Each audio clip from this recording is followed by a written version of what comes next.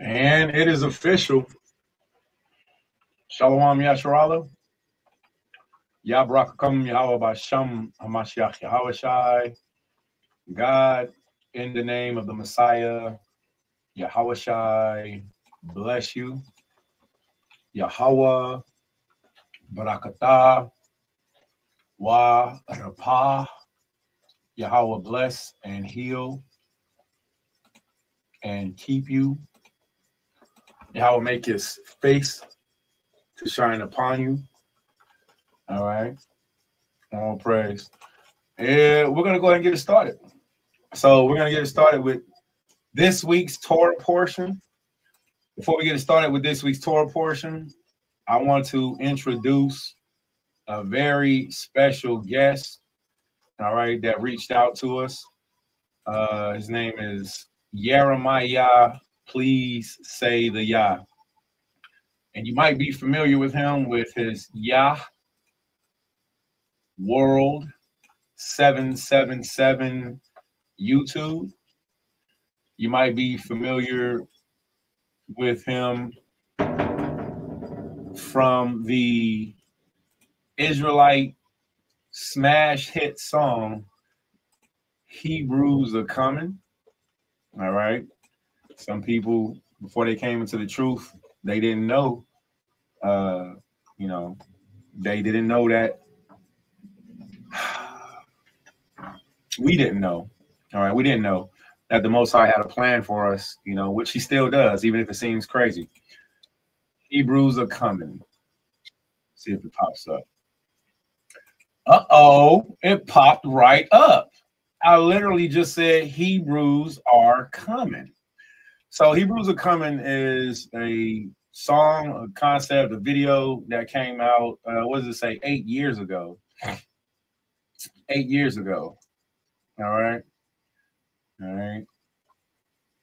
Let's stop with these right here. So about 8 years ago, I'll say, we'll go to his specific page. You want to see if we can help with getting and keeping the energy of the views, etc. up. All right. So this is at the Hebrew Israelite Summit in California, in Compton, California. All right. As you can see, Zaquan Barak, Wazaquan Barazah. We have Kahan Yakanan and Zaquan Salat. The elder's name eludes me at the time, but a very powerful elder, man. Beautiful, beautiful garment, man. First time I seen this garment, I was like, I want that. So this is us at the Cali Summit. But as you see, all praise the Most High for the brethren that are there lined up. But let's get right here. Let's get right here. I want to introduce everybody to Jeremiah, Mr. Please Say the Yah. If you don't know him, all right. For those of brothers and sisters that's getting familiar with me in the Cincinnati area, who know about the Israelite lifestyle, y'all know the Israelite life, you may have seen or heard, people in your community, which I will say this, Cincinnati is not new to us being the children of Israel. So I encourage brothers, come to Cincinnati, teach Hamashiach Yahweh, teach Christ. This brother right here, his name is Jeremiah. His YouTube page is Yah World 777. His community, which he teaches under, is called House of Redeemed Servants of Jacob. All right. House of Redeemed Servants of Jacob. All right. So as you see, this brother, he does a lot of work. He does a lot of online ministry, a lot of offline ministry. All right. He's one of those brothers that travel, that goes around, and that does a lot of not only communication, but bringing the children of Israel together. All right. So, oh, that's what's up. Oh, I forgot about that. Examine yourself. I forgot about that. So also, man, Jeremiah's music, he's also very musically inclined. Social Issues 2, his album. Social Issues 1, his album. Here, let me see if y'all can see, make this a little bit larger. So the brother, he's constantly, oh, wow. Oh, wow. Oh, wow. I didn't even know this was on here, man. All praise, man. So we see, Elder, this is Jeremiah, Mr. Please Say the Yah. All right. Social Issues. This album is available. And the song is called "We're Still Capable." You know what I'm saying? That song is dummy hard. So here's a few things. All right. So I wanted to show this because Jeremiah, Mr. Please Say to Yah, because when you say Jeremiah, you have to please say to Yah. He'll be teaching with us for this week's Torah portion class, which is an objective we've been trying to get done for, I'm going to say, over 2 years now, to reach out to men of different communities, to ask them if they would all participate in helping to bring together the children of the diaspora. I want to make something clear. Whenever we teach the Torah portion classes are not my own. All right. The Torah portion classes are not mine. I've been I've recently heard some very troubling accusations, you know, but that's nothing new in the truth. The point of saying that is to say what we try to do is we try to get every man to participate, to help, to teach. And some men are cowards and they say no, and some men have other things to do and they say no, you know, but that's how it is. You know, why did I say cowards? Because that's what Moses said. Before we went to war, if there was any man who just, you know, planted a vineyard, you know, go home. If you're a coward, go home. You know, if you just married a wife, go home. You know, so some men are fit into those different categories. And we want to tell all those men to stay where you are. All right. Stay where you are. All right. But for the men that would like to come forward and to help teach the children of Israel throughout the North, South, Central America, throughout the diaspora, if I could be heard, okay, put a 7 in the room. Throughout the diaspora, if you would like to be a part of or participate in that, then you have a platform, which is not my platform. And the only reason I'm saying the word platform is because I had an evil accuser against me the other day. And he kept using the word platform. So it's like, dang, you know, I don't even use that word, but you know, I do use it, but I don't say it when I'm talking about conference call. But we have this system that's been given to us, passed down by our elders. And the system is to try to help every man, woman, and child to learn the Torah. All right. So Jeremiah is, you know, Mr. Please Say to Yah, you know, beautiful brother. All right. As you see, his garments is always fly. He makes his own clothes, garments of vengeance. All right. Garments of vengeance. All right. That man made all of these shirts. He sews all his own armlets. All right. Makes all of his own flyers, you know, all that cool stuff. So long story short, if you ever need a garment, this is a man who you can call, who you can ask, and he will make this garment he made, a lot of other garments. So Jeremiah will be joining us today from the House of Redeemed Servants, the Most High's will, to help with the Torah portions teachings. And I pray to God.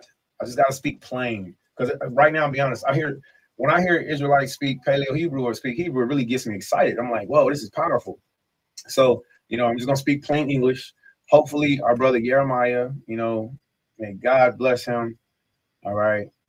And many other men to come forward and help teach the children of Israel throughout North, South, Central America. All right. For you know, so it's cracking. It's official. We're gonna get started. I am not a late Torah portion reader. Some people like to read the Torah like around 12. Some people like to read it like around 8 a.m. I actually like to study. If you can hear me okay, put a 7 in the room. I actually like to study the Torah early. All right. And with it being winter time, if you can hear me okay, put a 7 in the room. If the music is too loud, put a 3 in the room. Also, our conference call is up. So if you know anybody that want to join in, they want to participate, but they can't be a part of the conference call or the internet or online, boom, just let them know the conference call is available. All right. So I'm going to play this real quick clip and hopefully everybody can hear it. And also I'm going to bring up the pages. All right. So this is what we have. So we have Genesis. Okay. We have the book of Genesis we'll be reading from today. Genesis chapter 24. And forgive me, I'm gonna do a lot of squinting. I don't have glasses. I have vision issues right now, so just bear with me. So today we're going to start with the death and burial of Sarah. But when you read it, TORAH in the Torah, it's going to say the life of Sarah. It's going to say the life of Sarah. It doesn't say the death of Sarah when you address it as the Torah portion. It actually says the life of Sarah. So it's Chayei Sarah, all right, or life of Sarah. All right. Let's see. Give me 2.5 seconds. I'm going to share this real quick clip, and this is where we're going to be reading from. Now, if anyone's not sure about the Torah portion, here's a website that you can use. And the spirit of Satan came to me this weekend and had a problem, you know, and the spirit of Satan was like, was mentioning, us actually teaching or getting our link from this website. And I didn't resist. The scripture says, resist the devil, resist not evil. So, when I was getting evil pressed at me, they might not have thought it was, but it was, you know what I'm saying? It was, I just didn't resist. The point of saying that is to say, if you would like to learn the Torah portion, if you don't know how to find the Torah portion, which I do want to let you all know, here's a very beautiful book that I've had for years. Now, the spirit of Satan, who came in the form of men who were falsely accusing me and other friends of, whatever they had to say. One of their issues was that we use this website, which is First Fruits. But First Fruits categorizes the Torah portion. And this book is right here is a book from Zaquan Karataza'Allah from the House of David. Okay. The House of David, Zaquan Karataza'Allah, may the Most High continue to bless his ministry and his spirit. Zaquan Karataza'Allah published not only the Torah portion, but he published the Paleo Hebrew Bible. So the haters and the spirit of Satan that's on these haters who have problems because we're sharing resources, and the way we're sharing resources, whatever their issue is, I just pray that Yahweh will completely continue his good work. I want to encourage everybody, if you don't have the books like we have the books, please allow us to share with you helpful resources that will help you to be able to find the Torah portion. This week's Torah portion is the life of Sarah, or the life of Sarah. And I'm going to share the link once again. If anybody would like to be able to get it, here you have it. Because you might not, like I said, you might not have the book. So you might not be able to, communicate with somebody, readily. That's like, okay, I can find the Torah. Okay.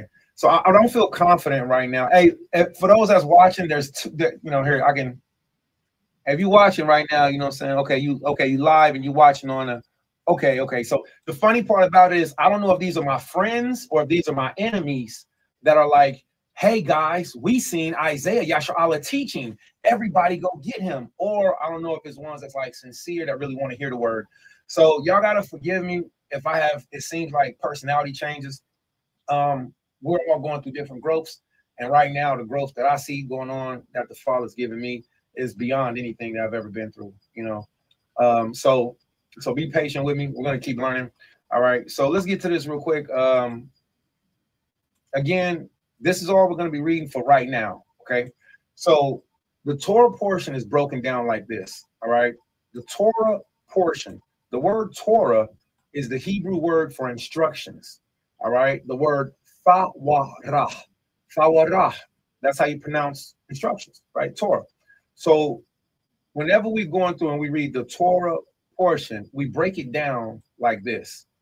We read the Torah, which is the laws. And the laws usually consist of Genesis, Exodus, Leviticus, Numbers, and Deuteronomy. Why did I say usually? Because you can find other laws in the New Testament. You can find other laws that are not mentioned as easy as we think we'll see them in the Apocrypha. You can find statutes and commandments all throughout the Bible. So when people say, is it in the Torah, or they try to box you up, they usually sound really stupid to me when they say, is it in the Torah? Or you can't show me that in the Torah, especially when women say it. I'd be so ashamed of them. I'd be like, dang, you trying to use the Bible to be disobedient. When brothers do it, it's probably just because they don't know how to find it, or they haven't seen it, or they heard their elders say and they think they can box people in. But the reality of it is, don't let nobody trick you by using the phrase, can you show me that in the Torah? Now, if they're sincere, yeah. If you got it in Genesis, Exodus, Leviticus, Numbers, Deuteronomy, don't let nobody try to box you in and be like, that's the only place you can find it, because that's not true. I heard a very ignorant woman say that, and I was so disappointed in her. I heard a very ignorant man say that, and I wasn't disappointed in him. I was disappointed at the woman because she was trying to be disobedient towards her husband. And I'm looking at her like, that was wicked what you did. Matter of fact, I said it. But the brother, I was like, that was just cowardly of what you did.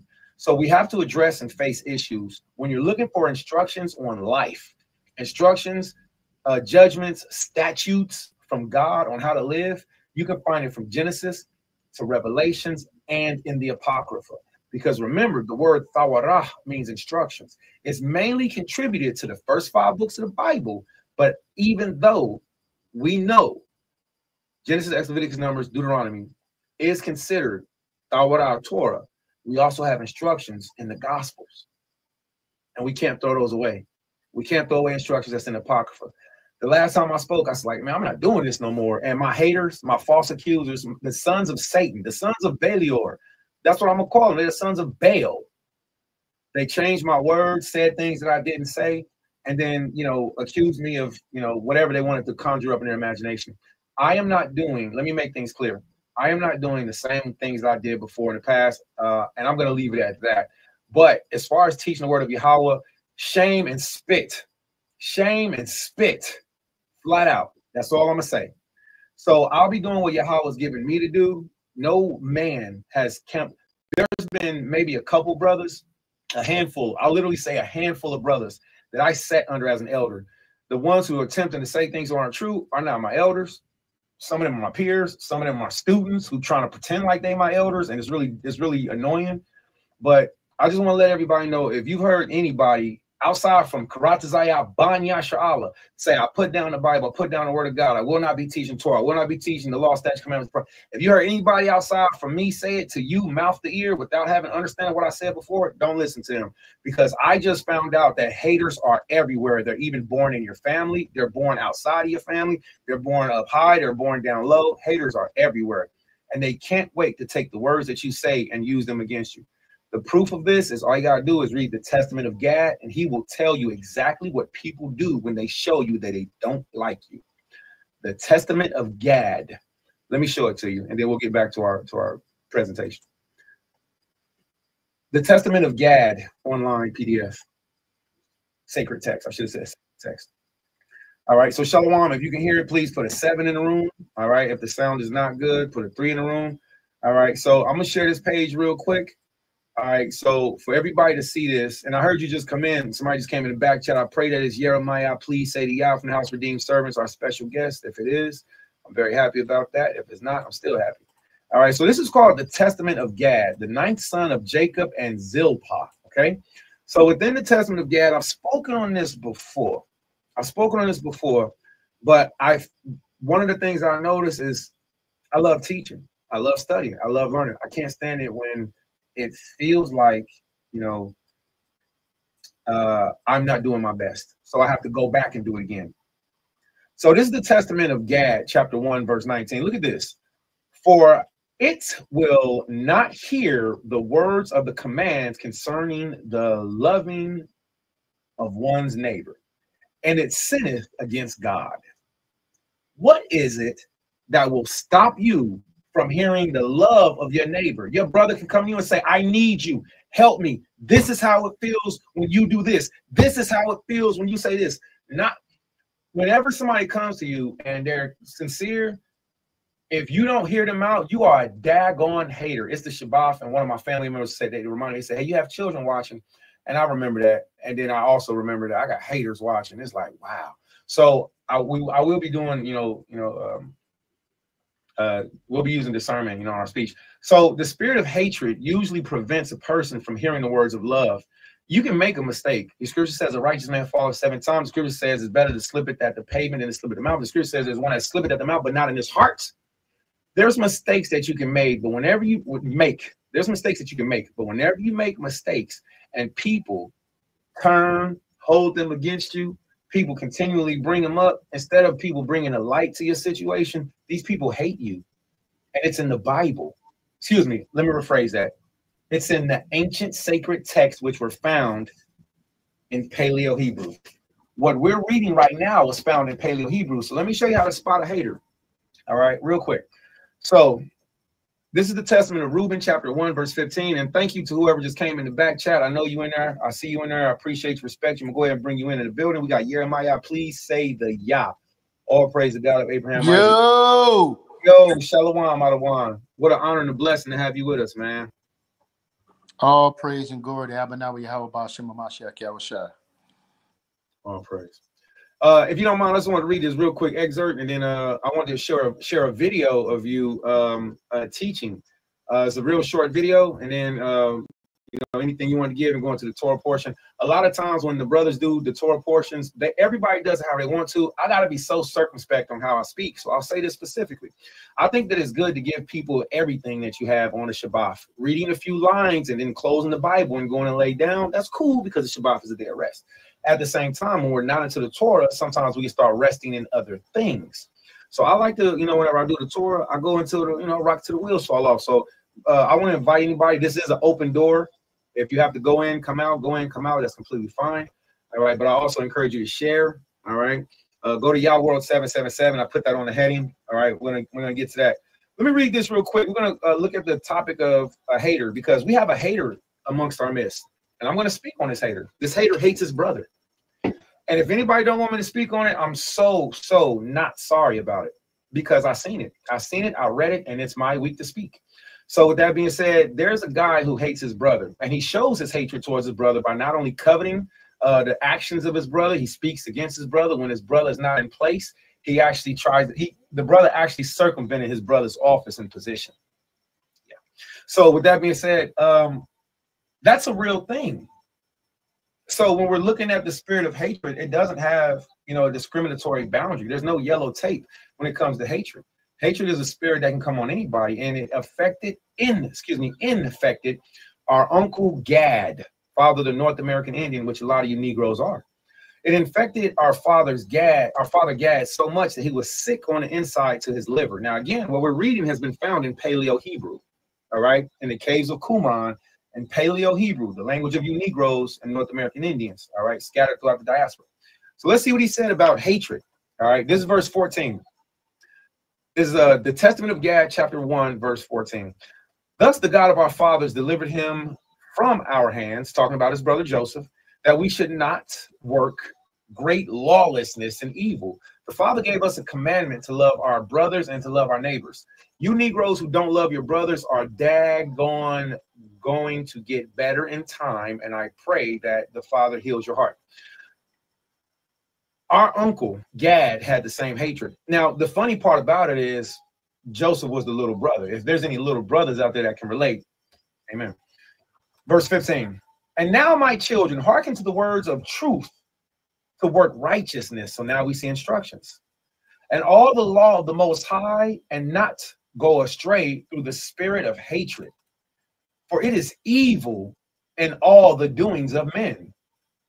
Whatsoever a man doeth, the hater abominateth him. All right. And though a man worketh the law of Yahweh, he praise him not. Though a man feareth Yahweh and taketh pleasure in his righteousness, he loveth him not. He dispraiseth the truth. He envieth him that prospereth. He welcometh evil speaking. He loveth arrogance. For hatred blindeth the soul, as I also then looked upon Joseph. Beware, therefore, my children, of hatred, for it worketh lawlessness even against Yahweh itself. For it will not hear the words of his. You notice how this his is capital H, right? Yahweh's commandments, right? Should have been all caps. It will not hear the words of his commandments concerning the loving of one's neighbor, and it sinneth against Yahweh. For if a brother stumble, it delighteth immediately to proclaim it to all men. And it's urgent that he should be judged for it, and be punished, and be put to death. And if it be a servant, it stirreth him up against his master. And with every affliction, it deviseth against him. If possibly, he can be put to death. For hatred worketh with envy also against them that prosper. So long as it heareth or seeth of their success, it always languisheth. Verse 23, we're almost done. For as love would quicken even the dead. You love somebody, you like, damn, I'm gonna weep for you. I'm gonna weep with you. Damn, it was a miscarriage. Damn, it was, you know, that happened. Dang, it was that. Oh man, dang. See, when somebody loves you, they actually mourn with you. They reach out to you. That's why I'm so okay with cutting off men, women, and children. Because once you start to see, you can't help but to see. The Father shows you. You see it in Scripture. You see it in real life. You take it for face value. For as with love would quicken even the dead. What does that mean? It means that love would even chayah. Chayah. All right? Chayaya. Chayaya. The word quicken is chayah. My daughter's name. The word quicken means to give life, to be sharp, to be sparked, to all of a sudden be taken off. And I pray Yahweh will quicken all of you. For as love, because if you love somebody, would quicken even the dead, you will want to see them rise up, right? Watch this. And would call them back that are condemned to die. Nah, man, I love that sister. Nah, man, I love that brother, man. Hey, man, I love him. I love her, right? So hatred would slay the living.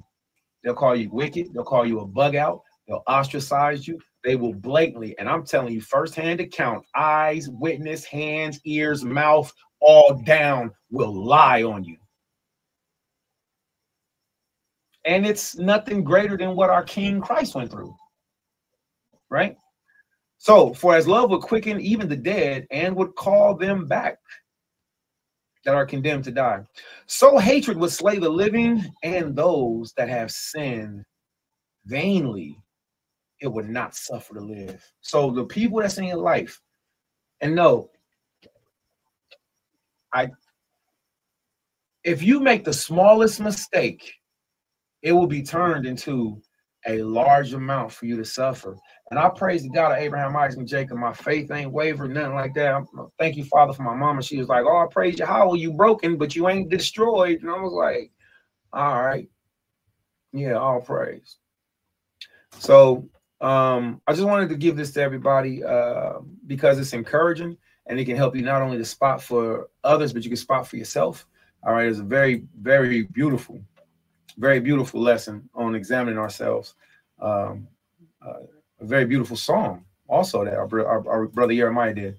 All right, so we're gonna go ahead and get to this real quick. Oh, here we go, right here. Examine yourself. All right, examine yourself. MYMG featuring Peasy. All right, but that's not what we're gonna focus on right now. Right now, we're gonna focus on something else. We're gonna go to Yah World 777. All right, so I pray everybody got that. You like that? You heard that? All right, you feel it? All right, what I'm gonna do is copy this link.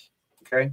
If you would like to read or know more about the Testament of Gad, all right, which can be found, all right.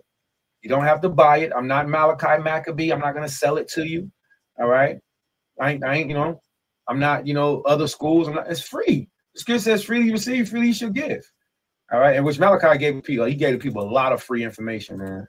A lot of free information, all right. Which still is. All right, so I'm going to yield the floor on that right there. We're going to get this video with Yah World 777 Jeremiah. We're going to show this brother's diligence and teaching. This is about a 23-minute video. All right, but we're not going to watch the whole thing. We're going to fast forward to Jeremiah's part. Okay. And you will all get to see.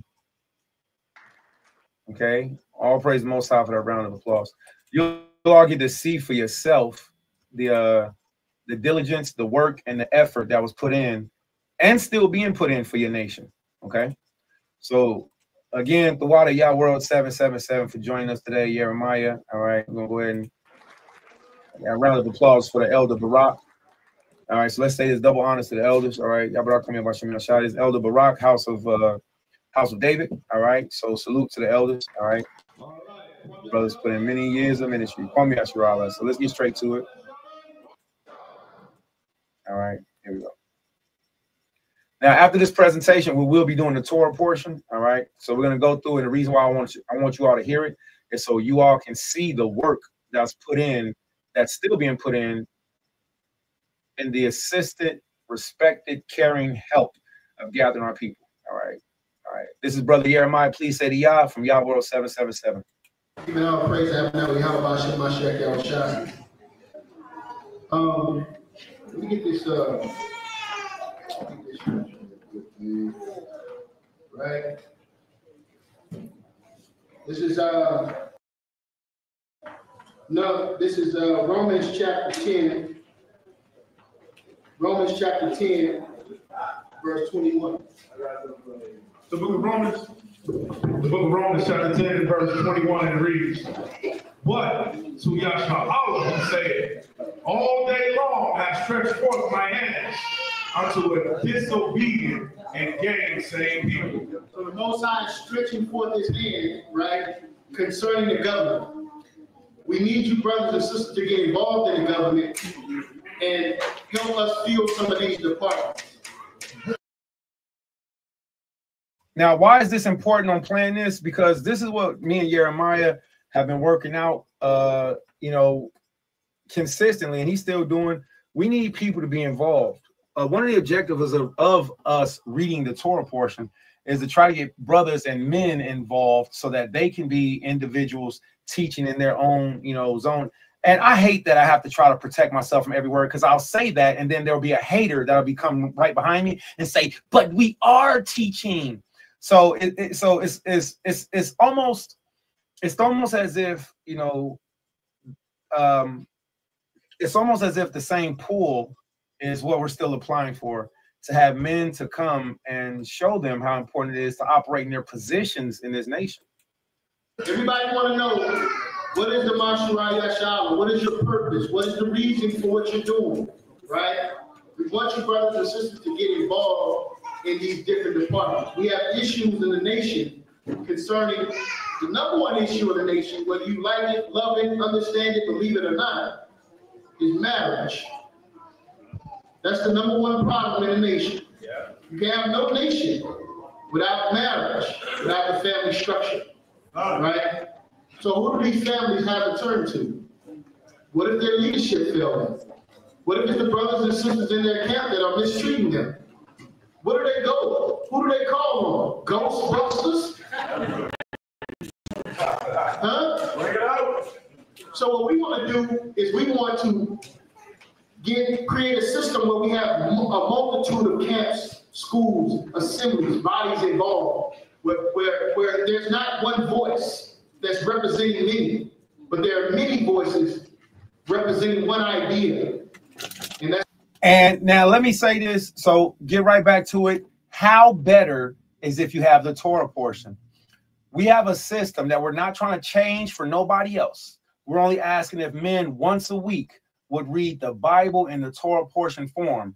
This is a unifying thing. The Mormons got their own reading system. Jehovah's Witnesses got their own. Israelites have our own reading system. How much better if we can get everybody in sync on one accord? We know other people are doing other things. We're not trying to take anyone away from doing other things. We've just consistently been asking men, if you that bad with managing your time, then get the hell out the way. If you're a man and you like, shut up, you fake with it. I'm gonna keep it 1200. You capping. You can set aside, hey, listen, let me get on the schedule. Let me be a man that's a part of this regular Torah portion teaching. Let me get back to this. The brother, she's a good speaker. Bodies involved where there's not one voice that's representing many, but there are many voices representing one idea, and that's the Torah and the keeping of these laws, statutes, and commandments. And this is what we want as a nation of people. So what we have done is we have reached into the governmental system to create different departments, to figure out.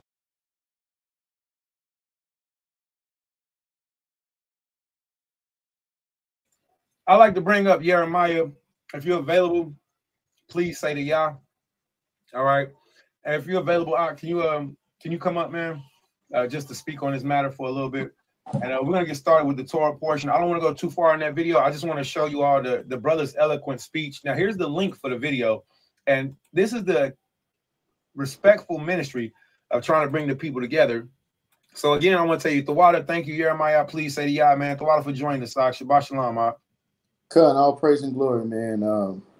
All praise and glory to the Most High. You know, it's very interesting as we work towards coming together and being able to galvanize the people to work together in unison concerning our conduct and behavior. It's one of the major issues and that could be simply rectified. And there's a lot of doctrinal issues amongst us, but to come together on the ideas that we're unified on. Shout out to Elder Parazah and Elder Nathaniel, who had worked diligently to put a constitution together based upon the grounds of the Torah. And I remember them putting it together, and as we were having our meetings, they would ask us for our input concerning doctrinal issues.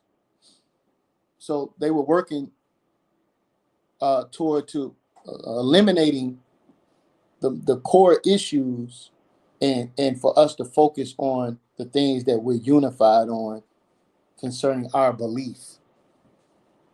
One thing that we all believe, number one, is that we are the descendants of Abraham, Isaac, and Jacob.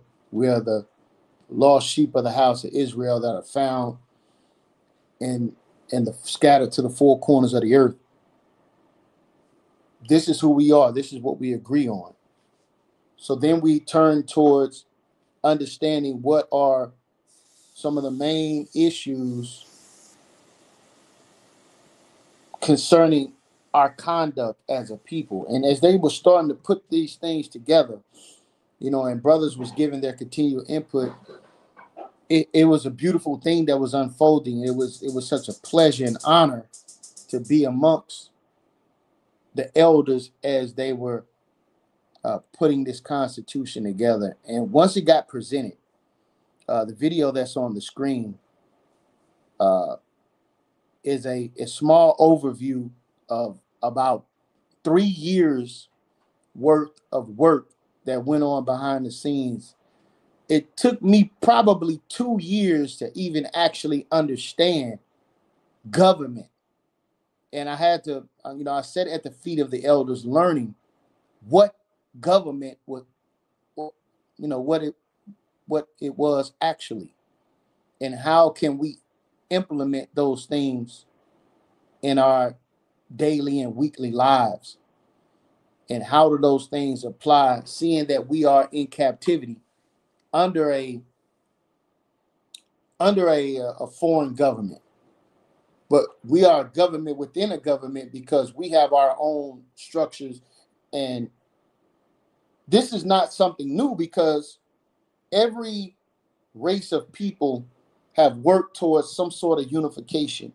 In just about every city in the United States, you have little Chinas or little Indias, or, you have other ethnic groups. And the only way you have those ethnic groups is that there's a constitution that's formed amongst them, and they're able to implement that constitution amongst themselves, so they have conduct amongst themselves. If you open up a business, this is the conduct that you need to uphold. You need to look towards employing your own people. We should also have that.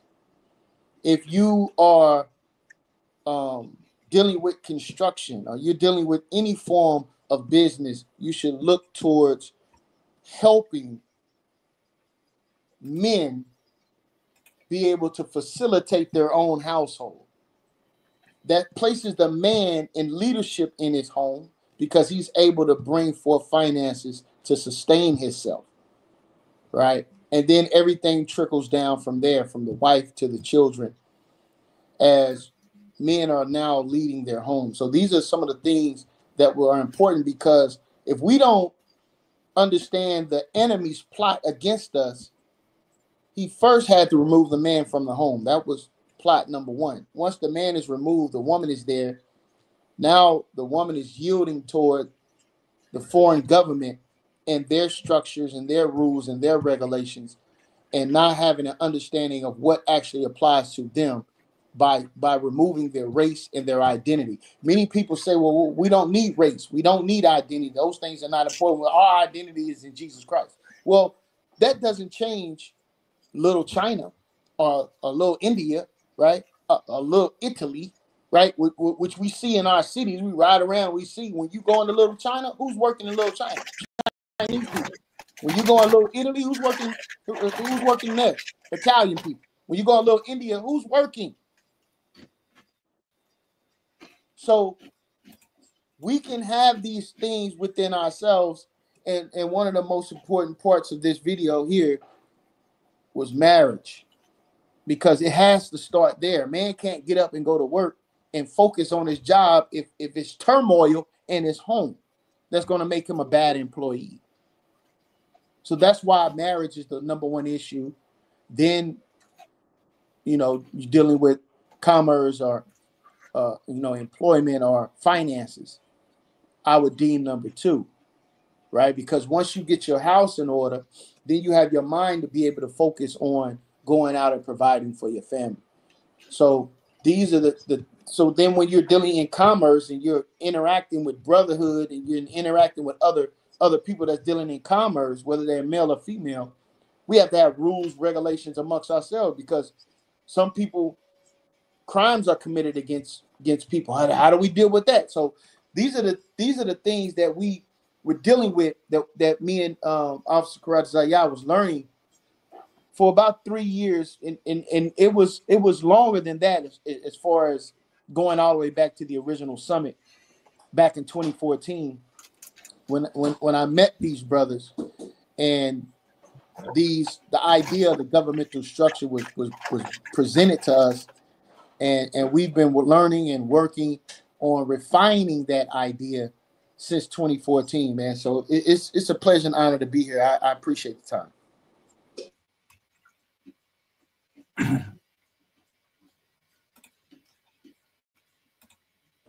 I yield. All praise, all praise, all praise. All right, and Shabbat Shalom to you too that's watching. I appreciate you. All right, I'm going to be sharing this out on YouTube, Facebook. Now we're already streaming live on YouTube. We'll be sharing this out on Facebook. I tried to do the Instagram thing, but it was asking me for a program key, an Instagram key, or something like that.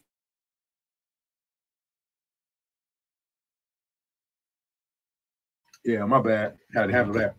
But it was asking me for a program key, Instagram key. So I didn't understand that. So, but we're gonna go ahead and get it popping. All right. So again, everybody, Yah World 777 in the building. All right, Elder Jeremiah. All right. Thank you. I wasn't expecting it. The brother called this morning, and when he gave his call, he said, "What you need?" I said, "This is what I need." He said, "Let's get it." And in my personal opinion, that's how brothers should be. I don't be trying to hear all that excuse stuff, man. Either we fighting or we not. You getting out the car or you not. You running or you fighting. What you doing? So, I appreciate you, Jeremiah, man, for stepping up and being a great example, man. Being a great example, man. This conversation on marriage, I pray everybody heard that. When a household is in turmoil, how can there be two captains? There can't. When a household is in turmoil, when a husband's concerned about the mashpachah, there's other things that come up. So operating in shalom, operating in peace is optimal.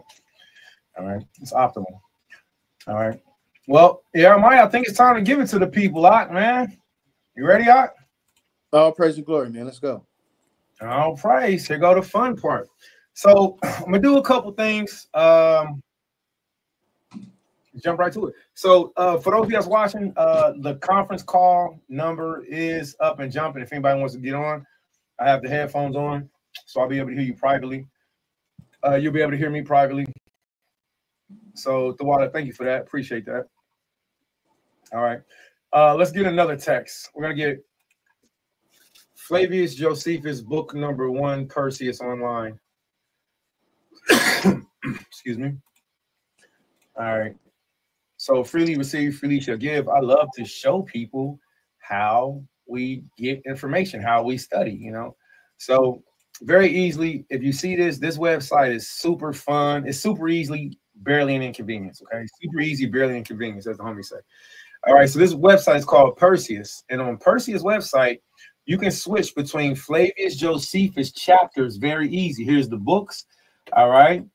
All right, and then from right here, you can jump to the chapter. This take you to the book, all right? And then this one down here, this will take you to the section. So this is very helpful when studying Flavius Josephus, because it is very it helps you with saving time. Okay, so and I don't want to go through and have to explain everything. And Jeremiah, I love you. I love to talk to you at the class. I love to talk to you after class if you're available. These research and these studies are very helpful, man. They bring out a lot of information I didn't know, you know. Okay. So what we're doing now? Go ahead, brother. You got something?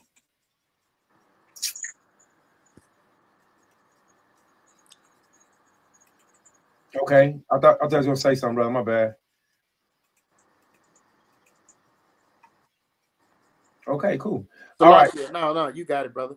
Okay. All right. So just to give everybody a heads up, so where we're starting at right now is we're starting at Genesis chapter 23. Okay. So within Genesis chapter 23, what we'll do is we're also gonna, as we use the word precept, right? We're gonna precept Genesis chapter 23 with Flavius Josephus. Okay. Now, I don't know if everybody subscribes to Josephus, but I would like to try to offer a little bit of confidence if I can. Josephus was a master historian pertaining to the ways of the Israelites and the other nations. He also didn't sugarcoat information. He hid information from the Gentiles while he was publicly rebuking them, you know, and gave so much, you know, truth to us, you know. So his writings don't contradict the Bible from what I've seen. If anybody has places where they say, hey, look, Flavius Josephus contradicts, then just show me. You know, I'd love to look at it. You know, don't automatically become my enemy. All right. If you can, a lot of you niggas is haters.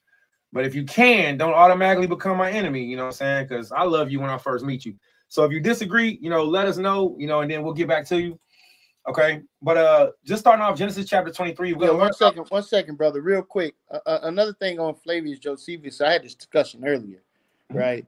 Another thing on Flavius, remember, he was operating in the spirit of being wise as a serpent, but as harmless as a dove. In order for him, this information to be recanted, it had to be filtered through the Roman Empire. Right. So a lot of things he said, he said it in a way to reach our people, right, while simultaneously allowing the information to be filtered, because we have to be honest concerning that. So he says certain things in a certain way, right? But we also have the fortune of being able to compare any writings or any historical documents must be filtered through the scriptures. We're going to side with the Bible every time, right? So taking in consideration that these things had to be filtered, we had gotten to arguments and discussions with brothers concerning whether or not Flavius Josephus was from the house of Flavius, right, or the Pisa family in Italy, and whether or not he was an actual Hebrew Israelite. So it's a lot of misconceptions. Understand this, family. There's more lies than there are truth when you're dealing in research. So it's imperative that you understand it. I yield. That was excellent. Thank you. That was excellent. And I appreciate that, because I have not explained that. You know, I just didn't. And there are a lot of things out there, and we do need to hear both sides, you know, and thank you. That was great. Okay, so just real quick, we're going to do a Torah portion recap. All right, so last week, if you all remember, when we were going over the Torah portion, we were looking at the time frame of the angels that came to visit Abraham and to visit Sarah, Shaddai. And during that time frame, there was a prophecy that was given. There was going to be a son that was going to be born. We see that Abraham and Sarah both laughed. All right, but you know, it was interesting that the Most High only gave, you know, a loving rebuke to Sarah, but he didn't give a rebuke to Abraham. Abraham laughed too. He laughed before Sarah when he was by himself. And then when Sarah heard it, she laughed, but the Most High said, you laughed. She said, no, I didn't. Yeah, he did. So even with that, you know, we shouldn't be amazed seeing this, how we seen our grandmother lie to the Lord. We shouldn't be too much amazed when women lie to us genuinely, like you lied to God. You did laugh. You lied to the Lord. Stop it. So, you know, some stuff is just like, okay. And then other things is like really interesting, you know, like when we look at right now, when Flavius Josephus, Antiquities of the Jews, book number 1, chapter 12, and we're at paragraph 12. Let's look at that right now. It's line 213. It says, in a little time, Abraham had a son by Sarah, as God had foretold him, whom he named Isaac, which signifies laughter. All right, so that's one of the first things we look at. Now we're going over our Torah portion recap for last week. Okay, this was last week's information that was taught by Officer Shamar. So salute to Shamar, all right, from City Gates of Columbus, Ohio, for teaching the Torah portion. All right, I'm grateful and honored to be the reader for Jeremiah today, if I can, while he teaches. All right, so all right, so Isaac signifies laughter, and indeed they called him because Sarah laughed when God. Yeah. You laughing? Oh, my bad. Oh, yeah, it's very, very interesting. We're talking about laughter, brother. But go ahead. Caught that? Oh, my bad. You caught that? My bad. All right. All right. And indeed, they so called him because Sarah laughed when God said that she should bear a son. She's not expecting such a thing as being past the age of childbearing. So we know that during this time, our grandmother Sarah was in the age of menopause. We're also going to look at the time frame of Isaac and Rebecca. Has anybody ever asked themselves or taught publicly the age of Rebecca? Or taught publicly the age of Isaac? Unashamed, unafraid. So let me ask all of you, was Isaac and Rebecca the same age? Were they even remotely close in age? Was she a cougar and he was a young man living in his father's house? An older woman preying on a young man? I've been here at my mother's house all this time. I'm a virgin. I'm 40 years old. How old is Isaac? Isaac's 16. If that was the case, how would that sound to you, Israelite men and women? If our mother Rebecca, wait. If our mother was 40 years old and our father, Isaac, was a 16-year-old boy, what would you think about that? Just something to keep in mind. Let's just throw it out there, all right? Not teaching as a doctrine, just a thought. If our grandmother was an older woman, she's a cougar, she's a virgin.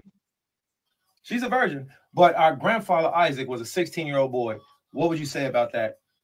The scripture says in this week's Torah portion, he took her in his mother's house and she became his wife. Does that mean that sex alone is marriage? That's this week's Torah portion, Genesis chapter 24.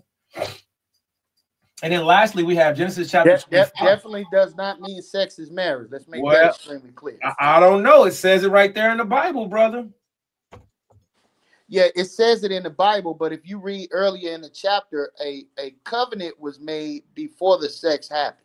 I don't know, brother. We'll have to see about that because as far as I know, sex is marriage. He took her in the tent. They had sex, and that's his wife. Booyah. So, with that being said, that's this week's Torah portion. So, we're going to read it, definitely. Genesis chapter 24, 25, 23, 24, and 25. Genesis 23, 24, and 25. I'm going to do a lot of reading. And then whenever Jeremiah is ready, which he is an elder, whenever Elder Jeremiah is ready, he can step in.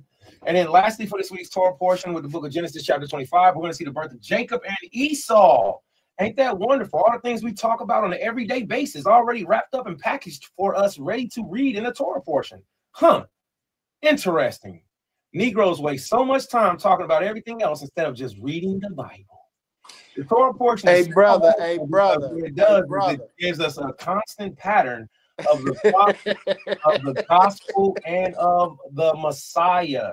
It's a three-part recipe that fills us up. All right.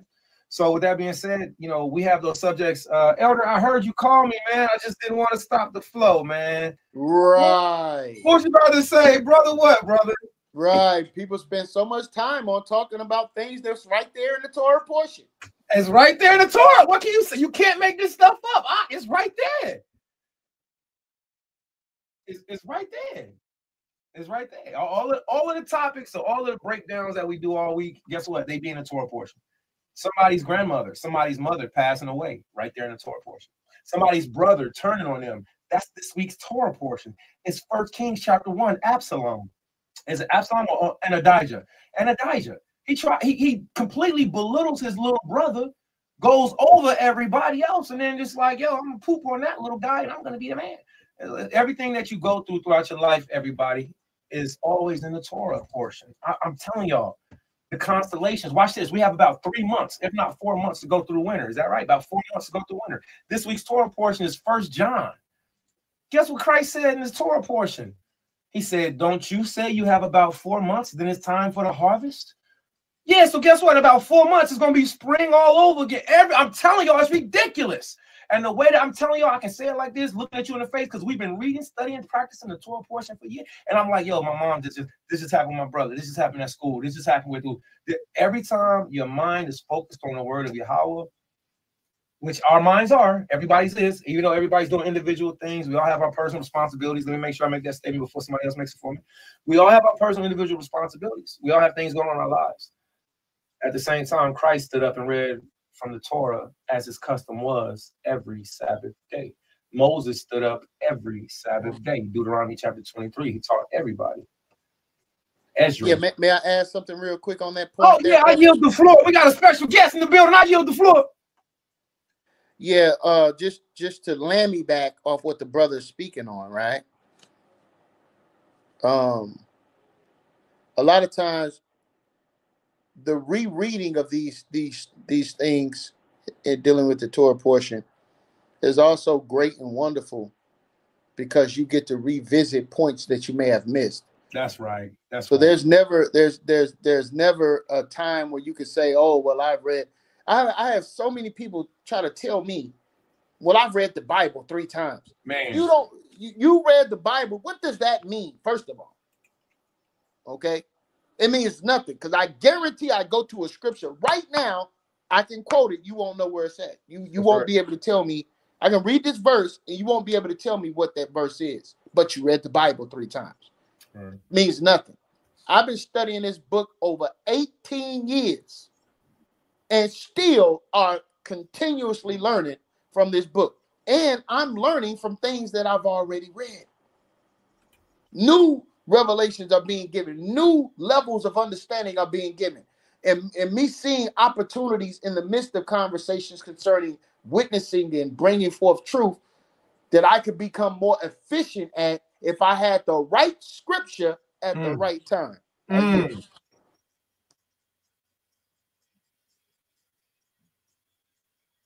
I yield, Doc. We can move forward.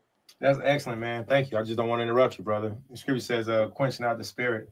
You know, I'm not eager at all to hear you stop talking, man. I appreciate you, brother.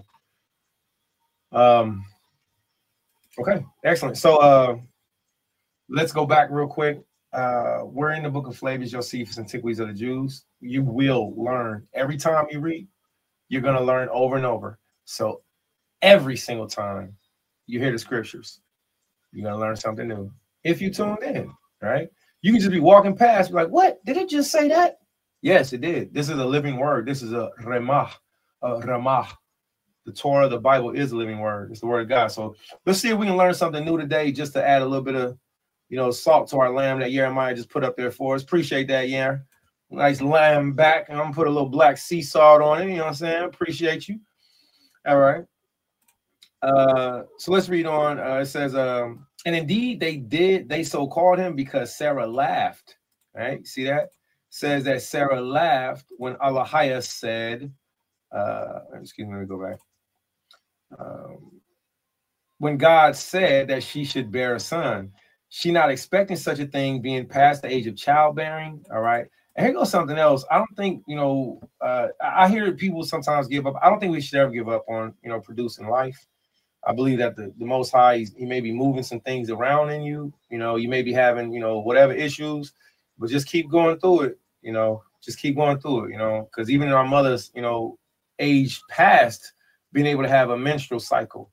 See, that's another thing why this was so wondrous. She's not even having, her eggs ain't dropping. She dried up. She's like, you mean to tell me these boobs gonna feed a baby? I'm 99 years old. So we have to look at that. The Father can do that. You feel me? You got a stone in your belly.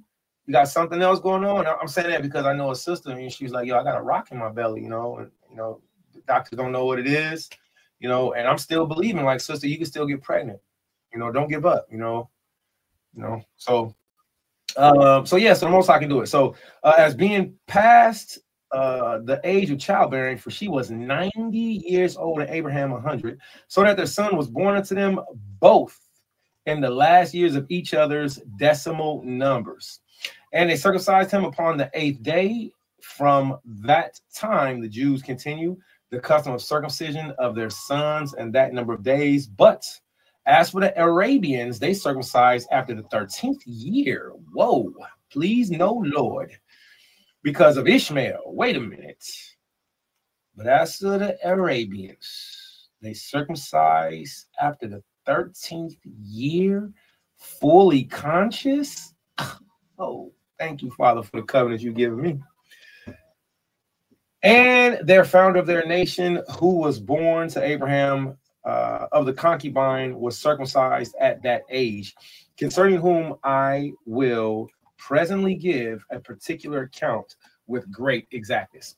So a reason why this is a perfect place to stop at is because when we're going into this week's Torah portion, we read Genesis chapter 23, 24, 25. Well, when we get to Genesis chapter 25, guess what? The majority of people pay attention to Jacob and Esau. But let me ask you, Elder Jeremiah, who else is in Genesis chapter 25, Jeremiah? You want to tell the people? Outside from Abraham, outside from Isaac, all right? Outside from Eleazar, right? Outside from the wives that Abraham had by Keturah, all right? Outside from the Midianites, okay? What other nation is mentioned? Genesis chapter 25, just like we read in Flavius Josephus. Josephus keeps it all seamlessly together, but he's so wise as a serpent, harmless as a dove, like Elder Jeremiah brought out earlier. He's so crafty in his speech to make sure that he hides the truth from those who aren't supposed to hear it, and it's exposed to those who are supposed to hear it, because that's even what Christ did. Christ spoke in parables. He said it is for you to hear the mysteries of, right? So we do guard the word of Yahweh, right? Which really has been a build up for me, because I think I'm a lot more guarded than what I used to be. It makes me sad that I can't be as free or as jovial or as childlike as I used to be. I can't be like my son Zakaria, Lamadia, I can't be like Yeshari. I can't be like that because of the evilness of adult men and women. So they make it almost impossible for you to be just cheerful and carefree. All right. So with that being said, now that I am perceiving things like that, I understand Josephus was guarding the word of the Most High. So we're looking at it. The Ishmaelites, the Arabs are mentioned in Genesis chapter 25. Just like we have the table of nations in Genesis chapter 10, which give you a list of the nations that come about from Noah's sons. You get to Genesis chapter 25, you have the table of Esau, you have the table of Ishmael. You feel me? There's tables of the different nations in different parts of the Bible. So all of this lines up with Flavius Josephus, all of this lines up with the Torah. We will always put the Torah first. The Torah is the magnascope. What's that? Magnascope? Magnifying glass? What's that? You know what I'm saying? It's that we put everything under, that we say, hold on, this don't line up with that. Okay. So now I do want to give an account before one last thing. I talk about the book of Jasher. Y'all hear me speak about the book of Jasher. I like the book of Jasher as a Israelite comic book, but I don't teach the book of Jasher, especially on the Shabbat. I if I'm talking to friends and family, it'll come out. I'll talk about it. But if I'm in a debate, say like if Jeremiah gets me on a phone call or something like that, I won't say, go to the book of Jasher and turn to so and so and so. The reason being is because we can't prove the validity of it, even though it has historical connection to the Bible. It's one of those books that's off, but it's got just enough Bible in it to seem right. So we can talk about that later. I do like the book of Jasher. I'm not confident enough to teach out of it. Within the book of Jasher, we find out that it talks about certain things that are contradictory to what the Bible says this week. And that's why I'm bringing up the book of Jasher, because I always reference Josephus, Bible's first, and I look at Jasher and say, what did Jasher say about this subject? And then you go back and look at it, you're like, wait a minute, that don't seem right. So I'll bring that up. I'll speak about it a little bit later if anybody would like to know. All right. Jeremiah, man, I'm ready, man. We're gonna go ahead and get it started, man. So that was a real brief bring out, because we are going to be here. We're going to be on Flavius Josephus, and as we just seen last week's Torah portion, that was a little bit of details from there. Also, for those of you who asked but didn't know, Isaac was 25 years old.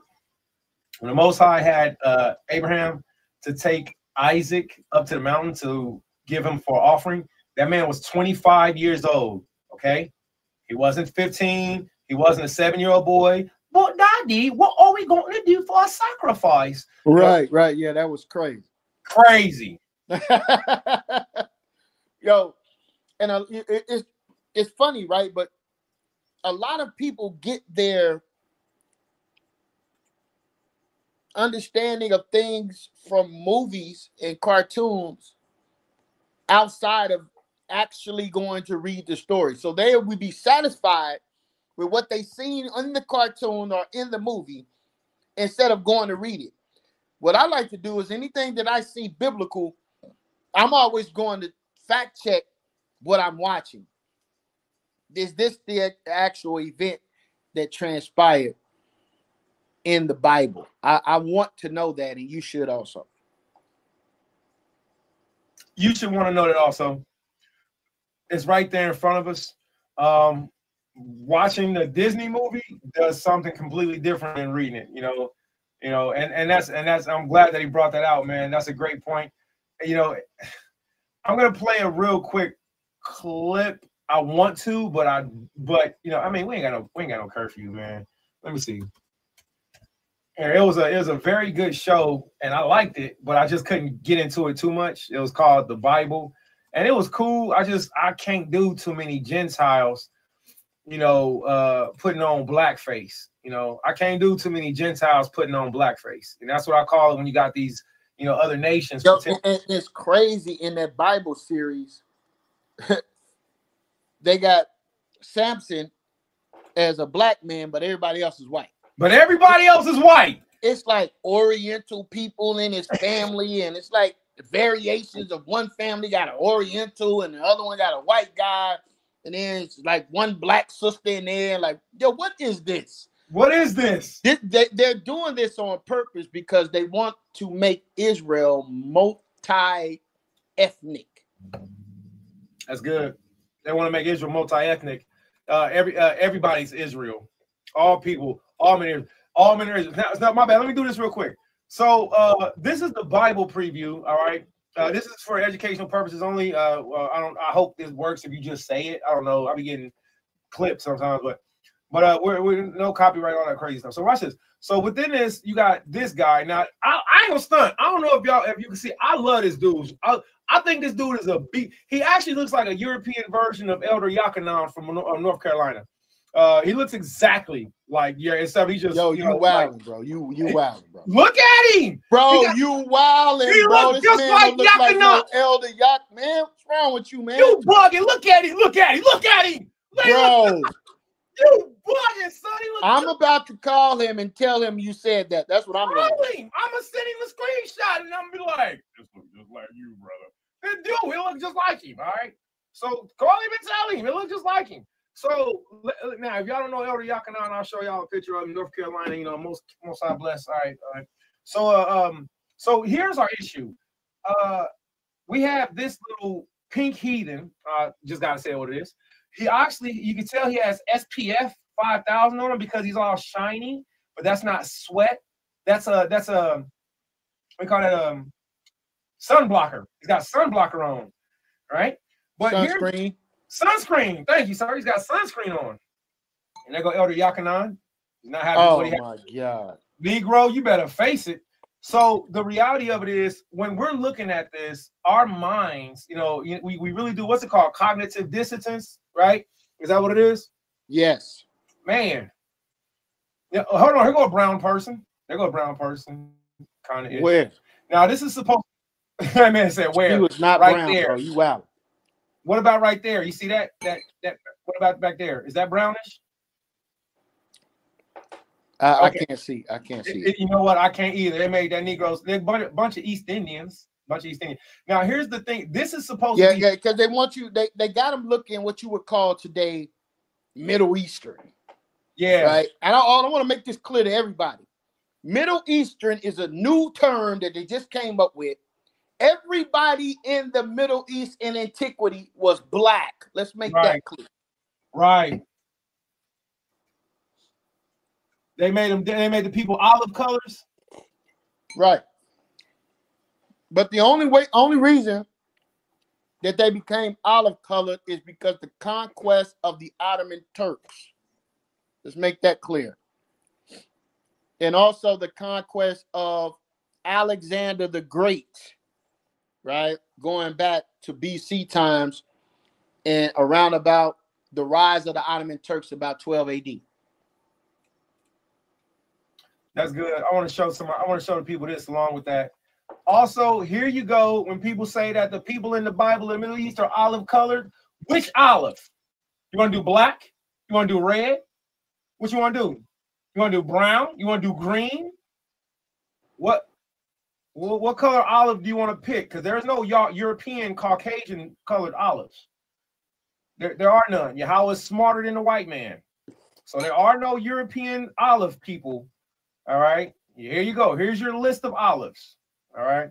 Let's get back to this real quick because this is really important. It's very cool. I like it. It's fun and it's funny to me. So when we're looking at Abraham, all right, and Isaac, look at this scene. Look at everybody is this is such a tumultuous scene. Everybody is traumatized. All right, hold on. Let me take it back just a little bit. Now that I'm feeling Chayei Sarah, she's running around, she's looking for her son. Abraham got this little boy. I'm about to yak at you. Look at this. I'm about to kill you, son. Now, here's another part that I really hate about this. Everything is so dramatic. Sarah just ran for 2 days. Listen, Abraham and his 2 servants, along with his son Isaac, was on a 3-day journey.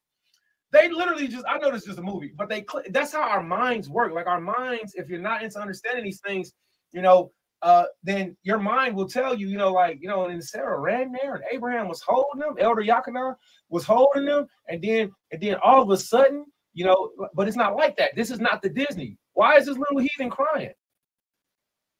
Why she ran? Listen, y'all, that 90-year-old woman ran for 2 days. Look at him, that boy. He's sad. Daddy, no, Daddy. Wait, you about to kill me, Daddy? Ah, yeah, Daddy. I'm sorry, son, but you a little too yellow for me. I can't look into your green eyes. All of my children got brown eyes. Yeah. So with that being said, he looks just like Yakanah. Now let's get to the scripture real quick, okay? So let's see what the scripture says, all right? Now we're in Flavius, I'm going to say scripture, but I'm going to use the context of antiquities. Flavius Josephus, Antiquities of the Jews, all right, book number 1, chapter 13, paragraph 1. We still have plenty of daylight left. These Negroes be ending the video game, before the credits even start. So let's teach the people, and everybody has their own respective ways, all right? So Abraham, it says, now Abraham greatly loved Isaac as being his only begotten, and given to him in the borders of old age by the favor of God. Now, what we're looking for is Abraham and Isaac's relationship during this time frame. All right. Remember, we just watched the movie clip. Now let's see what the antiquities, let's see what the Negroes wrote. All right. Flavius Josephus was not from the Pizzo family. That's utterly flipping ridiculous. I'll stick to one thing at a time. He gives his own genealogy at the beginning of his, never mind. So, all right. So, and the children also endeared himself to the child or Isaac. He greatly loved his parents. He greatly loved his Abba and his Amma. Still more by the exercise of every virtue and adhering to his duty to his parents and being zealous in the worship of Allah. Abraham also placed his own happiness in this prospect that when he should die, he should leave his son in a safe and secure condition. So that's what Abraham wanted, right? Amen, right? Let's read on. Which accordingly he obtained by the will of God, who being desirous to make an experiment of Abraham's religious disposition towards himself, appeared to him and enumerated all the blessings that he bestowed on him. So he said, Abraham, I did this for you. Abraham, I did that for you. Abraham, I did that for you, right? So, and how he made him superior to his enemies, and that his son Isaac, who was his principal part of his present happiness, was derived from him. And he said that he required his son, excuse me, this son of him as a sacrifice, a holy oblation. Now, here's something else. People say that God doesn't do human sacrifices. I tell you that he acts absolutely, expeditiously, and actually does. Absolutely, exponentially, and actually does do human sacrifices. And even though he stopped Abraham's hand at this time, when we were in the wilderness, the Most High was killing us by the thousands until he was appeased. And he was appeased whenever Abraham or Moses prayed or ran through with the, Abraham or either Moses or Aaron prayed, and Aaron would run through with the censer. Outside from that, he was killing us off by the thousands. When you get to the book of 2 Maccabees, the mother and her 7 sons, guess what they asked for? They asked that their lives be an acceptable sacrifice. Guess what Daniel did? Daniel did the same thing. He did the same prayer. This is our fault. So the Most High actually does accept human sacrifices, and Hamashiach Yahushua was the last sacrifice that he's doing for human flesh, as far as what we've seen. So when people say, I can't see how a man could die for your sin, where in the Bible has God ever done human sacrifice? They sound very immature. They sound very unstudied, unlearned. You know, when you go to the book of Numbers and you see how the Father was knocking us off by the thousands, sending snakes to fall out the sky. Oops. So the Most High. Yeah, but I want to address that, because I don't want the people to think like, when you're talking about human sacrifices, there's usually a ceremony attached to it concerning the heathens and oblations and prostrations. No, the Most High uses examples for corrective measures, and that also involves death, right? People can be killed to show forth an example of what not to do, right? And others can be killed as an example of righteous acts as far as love towards your brethren or your family, right? So I just want to make it clear, like what Karat Zayas is in reference to, it does not have any attachments to oblations or ceremonies concerning the Most High have a structure in which someone is to die as a sacrifice. Yeah, no Mayan sacrifice style. All right, no anything that you've seen in the Gentile press prospect, nothing like that. The references that Zilquan Jeremiah gave out are the best ones. All right, so I hope everybody got an understanding of that. All right, so let's go forward. All right, Flavius Josephus still, and then we'll get to the Torah. All right, we're just warming up the lamb. Okay, we just seasoning it. All right, we ain't even started eating the Torah yet. We're still giving people time to join. Now, Abraham thought that it wasn't right to disobey God in anything, but that he was obliged to serve him in every circumstance of life, since all creatures that live enjoy their life by his providence and the kindness he bestows on them. Accordingly, he concealed this command of God and his own intention about the slaughter of his son from his wife. So when we seen in the show, now I could rock with that. Like we seen in the show, Sarah was running. She was like, anybody seen Isaac? Anybody seen Isaac? Like, yeah, you know, like I'm rocking with that. All right. You know, because at the minute a mother gets worried, you feel me? This woman 99, this her only son. You know, I know my mama, she loves me. Our mothers love us. You feel me? So they really do be concerned. And that's a real thing, you know. But, you know, something that I didn't really get down with in this show was that she started running around and panicking and looking for Isaac, and then she ran exactly to the same mountain that he was about to be sacrificed at. Like, some of the dramatics of this is just too stupid. You know, she ran for 2 days to a mountain. Where you at? You panicking. The scripture says the scripture says, from what we just read, purposefully, Abraham did not tell anybody. Why? Because he didn't want to be hindered from what he had to do. All right. And then we'll get to Sarah later. All right. And in the book of Jasher, it says Sarah died. It says Satan came and told Sarah that Isaac was being sacrificed by Abraham. And when she heard it, she got so scared that she died. It was like, yo, I don't remember that happening in the Bible. So then that was something that made me put a pin in the book of Jasher and be like, nah. I don't remember reading that in Josephus. Like, nah. You know, so, but let's get back to it. All right. We haven't even started our Torah portion class yet. If you tired, you know, be quiet and go to sleep. If you faint, this ain't for you. If you're here to learn, you know, you're going to learn. All right. All right, so let's get back to it. Accordingly, he concealed this command of God and his own intentions about the slaughter of his son from his wife, as also from every one of his servants. Otherwise, he should have been hindered from his obedience to God. He took Isaac together with 2 of his servants. Now, here's something that's very interesting. It says in one part, he kept it from every servant that he had. And then in the other part, it says he took 2 servants. So which was it? Is he lying? Is this book mixed up? Is it crazy? Is it confused? No. The majority of the time that we don't understand something, it's our comprehension. The word servant means son.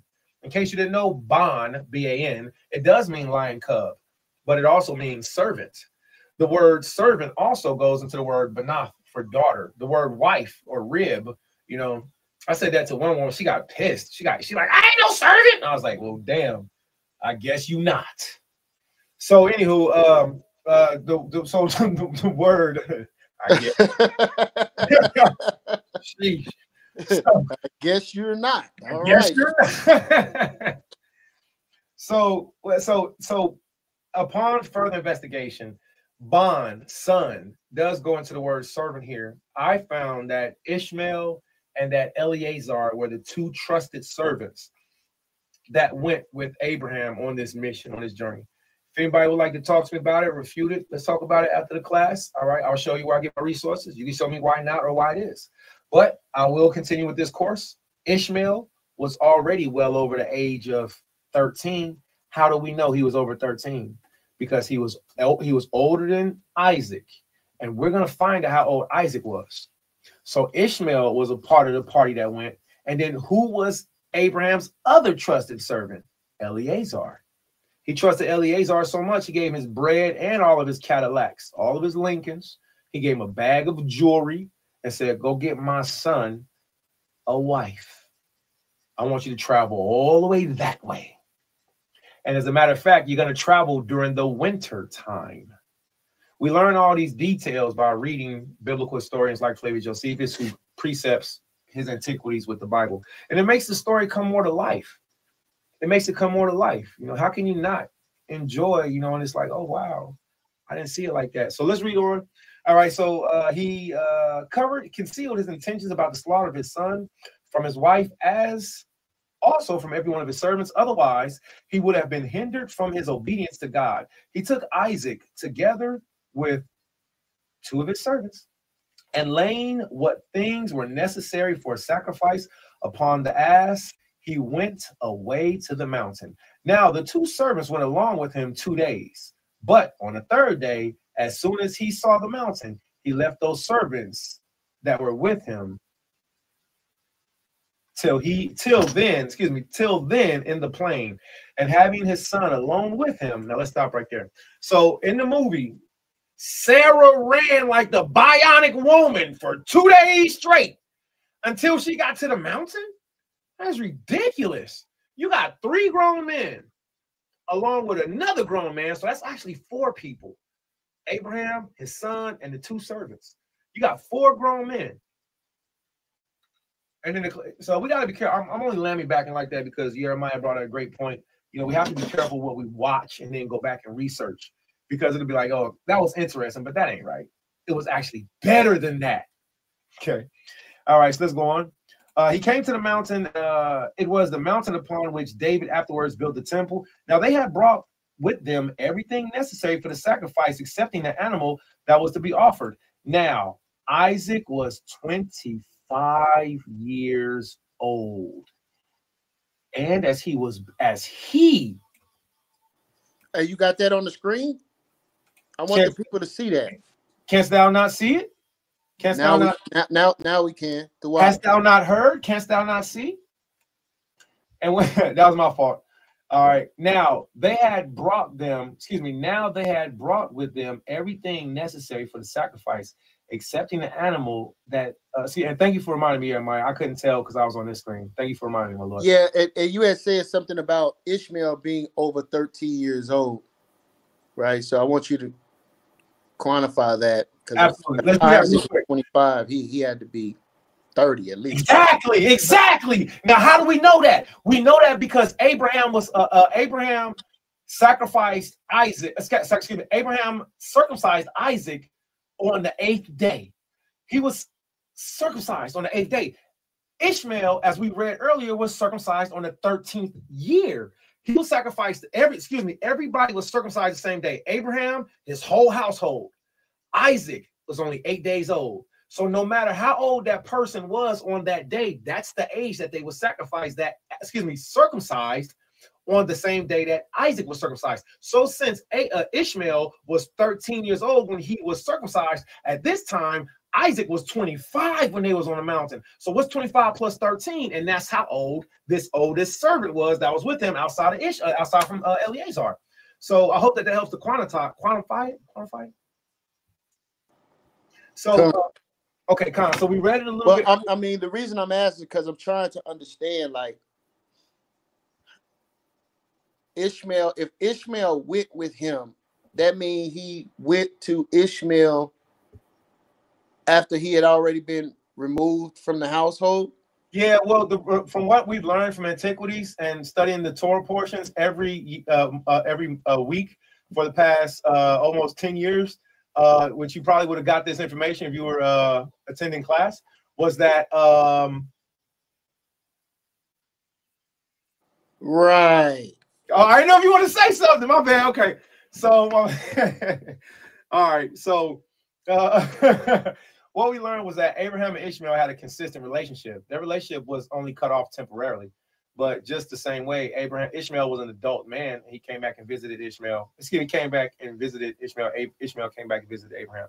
So some of these you can find in Josephus. Some you can find in other antiquities. All right. So Josephus does speak on their relationship, but also a book that I cannot, with good confidence, teach out of on a Shabbat day, the Book of Jasher. It speaks on it too, but maybe for a good. I'm not trying to discredit or belittle Book of Jasher because it's a great book. Everybody, I am not the final at all authority, whatever. Listen, I'm just telling y'all, when I find out something, I'm honest about it. If it's a boy, it's a boy. All right, leave it alone. All right, but if it's all good, it's all good. So in the Book of Jasher, which is a great study, it's a great read, it's really fun, but it comes, in my opinion, it comes third. It's Bible, Flavius Josephus, and then, there's really other books. Well, I would put Jubilees ahead of Jasher as well. Oh, yeah, that's good because Jubilees was found in Paleo Hebrew too. And right. I agree. Yes, sir. Jubilees is great. Jubilees is great. So let's say that. Let's say Bible, Little Genesis, which Jubilees is also called Little Genesis. So we have the Bible, Little Genesis, those are great. And then put Jasher, but in the Book of Jasher and these other antiquities, there's always been talk of Ishmael and Abraham having a relationship. It's not like he was just sent away and like, bye, nigga, I never see you again. You feel me? So after he grew up, they had a relationship. So I'll say it like that. But without going too much into it, if anybody would like to know more, I'd love to pull the sources and the references after class. All right. So, now they had brought with them everything necessary for the sacrifice. All right. And we encourage anybody to interrupt at any time. All right. This isn't a rigid thing. The Torah portion class is like us being in a virtual synagogue. Everybody's supposed to be involved. Everybody's supposed to be included. It's disheartening, it's sad, it's discouraging, and it's pathetic when there's men who blatantly say no to gathering together, when that's what we're commanded to do. It's encouraging when men grab other men and say, hey, bro, what's up? We doing this together. So I want to say thank you for everybody. Please be patient with me. We're on a consistent work that, that's bigger than us. And I'm a very small crumb worm. Yeah. Your nickname is Steph Curry moving forward. All right. I just want to put that out there. Steph Curry, Karat Desaya, taking shots from everywhere. Well, I don't even know what that means. I don't even brother. Steph Curry is your new name. All right. Understand this. I don't understand sports. Cool. So and they had, I appreciate that. Thank you, Elder Jeremiah. All right. And they had brought with them everything necessary for the sacrifice, excepting the animal that was to be offered only. Now, Isaac was 25 years old when he was building the altar.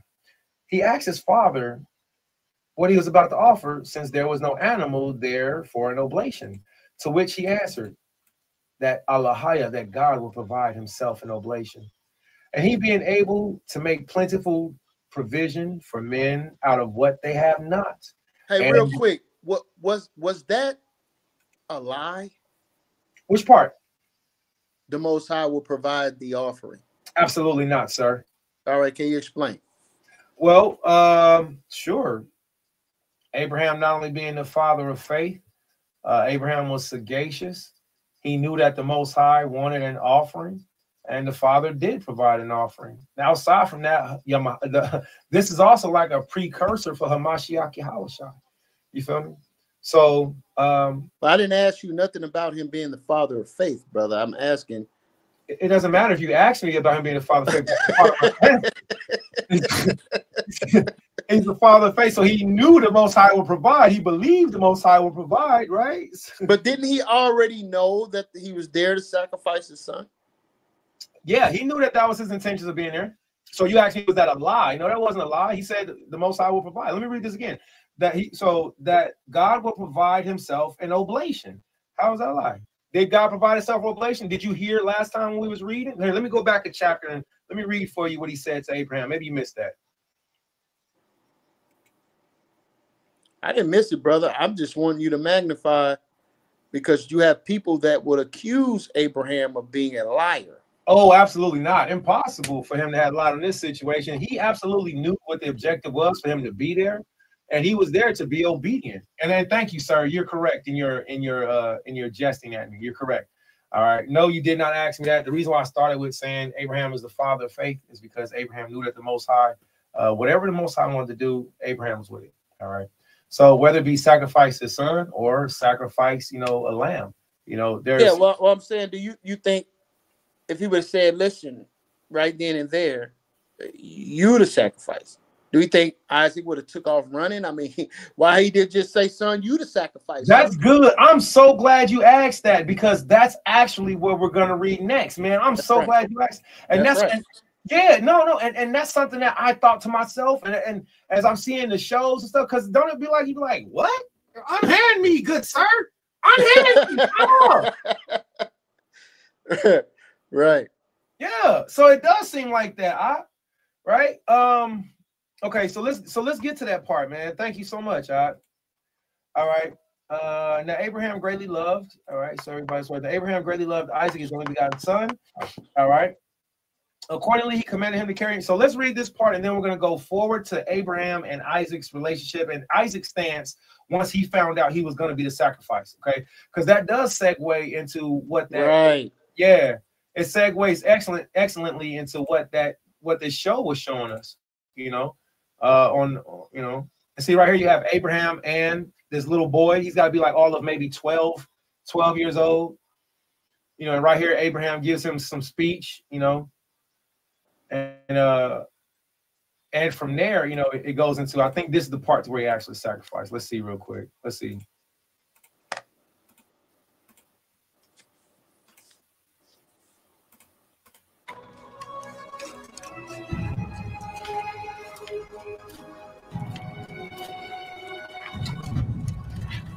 Father, what are you doing? What are you doing? Father. Isaac, you must trust in God. All right, I'm gonna stop it right there as far as the music. I don't want no copyright issues. So everybody pretty much got the idea, right? What are you doing? What are you doing? Right? And then he picks him up, and he gets ready to suplex him, right? Abraham with his, and then this woman, she is the Flash. They literally gave her the Flash's colors, if you look at it. 2 days running for a 90-year-old woman. That's ridiculous. All right. So let's get back to the truth of the matter and let's see what happens, okay? Accordingly, on his command, he carried him to the mountain of Moriah to build an altar to offer him for a burnt offering upon it.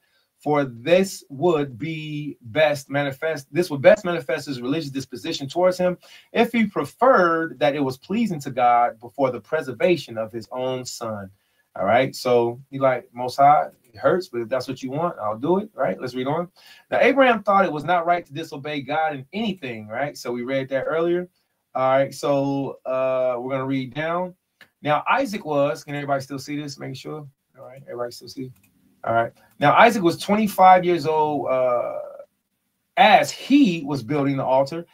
He asked his father what he was about to offer, since there was no animal there for an oblation, to which he answered that God would provide himself an oblation, he being able to make plentiful provisions for men out of what they have not. The Most High can provide it. That sounds like, that's smooth, some hustler talk right there. Hey, you know, the Most High gonna provide. He can give people anything, even if they ain't got nothing. Ain't that right, son? So, yeah. That God will provide himself an oblation, right? So he'll provide himself an oblation, him being able to make plentiful provision for men out of what they have not, and to deprive others of what they already have. You know, the Most High provide for us, son. You know, he give people that don't got, and people that do got, you know, he can take from them, right? The Lord give, the Lord take it. That's what he just said, right? It's dope. All right, so let's read on. All right, of others of what they have, already have, when they put too much trust therein, and that therefore, if God pleased, therefore, if God pleased to be present and propitious at this sacrifice, he would provide himself an oblation. So if the Most High was with us, he's going to provide, son. All right. So now let's see. Let's read on. We're almost there. As soon as the altar was prepared and Abraham had laid on the wood and all things were entirely ready, he said to his son, now, here's the part of the movie clip. I don't know why these heathens just don't tell the truth. This shows you that they the devil that the Bible speaks of, and the truth is not in them. They've been given a great mouth to speak with, and the first thing they do is speak a daggone lie. You mean to tell me uneducated men with no high school diplomas, no GEDs, started my prison career at 16, 17, something like that? You mean to tell me I can read this in English and in Hebrew if need be? I can translate this in my mind. And these heathens with millions of dollars just can't tell the truth? They can't produce the truth. Oh, son, this is what it should have been. All right, on a movie clip. Matter of fact, here, let's do it like this. All right. All right, let's do it like this. I'm gonna play this scene. All right, while I read it in its true form. All right, that's muted. All right, everybody can see that. Okay, so while that, I'm gonna read this. Oh, son, I poured out a vast number of prayers that I might have thee for my son. When thou was come into this world, there was nothing that I would contribute to thy support. Excuse me, there was nothing that could contribute to thy support, for which I was not greatly solicitous, nor anything therein I thought myself happier than to see thee grow up. Look at this, to a man's estate. 25 years old, all right? That's a man's estate, okay? So 25 years old is a man's estate. So he says, there's nothing more. There's nothing. I'm happier to see nothing more than to see you grow up to be a man. Okay? So we tell brothers, read the Bible. Read on and keep reading, because it's going to help you to learn more. And that's going to take your understanding up higher. Okay? That's definitely going to take your understanding up higher. Okay? So let's read on. All right. Flavius Josephus, Antiquities of the Jews. Okay, so this is what Abraham was saying at the time. Nor anything wherein I thought myself happier than to see thee grow up to a man's estate, and that I might leave thee at my death thy successor of my dominion. But since it was God's will that I became thy father, it is now his will that I relinquish thee. Bear this consecration to God with a generous mind. For I resign thee up to God, who has thought fit now to require this testimony of honor to himself, on accord to the favors he hath conferred on me, in being a helper, a supporter, and a defender. He supported me. Accordingly, thou, my son, will now die, not by any common way of going out of the world, but sent to the Father God of all men beforehand by thine own Father, in the nature of a sacrifice. I suppose he thinks thee worthy to clear this world. Is this the words of Isaac or Abraham? These are the words of Abraham that he's saying to Isaac. That is an excellent question. Thank you so much. These are the words that Abraham is saying to Isaac to prepare him. This is after the altar's been made. Now he turns to his son and he says, son, this is what the father said. Instead of what the movie said, this is the actual words of Abraham. We'll copy, paste, and share them within the into the chat. All right. So he starts off saying, O son, I poured out a vast number of prayers that I might have thee. And now we're to the part to where this is what he's saying. He says, now we're at the part he says, will thou now die? Accordingly, thou will now die. All right. So here we are. So everyone can see it. Accordingly, thou will now die, my son. Not by any common way going out of the world, but sent to God, the Father of all men, beforehand by thine own Father in the nature of a sacrifice. I suppose he thinks thee worthy to get clear of this world, neither by disease, neither by war, nor by any other severe way, but, by which death usually comes upon men. Now, let me say this real quick. The scripture says, the righteous are taken away, and no man considereth that they are taken away from the evils to come. Okay. The scriptures also say whether a person be 10 or 1,000 or 100 years, 100 or 1,000 years old. You know, I paraphrase. I speak as a man. That's in the second Esdras, or that's in Ecclesiastes, on the subject of death. That we all have one going out. You know, and that we should not be afraid of, and we shouldn't run away from the responsibility of the next life, which is death. Flavius Josephus wrote a book that was called Fourth Maccabees, not first, not second, not the Fourth Maccabees. It's called On the Supremacy of Reason. It's the spirit of wisdom that that Flavius Josephus is teaching us. Well, within that, he teaches us about when the mother was watching her sons be brutally murdered in one day, which all of you Negroes need to start today rebuking so-called Thanksgiving. I haven't been seeing enough of it. I'm living my life as an Israelite exile. I'm living my life as an Israelite exile, cash thrown away. Negroes don't want me to teach, call, hating on all that kind of crazy stuff. But I ain't seeing what I need to see as far as being an Israelite Gentile. As far as being an Israelite that's on the Isle of Patmos, that's on the outskirts, maybe I ain't seeing enough. I'll be having my periscope up. But where's the rebuke and all the cold cuts, no pun intended, on all the cold cuts that's about to be coming up? You know what, man? That is an excellent point. I don't see enough Gentiles rising up against the evils of the culture in which they claim they have rejected. If you are a Gentile believer, why are you not also speaking up against the social ills of this social construct in which glorifies the mass murder of my personal ancestors? Come on. All right. Because I'm in Oklahoma.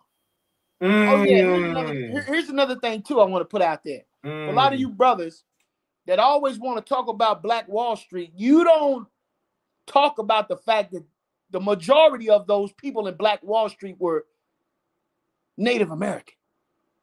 A lot of you don't talk about that. All right. A lot of those people in Black Wall Street were Aboriginal Americans. Remember, the Trail of Tears ended in Oklahoma. So those so-called black people that you see in Black Wall Street, the majority of them were natives. All right. And now there's a celebration of the death of the natives, which they call Thanksgiving. So you have these Gentile believers who's rising up and want to go and got the unadulterated gall to go into the Bible and get scriptures that speak about Thanksgiving to justify the mass murder of Native Americans. Yeah, there you go, brother. Tulsa, 1921, so-called Black Wall Street. Majority of those blacks were Native Americans. A lot of people don't, these not just a bunch of freed slaves, man, that made up Black Wall Street. All right, these are black natives. Okay. Right? It makes you think of the so-called, tribe of Gad, the so-called Reuben. It makes me think of how Negroes are natives. You know, how Negroes right. are tribal Reuben, how Negroes are tribal Gad, and then we put on the colonizers' clothes, you know, and we showed that we could do it, and we were mistaken all as black, you know. Another thing is there's a movie called The Killers of the Flower Moon. Everybody should see that. It shows how Jewish and Europeans went through and murdered the Osage Native American Indians and poisoned them, took all their money, you know, all that stuff. It's an excellent movie. Leonardo DiCaprio's in it. It's a beastie movie. And then when you go look up the Osage tribe, they black as all get out. They black as our brother, you know, Hawashai, you know, Christ, our Messiah King. They black. So, absolutely. Yeah. So this footage that we're seeing here, right, is a great depiction of. Let me say this too. So-called African Americans are 85%, if not better, E1B1A. I want y'all to hear me. So-called African Americans are anywhere upwards of 85% E1B1A. Now, if you know anything about the Dawes Roll and the reclassification of Native Americans into Negroes, so let's just give a round number just for the sake of conversation. Let's say 40% that make up so-called African American are actually Native. If 85% is E1B1A, that means that there's a large number of natives that are what? E1B1A. That's beautiful. So when brothers do DNA studies, look that up. African Americans, E1B1A. Yeah, pull that up. Public shop. E1B1A, African Americans. A lot of brothers pull up the DNA of the Native Americans, but they're giving you the DNA of the Asiatic branch of. They're giving you the Asiatic branch of so-called natives because the Asians came here before Christopher Columbus. So they were already culturally assimilating, as they always do. They come over here, they want to break dance and wear their hat backwards, and they've always tried to emulate us.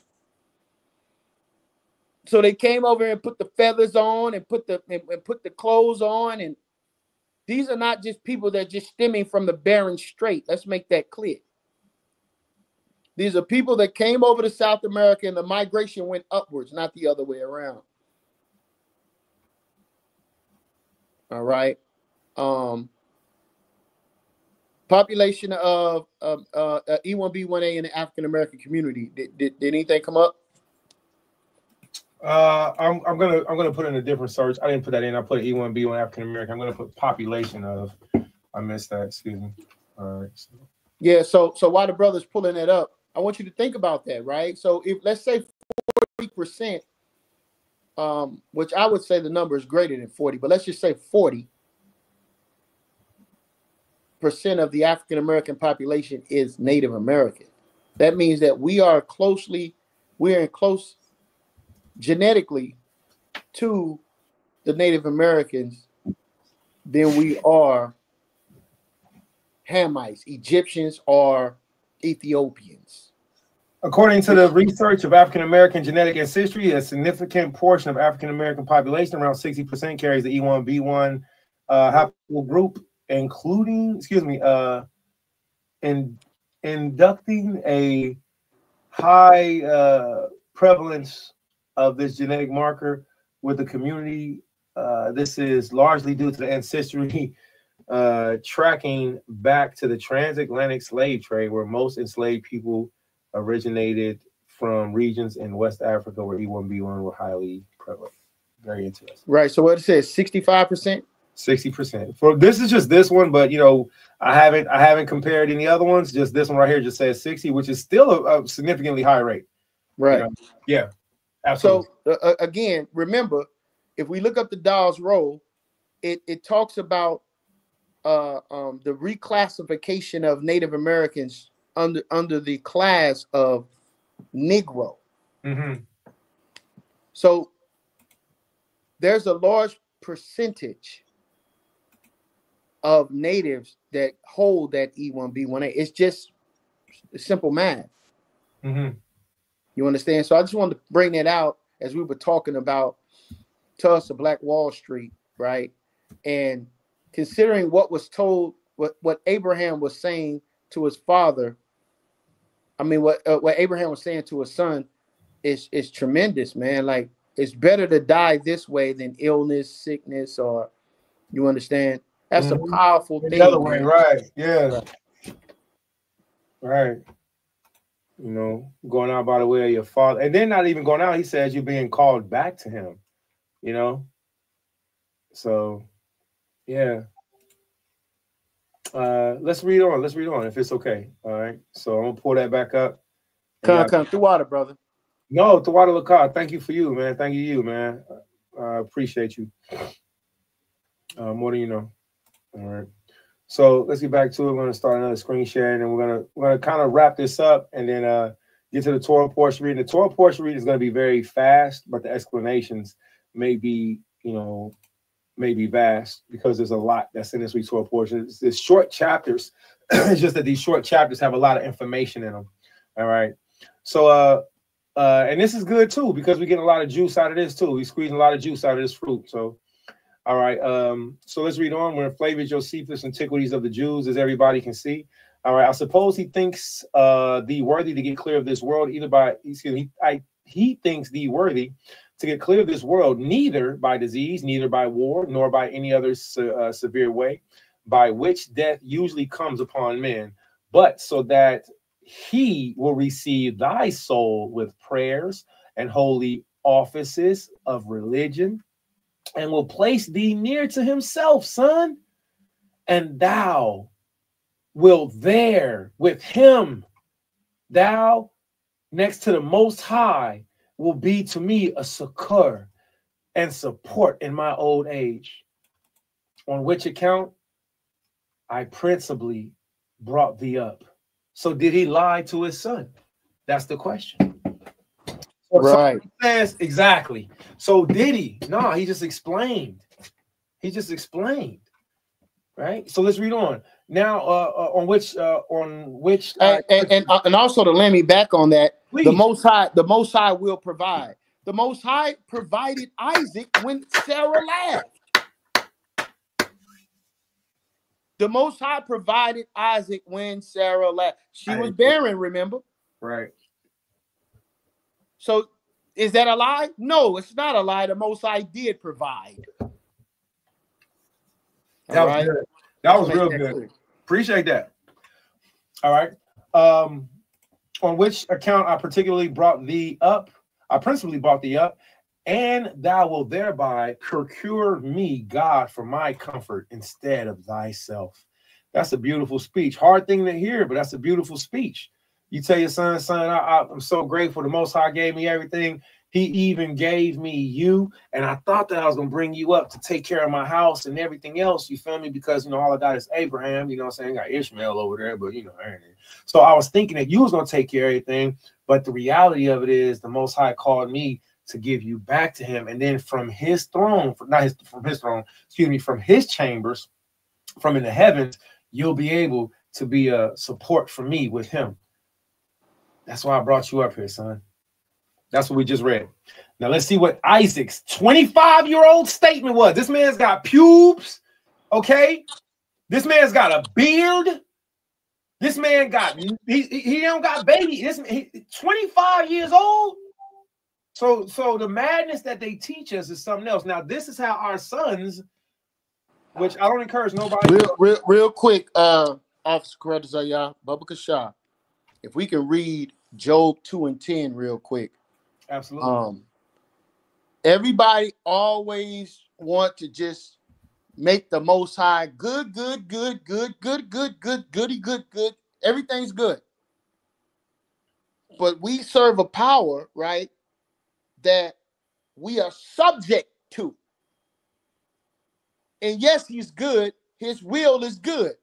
And that can either be in your favor or not. look at what Job said concerning the blessing that was given to Abraham. He gave it and he could take it away. Read what you got there. Job chapter 2, and we're in verse 10. But he said unto her, thou speakest as a foolish woman speaketh. What? Shall we give good at the hand of God? And shall read it again? Read it again, clear. Let me read again. Thank you, sir. Verse 10, Job chapter 2, verse 10. But he said unto her, thou speakest as a foolish woman speaketh. What? Shall we receive good at the hand of God? And shall we not receive evil? Right. Come on. And all this did not Job sin with his lips. And that's what my fault is, man. I sinned with my lips, man. Right. And what if Abraham would have said, well, hold up, that's my son. Right. That's my son you talking about. Wow. Wow, that's good. Right. So everybody believed that it's all love, love, love. No. Obedience is better than love. Right. Brothers and sisters. Facts. Whether you understand it, believe it or not. Facts. Obedience is better than love. Love is an emotion. Jeremiah 17:9 tells you and I the emotions are evil and wicked. Who can know it? Right? I'm paraphrasing. So as we can see, love, if everything's all love, you can love yourself into the pits of hell. Okay? You can love yourself into oblivion. I love my wife. Am I going to give my wife now my light bill money and sit in darkness because I love somebody? Right? Am I going to give my grocery money to my children because I love them and then go without? Right? So we have to understand that love can lead to destruction. Love can lead to destruction. So it's better to obey. The Most High God is making a request for you. Understand you have faith that it is in your benefit. And if it's not, it's for your reproval. If you retain that will, anything that could possibly fall upon you, take it cheerfully. Sirach chapter 2. Easier read than done. Yes, sir. I'm gonna tell y'all right now, firsthand.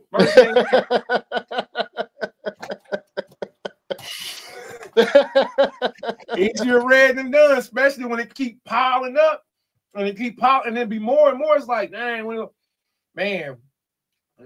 And then you get that reminder. That reminder. Say, brother, it looked like you got a golden booger going on or something. A little gold booger.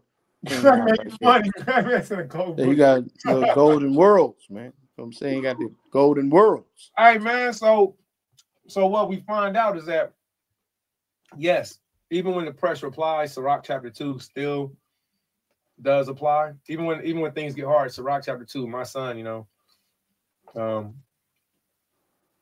man, that's a hard one. It's easier said, it's easier read than done. If man, obedience is greater than love, man.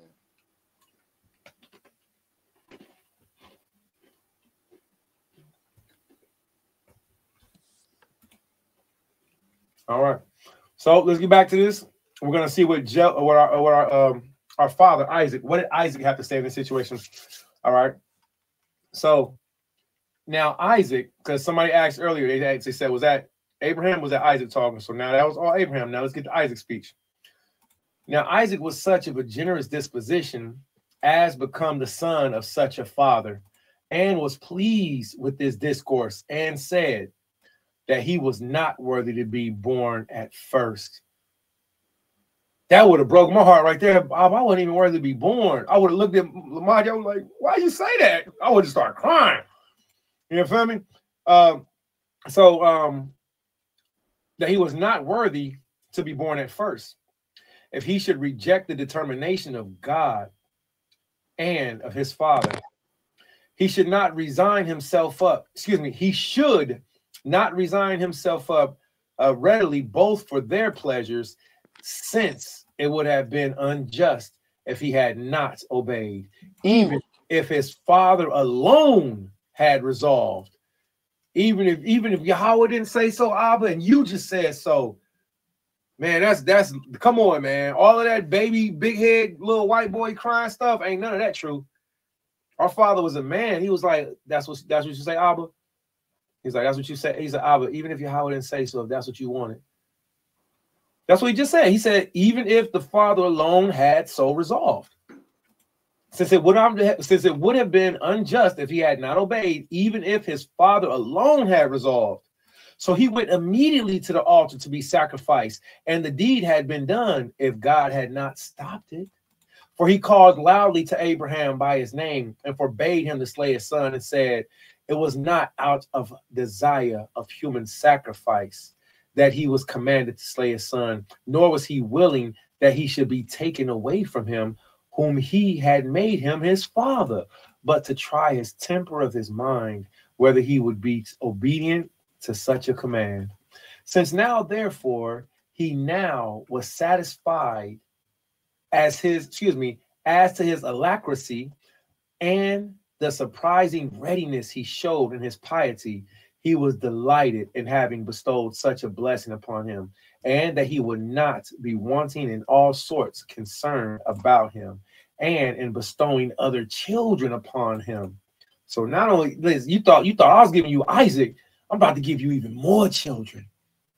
Now, the beautiful part about this is Sarah dies soon after. The Most High, according to this antiquity, promised Abraham that he was going to give him more children anyways. He didn't say, your wife Sarah's going to die, and then I'll give you children. He just, after he seen that he was willing to sacrifice or give his son up to him for obedience, he says, don't worry about it. Since you was going to do this, your son is going to be taken care of for the rest of his life. And he's going to have more children, and I'm even going to give you more children, Abraham. That's why it's important to read these narratives, because when you go back and read the Torah, these antiquities, this isn't a narrative, this is an antiquity. If somebody's hating on Flavius Josephus, then they just a damn hater. The majority of people that hate on Flavius Josephus ain't read a lick of book. They ain't wrote a book themselves. They ain't wrote a whole paragraph on the antiquities of the Israelites, but they got everything to say about people who has done the work for us. I don't. I tried to disprove Josephus. I couldn't prove it. I proved he wasn't a Pizzo. He's not a white man. He puts his name, his genealogy, his father's genealogy. All you got to do is a Matthew chapter 1, and you can find it. So there's no record even the Pizzo family even having anything to do with Christ or the so-called Pizzo family or Flavius Josephus. So I don't subscribe to that tomfoolery. I don't. The reality of it is this right here. What kind of foolery is it? Tomfoolery. So the reality, we have a man that lived who died for our people, who died for the sins of our people. You know what I'm saying? Scripture says died for the sins of the world. This man was documented as being an actual human whose name was Isa, Joshua, Jesus, Yahushai, all right, O'Shea. Like Ice Cube, his name is O'Shea Jackson. O'Shea is the same name as Joshua. It's the same name as Jesus. The rapper Ice Cube, his name is Jesus. O'Shea means Jesus. Ain't that interesting? So with that being said, since this man really lived, and we have we have Negro historians that prove that he's lived, talking about Christ, we take it for face value.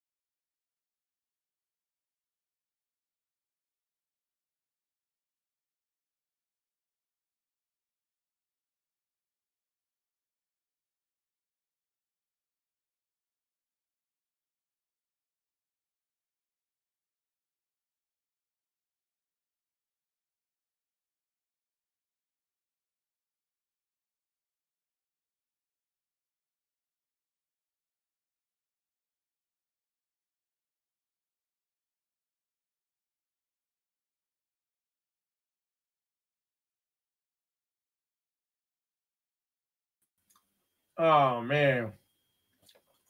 All right.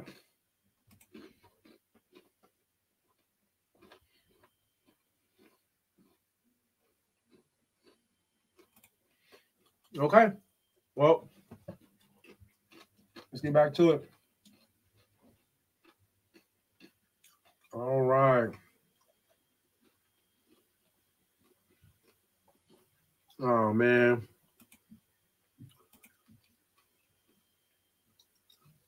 Said having trouble streaming to Facebook.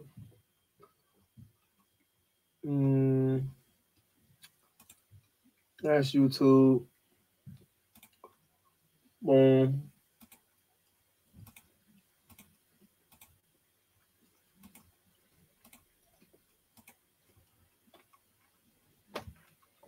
All right.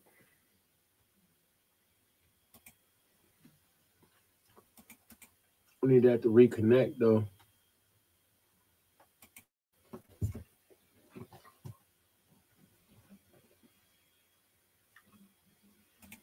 Yeah. It disconnected from the Facebook. Okay, it just disconnected. That's all. Everything shut down. Like the internet went out. Yeah, mine ain't coming back. Yeah, mine not coming back. He got out of there. He like, oh, it went down. I ain't hear from you. Brother, I was on with you. He ain't coming back.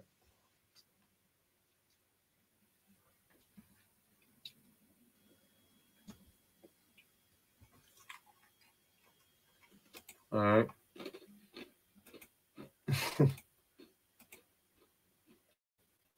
Well, art thou, brother?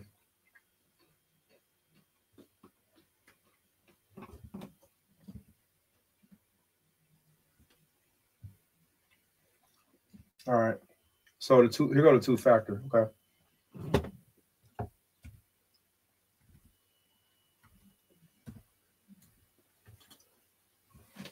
All right. Hey, Shabbat Shalom, we back on. We lost signal. Our brother Jeremiah, he dropped off. I'm gonna open back up the conference call. I had the conference call open probably since maybe 12. So I'm gonna open it back up again if anybody would like to join.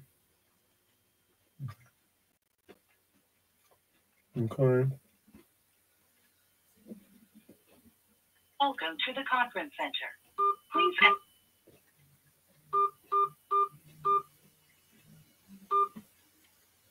the conference ID 5228523 is not valid. Please enter your conference ID.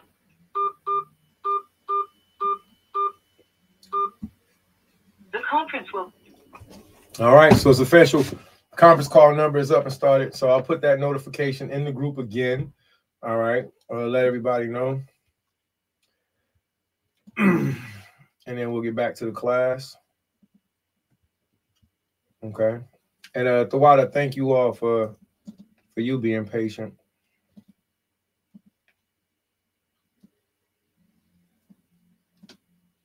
All right. So we have our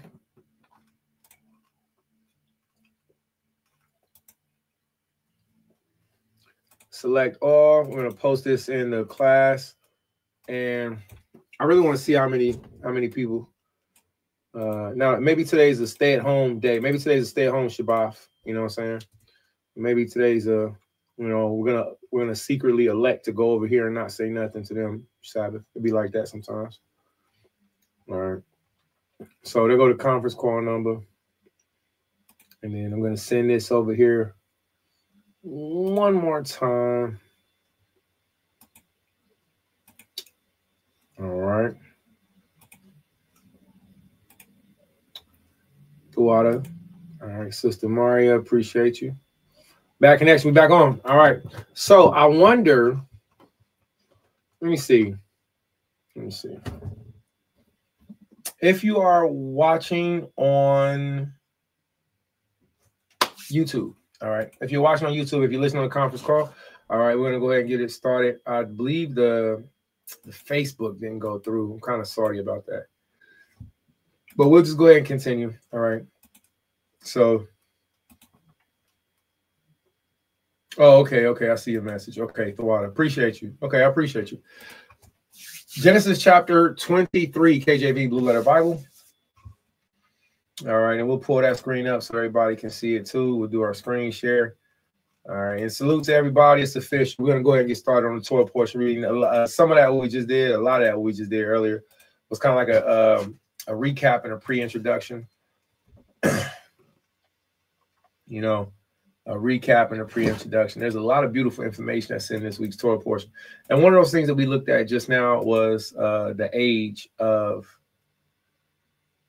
Ishmael, the age of Isaac, the age of, looked at the age of Sarah, the age of all parties involved, I believe, except for Eleazar. I think Eleazar is the only one we didn't look at his age. Okay, and why is that important? And we're gonna look at Rebecca's age too. Why is that important? Because again, say hypothetically, if Rebecca was 40 and Isaac was 16, you know, how would you women feel about that? How would you men feel about that if Isaac was 40 years old and Rebecca was 13? If it was reversed, if Rebecca was 13, you know, 40 years old and Isaac was 13, you know, how would you feel about that? You know, do you have any feelings about it? What's your thoughts? All right, because these things are actually real. So within our nation, within our nationality, our fathers didn't marry older women. They didn't marry older women, and they didn't marry women who already had, who were already sexually active. They had a body count, as they say. All right. So when we look at the scriptures, we also see that Hamashiach Yahushai in this week's Torah portion, when he asked the woman at the well, he asked her for water, you know, and then when she said, you know, about her husband, Hamashiach said, "You've spoken well, for you have 5 husbands." So even Hamashiach, you know, had mentioned that woman's body count. So our mother, Rebecca, she didn't have a body count. She was one and done. All right. So let's get to it. We're going to read this week's Torah portion. All right. Thank you to our brother Jeremiah, who had joined in with us earlier. I doubt that he's coming back. It kind of seemed like a, you know, oh, internet cut out. All right, I'm gone, nigga. Bye. You feel me? Like, you know, so I don't think you probably be tuned into everything else, you know. So we'll see. Right? All right, let me go ahead and share out the link just in case, you know, so can't nobody say, "Oh, I didn't get it. I didn't see it. You didn't share it to me." Yes, I did. Yes, I did. All right, so there you go. All right. So again, revolving door, this week's Torah portion. So let's get to it. All right, welcome back. So we've been at it pretty early. So we're gonna finish it up. We started out looking at with Flavius Josephus and what was his words pertaining to, you know, not only last week's Torah portion, but this week's Torah portion, right? Both of them are I don't know, you know, there's so much information in both of them. Like I really just want to speak on all of it. So that's what we did. You know, we looked at what we see our son Isaac. All right. That Isaac was what? How old was Isaac? Anybody got the number of Isaac's age when Isaac gave to be a sacrifice? You know, what was Isaac's age when he went to go give himself to be sacrificed? Was he 12? Was he 13? Was he 16? You know, how old was Isaac? Was he a sniveling brat? Was he a terrified little kid? Was he a rebellious big man who was pulling away? How old was Isaac when he was about to be sacrificed by his father? So that's what we read earlier. And these details are important because these details ultimately give you a better perspective. They ultimately give you a better understanding of how the scriptures work, opposed to somebody telling us how they go, opposed to us seeing a movie and then the movie just be like, "Oh yeah, this is how it went." So much better to get it like this. All right, so let's get back to it. All right, we're gonna finish up. All right, we are at Genesis. Let's start our screen share too. So us finishing up is us actually starting. All right, so let's get to it. All right, I think I sent out the invite already. All right, if anybody would like to participate, if you want to be on, if you want to, you know, not just read, because you know, we can use readers. I can barely see, like everything's blurry. I can see up close, but like it's crazy right now with my eyes. So, but if anybody wanted to, you know, speak your thought, if anybody wanted to read or say anything like that, or if anybody wanted to just, you know, whoop, yeah, feel free. It's a Shabbat. You know, let's do so. But until then, let's get our screen share started. All right. And from our screen share, we will start this week's Torah portion. Screen share. Genesis. All right, here we go. All right, so this is where we're going to be starting at. There's a lot of information that we already looked at, a lot of information that we already brought out. Here is the link. If you are a hater and you want to join and you just want to get on here and say something ridiculous, as I'm getting kind of used to by frenemy haters, you know, or if you are sincere and if you want to get on here and you want to say something sincere and you want to speak, which is something I'm not too much more, you know, expecting, you know, but it's still nice.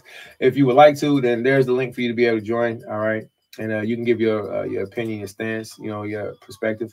You may have seen something different. You know, you may have understood something different. You definitely see something that I didn't see. You know, sometimes I don't sweep all the corners whenever I sweep the floor. You know, sometimes I leave my socks on the floor. You know, I don't get all the clothes into the laundry. So I miss things is the point. But until then, I want to encourage everybody else to not only tap in, but share out. I'm going to get the conference call number started. Like, oh, I guess I'm already on the conference call. Am I? Hey, Shalom. Is anybody on this conference call? Am I on here? All right, let me see. All right. Shabbat Shalom. Shabbat Shalom, King. All right. Shalom.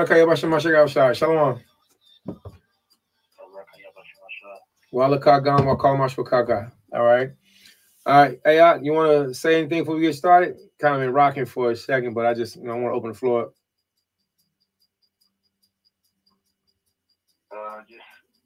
Shabbat Shalom to the 12 tribes scattered. Keep the law, statutes, and commandments. Follow the ways of Yahweh. Could not have, nor will I try to say it better. All prayers. All right, so let's get to it. All right, so for everybody watching live, for everybody on the conference call, please make sure you share the number out. We've been on the conference call since about, man, I started like around maybe 11, but you know, we have a open door policy, everybody that's watching and everybody that's listening, where we want to have, you know, we want to have it to where, you know, if you need to, you can go make you a sandwich. You know, it's not unlawful. If you need to, I don't think it's unlawful to go make you a sandwich on Shabbat. If you need to go to the restroom, you can. If you need to get off the phone, if your mom calls somebody. So we have an open door policy. I have an open door policy whenever I'm speaking to make it to where it's like, yeah, we're here. So, you know, thank you for being here. If you need to go, just make sure you come back. All right. So, all right. So with that being said, for everybody online, let's get it cracking. You'll be able to see the screen. Everybody that's listening, you'll be able to hear. Genesis chapter 23, verse Achad, verse 1. All right. So if anybody caught anything from this morning's reading, you know, see if you can find anything to line up, you know. All right. If you caught anything from this morning's reading, see if you see anything that lines up. All right, so let's go ahead and get started. We're at the book of Genesis, chapter 23, and we're at verse Achad, verse 1, and it reads, and Chayei Sarah was 107 and 20 years old. 127. These were the years of the life of Chayei. And Chayei died in Kajath. Karajabath. I'm not spelling that correctly. That's always easy to spell in Hebrew. So let me do that while we're on the screen. All right. La Kaba Korea. Nope. In the land of Canaan. All right, here we go. So we're looking at H7153. All right, H7153 is a word that's there for Kiryath Arba. Kiryath Arba. So let's read it in Lashwan. It's Quarayath. All right, instead of Kir, it's Qua. Oh, okay. I see the ear. I see what they did. They put the Kir. They put the R way back here, the Arash. So it's Quarayath.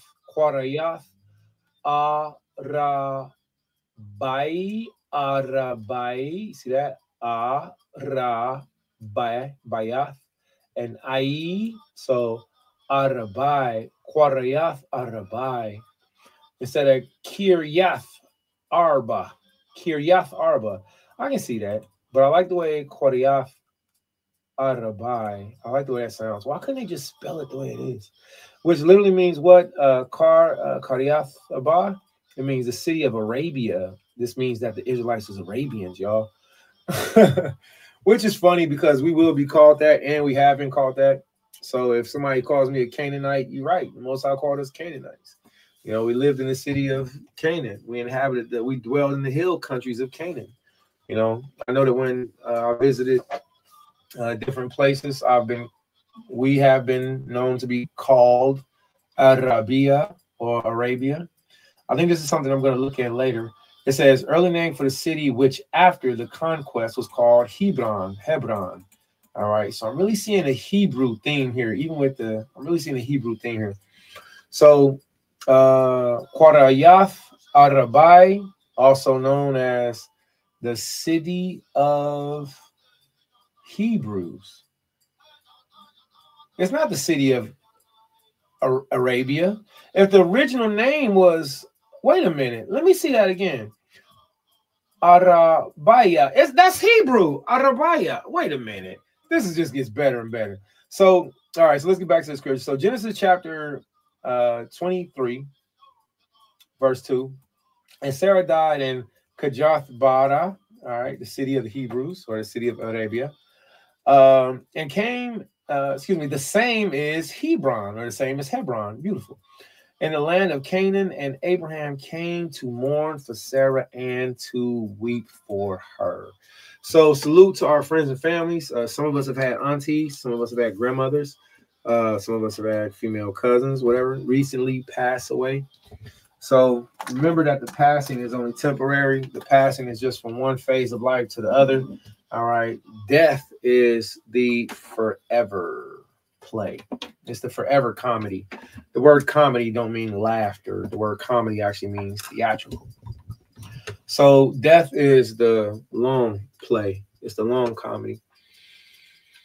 So for those friends and families who had that happen recently within this week or within the last 2 weeks, coming up in this time frame in the Torah portion, if you're hearing it and if it sounds fresh to you, don't feel bad about it. All right. Feel how you feel, but at the same time, remember the Most High calls on who he calls home. He calls some to a reward. He calls others to rest while they're waiting for their judgment. So either way it go, if you've had anybody within this season to, their life has been, their silver cord has been broken and their golden bowl, the silver cord has been loose and their golden bowl has been broken, as the scripture says. If you have somebody that's passed away recently, man, let's send our sincerest condolences. And at the same time, keep in mind, it's only a part of the journey, is what I say now. Right. So verse 3, and Abraham stood up before his dead and spake unto the sons of Heth, saying, I am a stranger and a sojourner with you. Give me permission and a burying place with you, that I may bury my dead out of my sight. And the children of Heth answered Abraham, saying unto him, Hear us, my Lord. Thou art a mighty prince amongst us. That's the first thing that we see. All right, he's called Lord, he's called Adawan, he's called Master. And then he's called a mighty prince, a mighty Shar, a mighty captain amongst all of these Hamites. This is who our father Abraham was living around at the time. He was living around the Canaanites, he was living around the Hamites. And while he was living around them, he was ill and mistreated at times. Sometimes they were unfriendly. Sometimes they stopped up his wells. Sometimes one time his wife was literally kidnapped by the president of Africa. That's got to suck. That's got to suck. Like, for real, for real. Like Barack Obama. Barack Obama, the Hamite, kidnap your wife. That's got to be pretty scary. And then the beautiful part about it is when Nebuchadnezzar, my bad, when Abimelech, when he returned Sarah, according to the antiquities as we read, he assures Abraham that she was not defiled, she was not polluted, So you find that in Josephus, all right, it's one of our references. Josephus tells us that when Abimelech returned Sarah, or should I, that he confirmed that she was not defiled. And he rebuked Sarah, saying that Abraham is the covering of your eyes. So keep your eyes on your men. Keep your eyes off of other men. All right. And if you have men that's trying to stare at you and gawk at you, you feel me?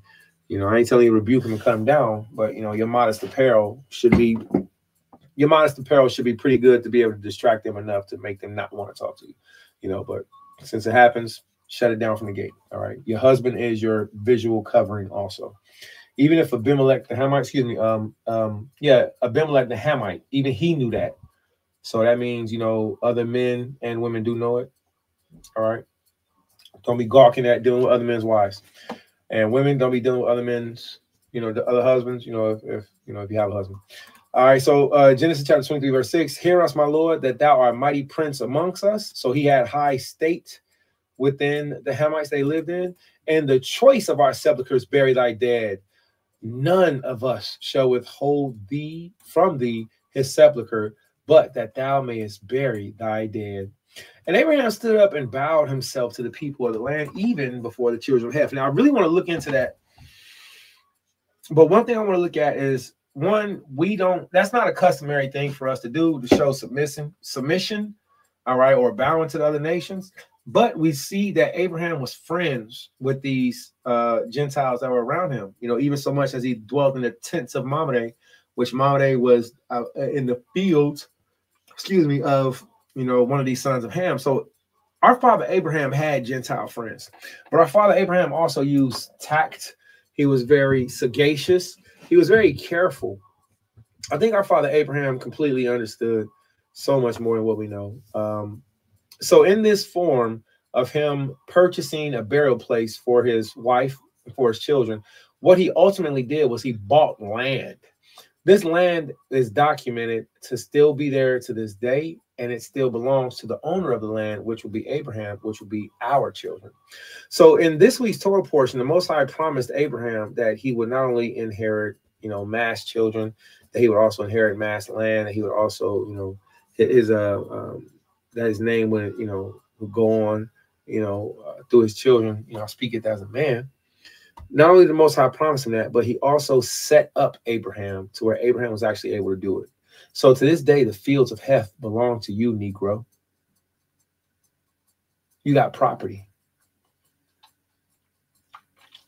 To this day, the land that Abraham purchased to bury his wife in, I don't know why you Negroes ain't online Googling. I don't know why y'all not looking up where are, you know, where's the fields of Heth? You know, where's the tomb of Sarah? You know, where's the field of Machpelah? Because we're going to read about Machpelah. Where's the field of Machpelah? Because that belongs to you today. In the testament of the 12 patriarchs, it spoke about the field that Abraham purchased for his children. It's definitely mentioned in the book of Jasher. Definitely. It's mentioned in the Bible. You Negroes have property. We got property. We got land. We're not homeless. Our father Abraham, thousands of years before we was born, he bought property for us today, and it still belongs to us. It's pretty dope. Let's get back to it. Something else. Abraham refused to make a deal with these other nations. If you're going to give me something, nah, I prefer if you didn't. I'll buy it from you. That's how Father Abraham was. Nah, don't give it to me. I'll buy it from you. Nah, let me pay you for it. This is how our father Abraham was, which shows us to have the same character. Yasha does not come from a begging, you know, society. So it's like, can I have a quarter? That's not us. All right. Before this, Abraham, he said to the king of Sodom, he said, I won't take a shoelace from you. He's like, nah, I'm not giving you that, but you can have this. Nah, get the rest of it to your servants. Our father Abraham, he did excellent on teaching us how to be business minded. All right, so we all have a lot to learn. All right, and Abraham stood up and bowed himself to the people of the land, even the children of Heth, and he communed with them, saying, if it be in your mind, you the one who said it.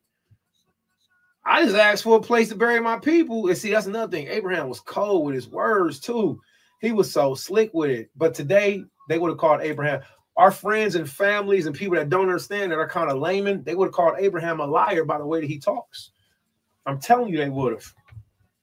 They would have called Abraham a smooth liar because they're not intelligent enough to understand how conversation works. I got to say that. Abraham said what? And he communicated with them. He communed with them saying, if it be your mind, y'all suggested to give me this land. If it be your mind that I should bury my dead out of my sight, hear me and entreat for me Zephron, the son of Zohar.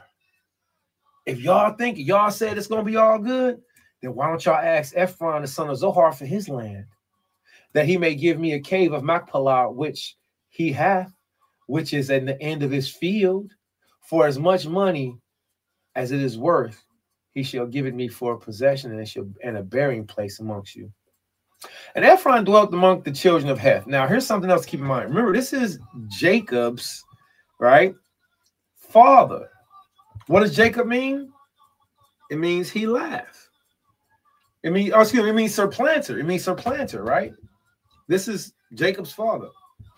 His name truly came from his father, because right now we see what our father is doing is our father is bartering. He's trading. You see Abraham, Isaac, and Jacob, right? So yeah, Abraham, father of Isaac, right? Isaac, he laughs. Jacob, Yaquab, supplanter, right? So we have our father showing us his bartering skills. He already had the field of Machpelah in mind. He told the man exactly where it was.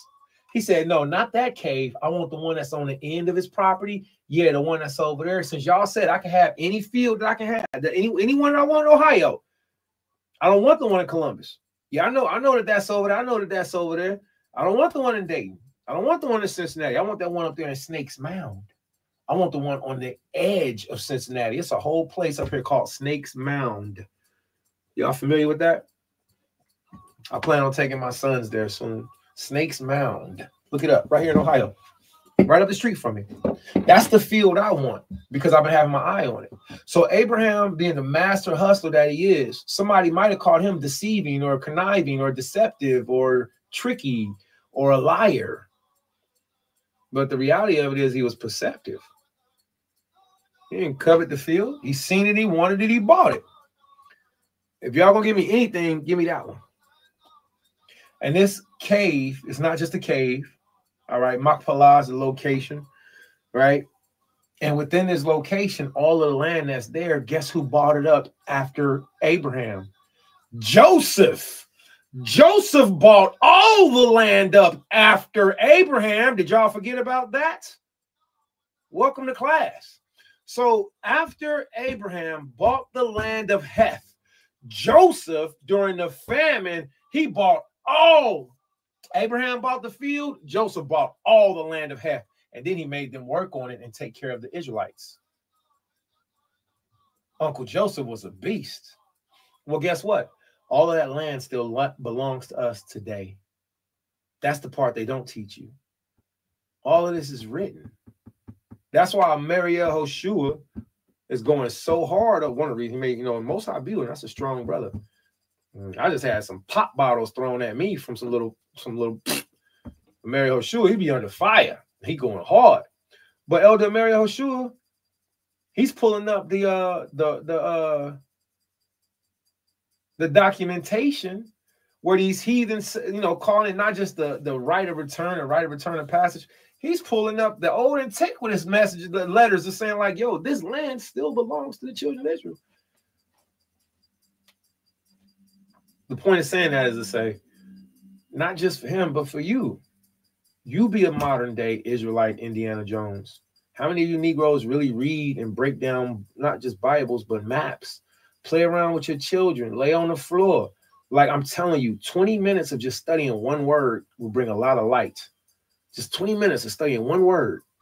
And guess what? I didn't learn that from nobody around me. None of them Negroes taught me nothing but what haters look like. They ain't teach me that. Listen, the reality of it is this right here. If you sit and study any word in Hebrew, just take the word Machpelah, study it for 20 minutes in Hebrew. Find how many different channels, how many different revenues it takes you down. By the time you come back, you'll be able to teach more people on Machpelah than what you thought. When I said I ain't doing this no more, I'm tired of wasting my words to people who ain't listening. And then when I do speak, my words get twisted up, or it's like, well, you know, that's this. Why you just didn't, you know what? Never mind. But I will leave you with this. I ain't leaving. Most I got me alive working. If you study any one word in Hebrew for 20 minutes a day, just write down that one word. Just write down and make it 10 minutes a day. Right? Start off with Khan. Start off with La'ah. Start off with Basadar. Does Basadar really mean okay? No, it doesn't mean okay. It means in order. So the point is saying that is that's what I did. That's what I do in my playtime, in my spare time, outside of Mortal Kombat. I love the scriptures. I love, you know, looking at these words in Hebrew. And the same thing for me, the same thing for you. This is an excellent teaching, you know, tool.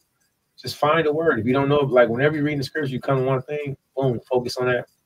You'll find out way more than what you knew beforehand. So anyway, but I said all that to say because that's what I did a few years back when it was my turn to teach this exact same Torah portion.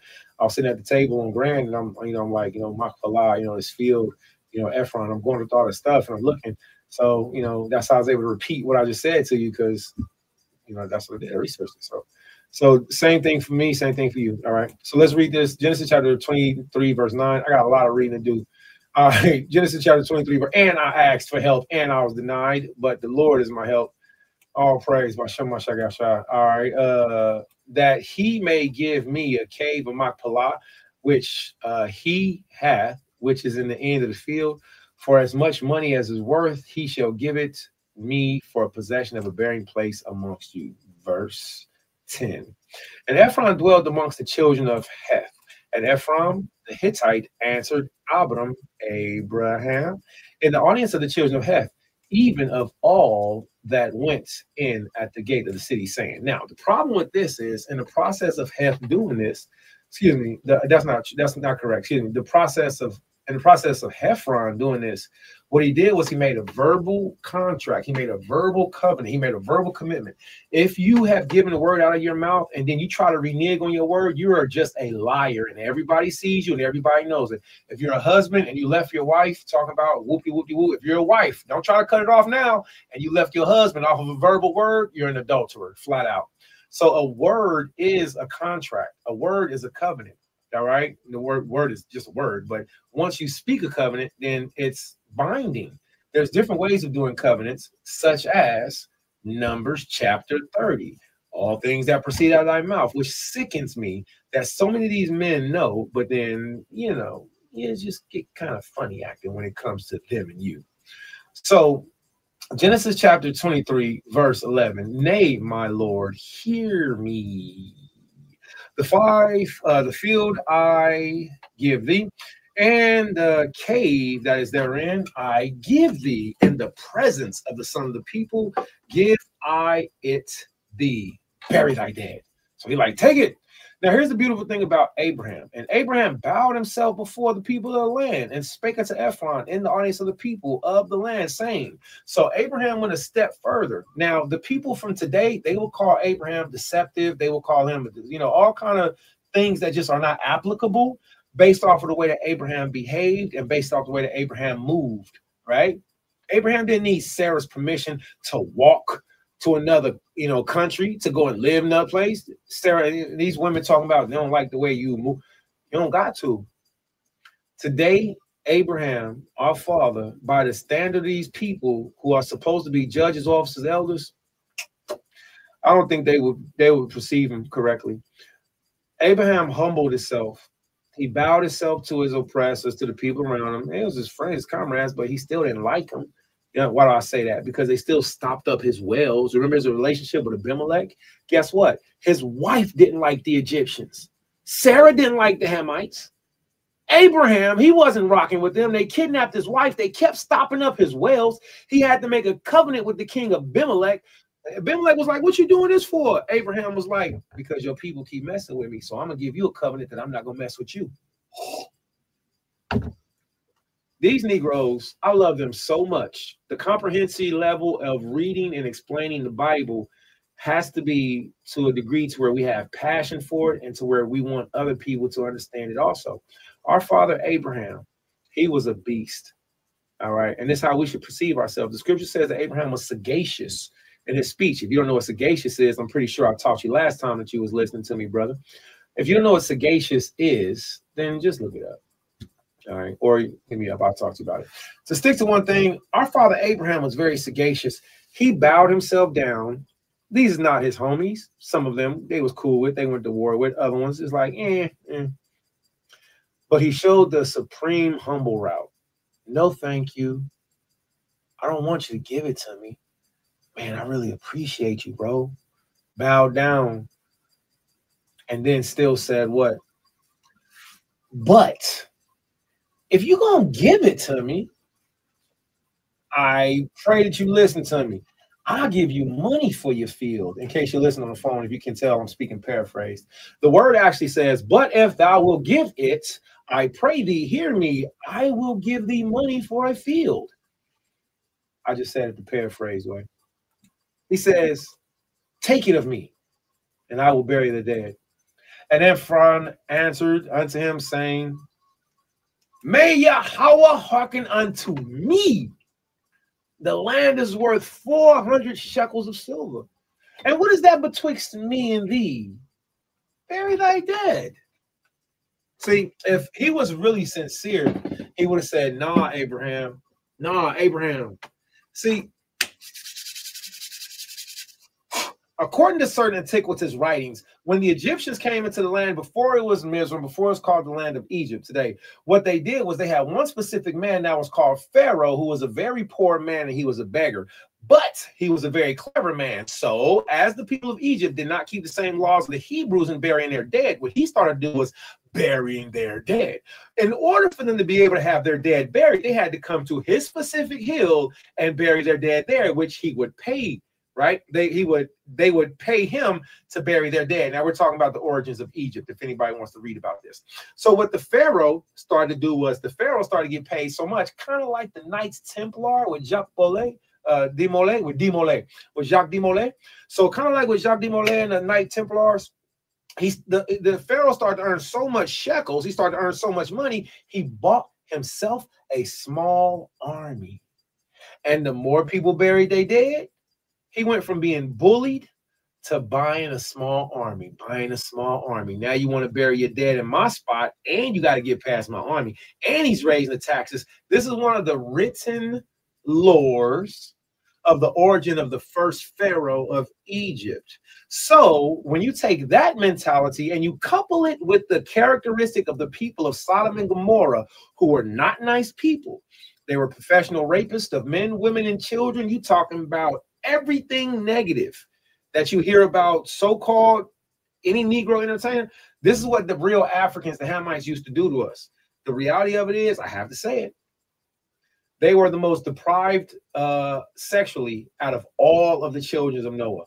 Out of all of the children, they were the hide your kids, hide your wives nations. So since Abraham knew this, Abraham knew, because I just spoke on a little history of one of the original pharaohs, a little lore. And then I spoke on how sexually deprived they were in the land of Sodom and Gomorrah. Now, Abraham knew this. Let's just speak on Sodom and Gomorrah alone. He knew their personality. He knew their characteristics. He knew how they were molesting and raping people. Sexual difference didn't matter in America. I'm sorry. In Sodom and Gomorrah.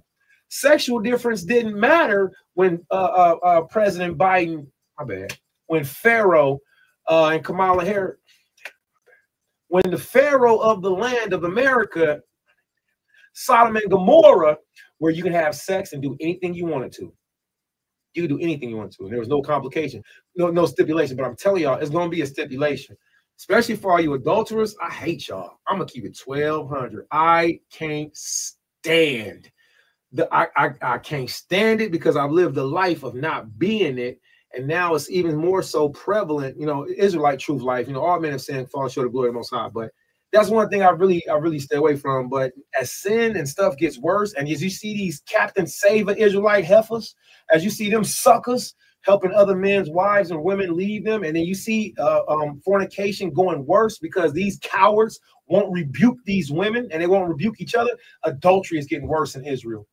And the women are knowing it because these busters, you can't go to them and tell them because they're going to take the woman's side. So therefore, they feel like they got it out. And now we're seeing fornication go more in Israel.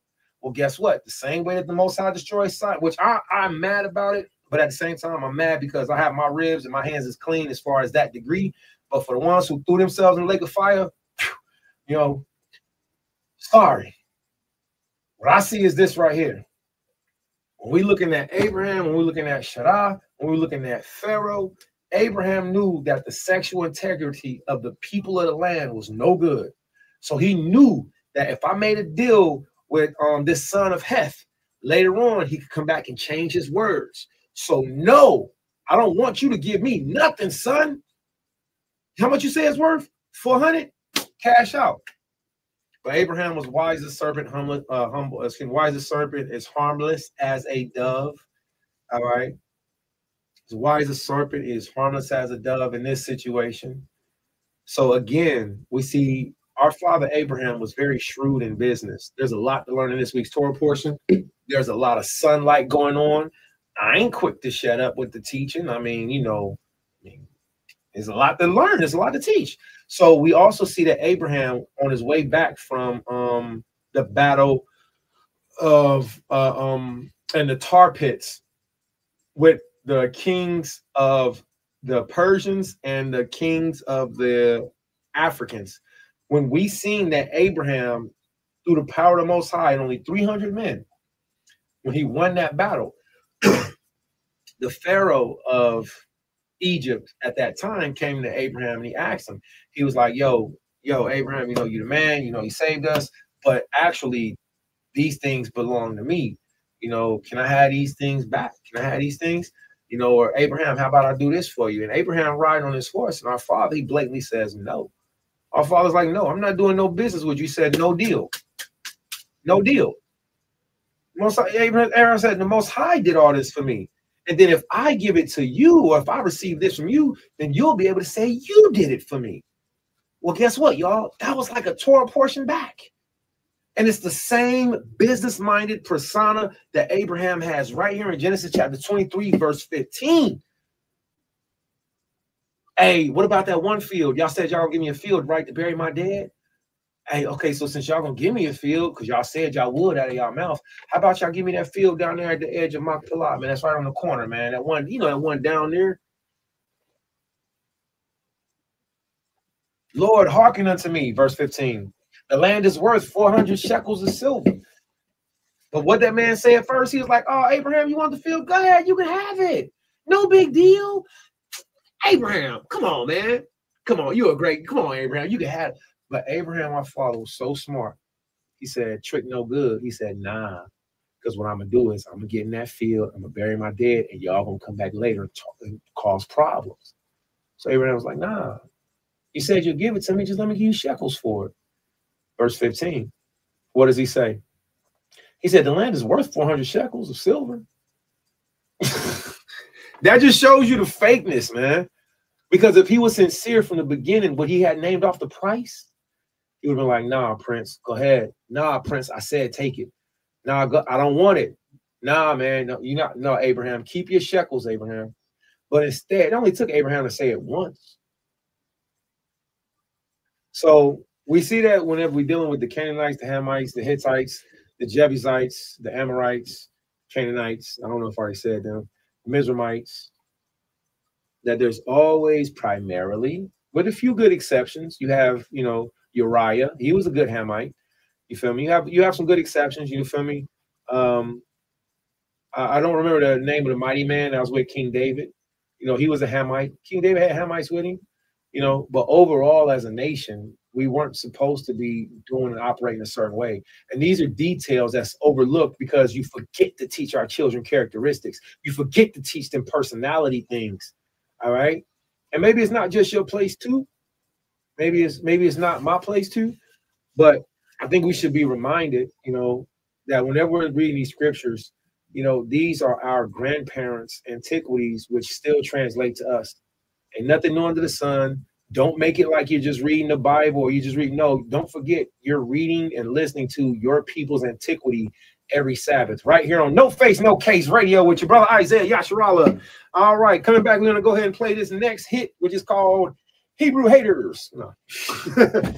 You know, other nations hate the Hebrews, you know, like Appian. Appian, he hated us. Appian couldn't stand us. There are so many nations that couldn't stand us, and they still can't stand us to this day.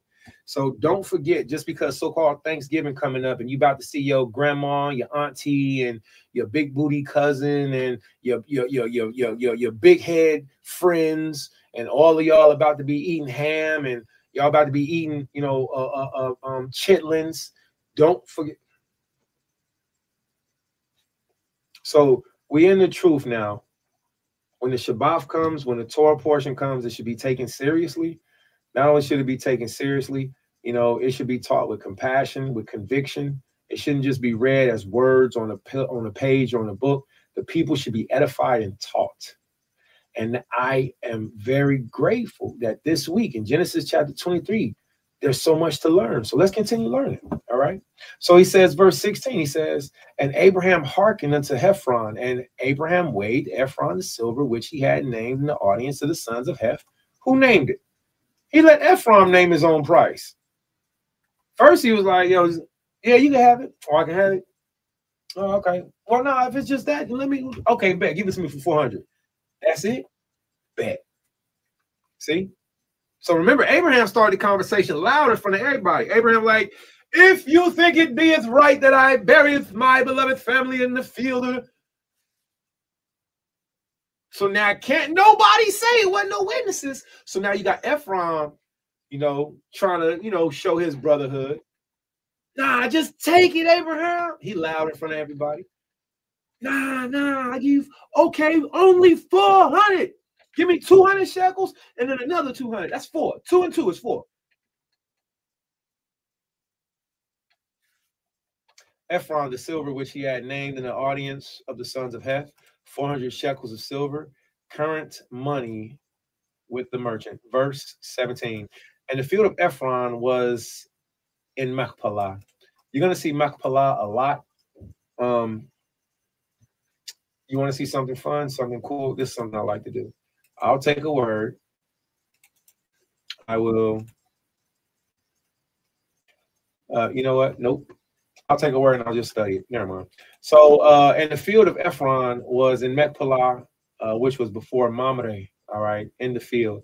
And the cave, which was there, and all the trees that were in the field that were in all the borders round about were made sure unto Abraham for a possession in the presence of the children of Heth before all that went in at the gate of the city. So this is a large possession. This is a large land. Another thing about this is that you have to notice the Most High said he will return us to our inheritance. So whatever inheritance that we came from, as far as being the children of Yasharallah, you still own that land. You still own property.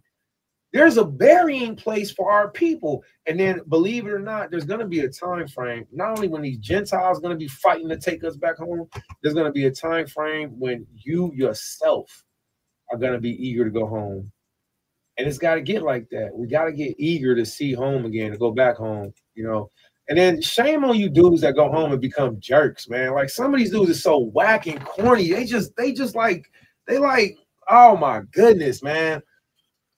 Listen, this whole thing, as far as when you grow up, as we grow up in this truth, it's gonna be troughs and peaks, but something that if I can encourage, any baby brews that just met me, any family members, friends, sisters that just met me here in the Cincinnati area, because I know I've met a lot of y'all and we've been kicking it and promoting and stuff.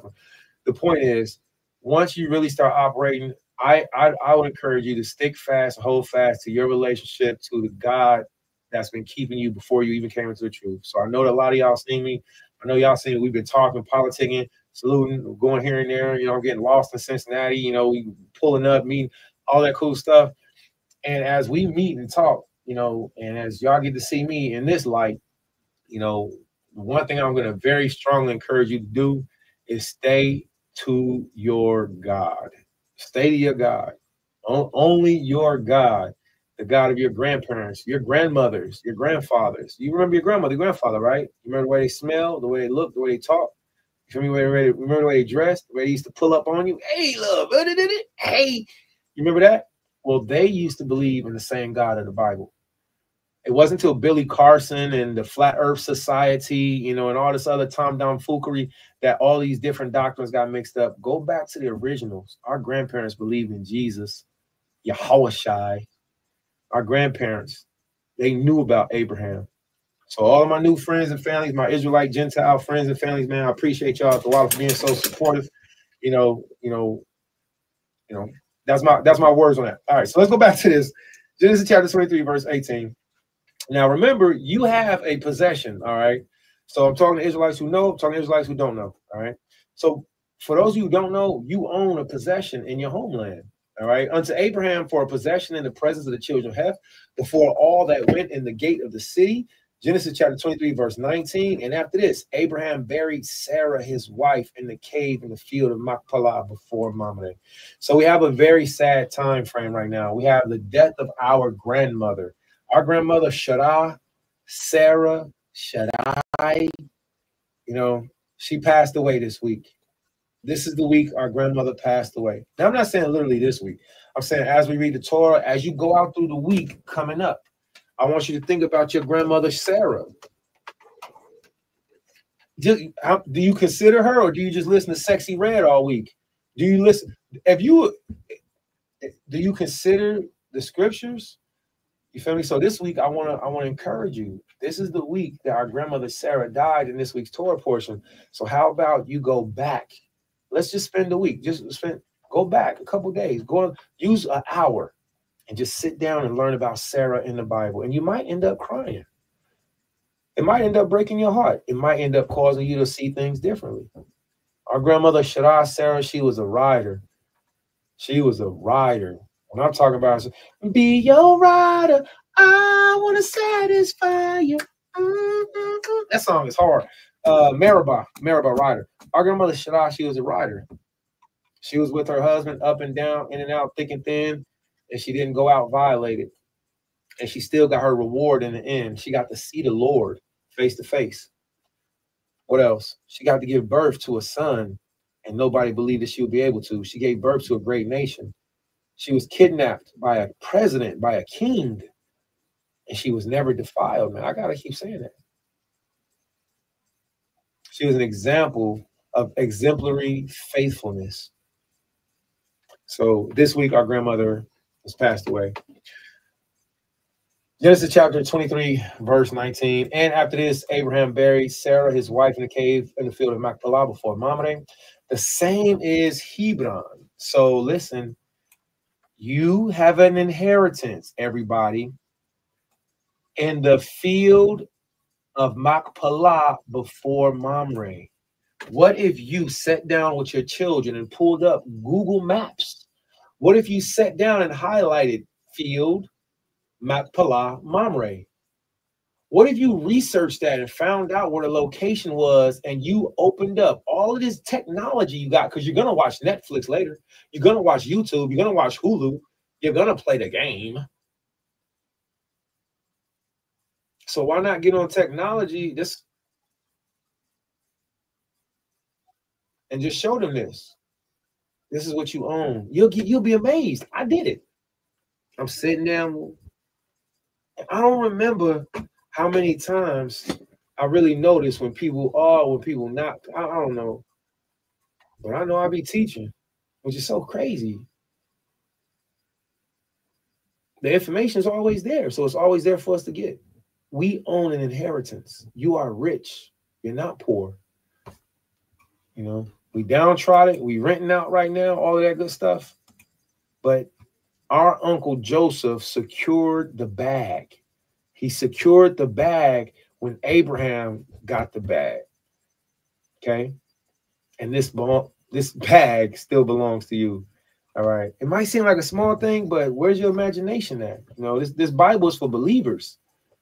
If you don't like the way I talk, I don't know what to tell you. This Bible is for believers, not for the skeptics. Well, it's for the skeptics too, because it'll make a skeptic a believer. Real talk. All right. So Genesis chapter 23, verse 19.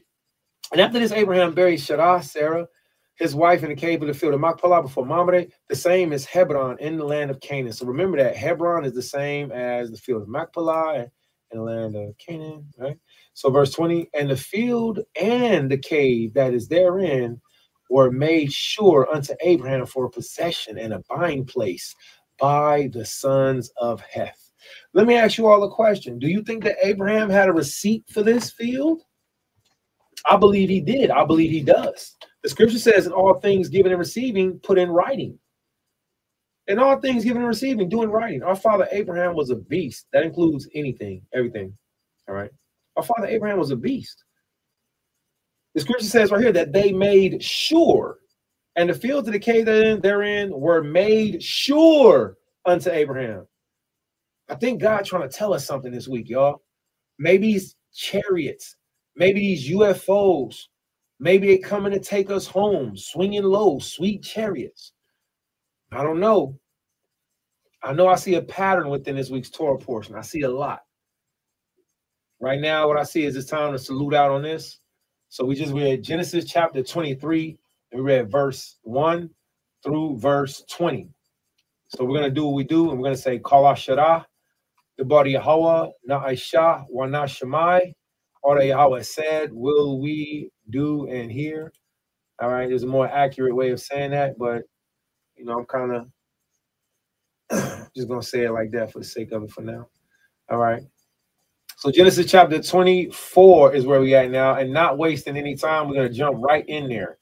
Genesis chapter 24, verse 1, no pun intended. Genesis chapter 24, verse 1. And Abraham was old and well stricken, and Yahweh had blessed Abraham in all things. All right. Trying to get the screen right so I can see better for myself. I apologize. I asked the brother if he could help read for me. He told me he had somebody else read it. I said, man, I can't see that, man. The brother accused me, you do for a blind man. I'm like, yo, man, you a hurtful Negro, man. So y'all got to forgive me, man. I can't hardly see. All right. And it's getting, my vision's actually, you know, it's getting worse, man. I ain't gonna lie to nobody. I can hardly see out of one eye, and my other eye is blurry. You feel me? You feel me? I got a dot in my left eye to where I can't look around it, because everywhere I look, I see the dot. And then my right eye is blurry. And I can't blink it, I can't shake it, I can't rub it, nothing. So, you know, thank you for everybody being patient. You know, thank you for the haters who ridiculed, you feel me, who didn't help, but also found time to slander. I want to tell you, thank you for you. May the Most High bless you as you've blessed me. All right. And just be patient with me. We're going to keep trying. All right. And Abraham was old and well stricken in his age, and Yahweh had blessed Abraham in all things. Abraham said unto his eldest servant of his house that ruled over all that he had, put, I pray thee, thy hand under my thigh. Let's have some fun. So first, this eldest in chapter 2 is a man named Eleazar. So real quick note, Eleazar is really pronounced Allah, Ya, Izar, Eleazar. So Zaquan Eleazar, Allah is my help. My God is my help. All right? Izar, help, help, help. Allah, power. Yah, Allah, Yah, Izar. Allah, Yah, Izar. Allah, Yah, Izar. He is my help. So this man named Eleazar, he was not an Israelite. Eleazar was a Gentile man. As far as I know, he was a Persian. I could be wrong on that. Anybody got the correct nationality, just shoot it to me. I promise I won't be mad. Matter of fact, I don't promise. I won't be mad, though. So shoot me correct nationality, Eleazar. The point of saying such is to say this. Eleazar was one of the servants that was with Abraham when Abraham took Isaac up to be sacrificed. I want everybody to pay very close attention to Abraham and Eleazar's relationship. This was not just a normal thing. This was a very close, trusted bond. In certain antiquities, it's read that Eleazar, along with Hagar, came from the same household of servitude, and that's why one was the servant of Sarah and the other was the servant of Abraham. So Hagar and Eleazar in Hebrew antiquity, I'll say lore, if anybody wants to look it up or challenge, came from the same king's household. Once they were dejected from the land, they were given to them as gifts. So Eleazar does something very special. All right, now I'm going to use this phrase, and this phrase isn't appropriate speech. You don't have to cover your children's ears on this one. One time, Zaquan Nathan Yala said to me, sometimes you have to put your cashews on the table. And I said, what? He's like, hey, he kind of like, he did this gesture like you kind of knock a cup over with your back hand. He's like, sometimes you just got to put your cashews on the table. And I'm like, huh, I know a guy that likes to eat cashews. He likes to eat cashews very much. That makes sense to me. Sometimes you got to put your cashews on the table. And if they like it, then they like it. Some people like cashews and pillow mint nuts. Some people like cashews and dinner mints. Some people like cashews by themselves. And if they like it, then they like it. And I respect the elder for telling me that. So we're just going to put our cashews on the table. Here's a thing that is a real lesson. Let me pull it up. I want everybody to do this, all right? Test if...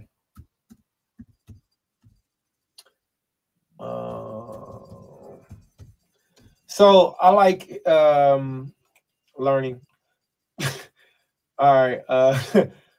I like learning, but I also like to challenge what I learn. So this is where the origin of testify comes from, which a lot of you probably already know this because, you know, I'm Johnny come lately on a lot of information. Forgive me. I'm just a polyparrot repeating things that I've heard other people say. So in order for you to testify in court, today they ask you to place your left hand on the Bible and raise your right hand. They ask you to make a Masonic stance. Now, if I do this outside of the Bible, I might look kind of silly. But if I seen statues of Baal standing like this, if I seen lessons where we're, you know, you're just like, hey, this is the way you swear or stand, like this. And then I remove the Bible and I'm like, oh my goodness, that's the stance of Baal. So here, let me show you. How about I don't? How about you go see it for yourself and I'll just keep teaching.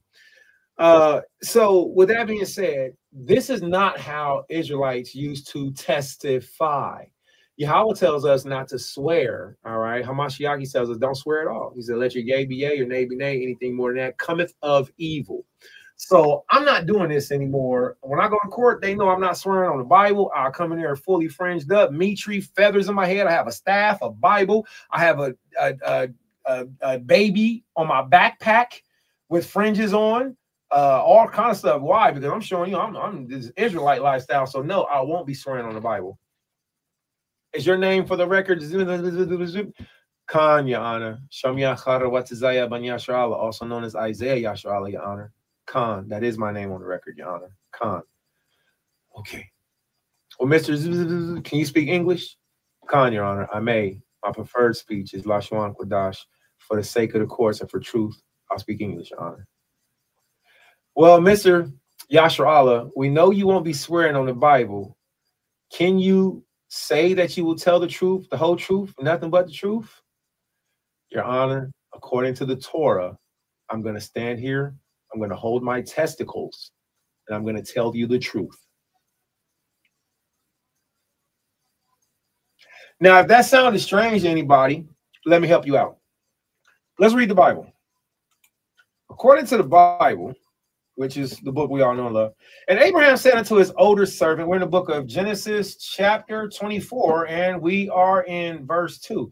And Abraham said unto his eldest servant, which his name was Eleazar, servant of his house, that ruled over all that he had. Remember, our father Abraham was super stupid wealthy, right? So Eleazar ruled over everything, right? All the Cadillacs, all the, you know, everything, right? So this is what Abraham said. Put, I pray thee, thy hand under my thigh, and I will make thee swear by Yahweh, Ha'alahaya Hashemayim, Wa Ha'alahaya Ataratz, Ha'alahayim Ataratz, that thou shalt not take a wife unto my son of the daughters of the Canaanites, among whom I dwell. So his vow wasn't even to go find my son a wife, but don't marry my wife to one of these Hamites with all these pimples on the back of their backs. All right. No disrespect. If you got a lot of back pimples, it happens. All right. Sometimes Hamites have more back pimples than others. All right. Ask me how I know. So I will make thee swear by Yahweh, the God of heaven and the God of earth, that thou shalt not take a wife of the son of the daughter of Canaanites. So why did I say when I go to court and the judge asks me, I'm gonna stand there and grab my testicles and tell the truth? Because the word testify is testifian, give legal testimony, affirm truth, to bear witness. It's transitive to things, 1400s, serve as evidence from, or Anglo-Saxon testifier, from Latin testificari, to bear witness, to show, to demonstrate. Call to witness from testis, a witness who attests. See, testament.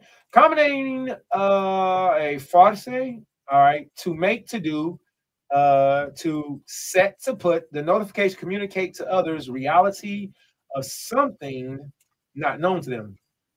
The intrinsic biblical sense of openly profess one's faith and devotion is attested from the 1520s and has been preserved in evangelical language. Testify, testifying, testifier. All right. Now, there's a few key words that's in there. You might have missed them. The key word is testy. The word testify, testy, testicle might sound funny, but in the courts of Rome, what we would do, because there were Israelites that were in the courts of Rome, in the courts of Rome, and according to the writings of some of the writers like Plato, like some of the writers, which you have Israelite historians like Socrates, which was a Negro, which was a historian. He looked like Jamie and Copler. He looked like him, all right? Socrates had a dark skin. He had curly hair, and he had a little pug nose like this. And he was a real wisecracker. He was real smart. Socrates was like, hey, you know what? I don't know, man. What you think about that? Tell me. He had a pug. That was Socrates' thing. Like, everybody knew Socrates. He had a pug nose. But his name wasn't Socrates. It was Socrates. Like, my name isn't Karatazaya. My name is Charawatazaya. Socrates, he was a smart butt. He was kind of a jerk. He was called the gnat fly. He would get on people's nerves by asking them questions, but ultimately he would teach them the truth. He just wanted to get people to think. Makes sense to me.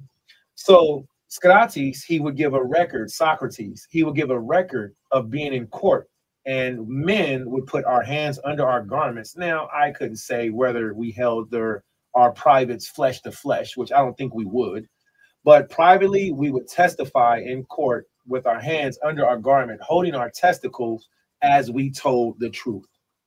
I've heard a lot of Israelites a lot of times, you know, talk about this verse, and it is true. You know, it is true that, you know, we did put our hand under each other's thigh. How much more closer can you get to making a covenant, you know? And it's like, you're going to remember that moment. Like, no, I didn't touch your rod. You didn't touch my rod. But if we sit across from each other, and let's read this in Flavius Josephus's account. All right. Because I believe that that'll help very much too. All right. So let's go back to the scriptures. All right. If anybody's questionable about that, I'll show you later if you don't believe me. All right. So let's go to Flavius Josephus, our Hebrew historian. Okay.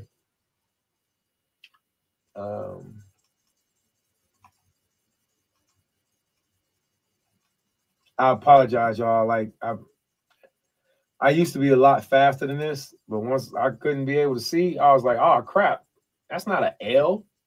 That's not an L. That's a T. All right. So bear with me. All right. Here, I'll do it a different way.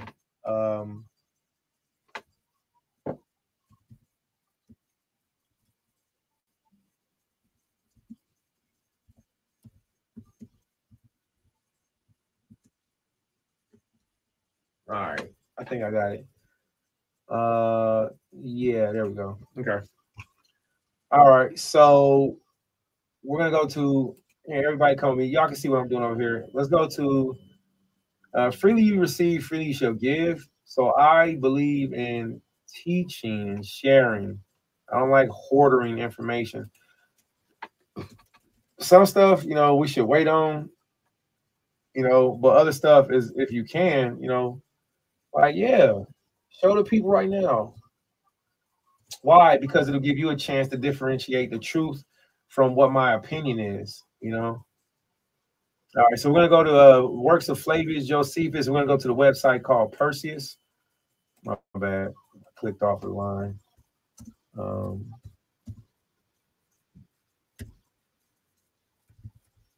Perseus website. There we go. I spelled that all the way wrong. I didn't even care. I just wanted the computer just to catch the misspelling. It did it too. I was like, good looking heathen. All right, so let's get back to it. So for everybody that's watching online, all right, so we're on this tube. Shalom, shalom, everybody tracking. Make sure y'all can, if you can, which I know you can, go ahead and share it out. All right, so we almost done with the, nah, we ain't almost done. I ain't gonna hold y'all up. We got a whole lot to read, man. I ain't gonna hold y'all up. We ain't even close to being almost done. All right, so all right, let's get to where we at. We're in Flavius Josephus. We're on the website Perseus. I want to show everybody how to use this. Really cool website, very helpful. All right. So the way that this works is this top section, this is the book. So this is book 1, book 2, book 3, etc. Right? So we're gonna go to book 2. All right. And we're gonna go back to book 1, excuse me, we went too far. And from book 1, we're gonna go to section, let's see. Yeah, let's give it a little bit more space. Yeah, it's like one of them things. It's super helpful, but you know, you got people that's gonna hate on you irregardless. I love saying that. Now, I didn't even know that people was haters like this. It's like, man, you got haters in the truth. You got spiritual haters. Like, golly, you can't get away from. I thought it was only haters in the world. Nah, you got haters in the truth. Like, dang, I mean, you just a hater to the bone, blood. All right, now I will treat the Hebrews on the sons of Phaleg, whose father was Eber. All right, so you have Eber. All right, that's Genesis chapter 10. Let's fast forward. All right, but God is much displeased in impudent behavior, so that they smote these men with blindness. Okay, so now we know we need to take a couple steps back. So we just jumped up here, right? And it says God was much displeased with their impudent behavior, so that he both smote these men with blindness. So if we just read that phrase, which we just did, do y'all think we should go forward or should we go backward to find Abraham about to sacrifice Isaac? Should we go forward or should we go backward? That's right. Great job, everybody. We should go backwards, because by then, when the Most High sent the angels to smote the land, that's Lot and Sodom and Gomorrah. All right. We want to go back to where Abraham and Sarah and Sarah heard that they were about to have a baby. So that's what we want to go backwards. So let's go back. All right. Egyptians were formerly addicted to different customs. All right. That's a real good one. I like that. That's where we learned that Abraham taught the Egyptians astronomy. We got time. We got time. It ain't sundown yet. All right, it's not sundown yet. So let me read this to y'all. Okay, Egyptians are dumb as rocks. All right, the Mizraimites are dumb. All right, why I say that? Because the Most High said it. The Most High said Philistia. Philistia. You know what Philistia is? Philistia is the Philistines. The Most High said Philistia. That only prosperous because of me. Yeah, he called them dumb. The Most High said in Exodus chapter 15, he said they will be as still as stones. All right, when it's time for us to be carried home, they're gonna be.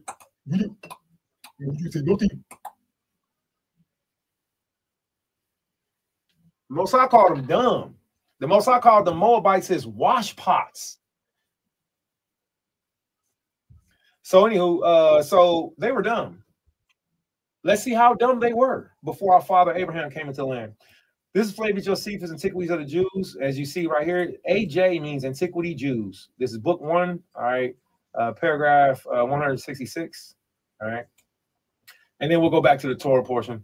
It's still plenty of sunlight here, and I don't got no curfew, all right. It was some weirdo who was trying to, I don't know. It was weird. It ain't sundown yet, so we got plenty of scriptures to go over for anybody who would like to hear the scriptures. For whereas the Egyptians were formerly addicted to different customs and despised one another's sacred and accustomed rites, and were very angry one with another on account of Abram, conferred with each of them, and and confuting them the reasonings why they made of every one of their own practices demonstrated that such reasonings were vain and void of truth. Do you know what vain and void of truth is? It means dumb. It's okay for me to say it. It's okay for you to say it. You can say it. They were dumb. They were vain and void of truth, the Egyptians were. Whereupon he was admired by them in those conferences as a very wise man and one of great sagacity. When he discoursed on any subject he undertook, and this not only in understanding it, but in persuading other men also to assent to him.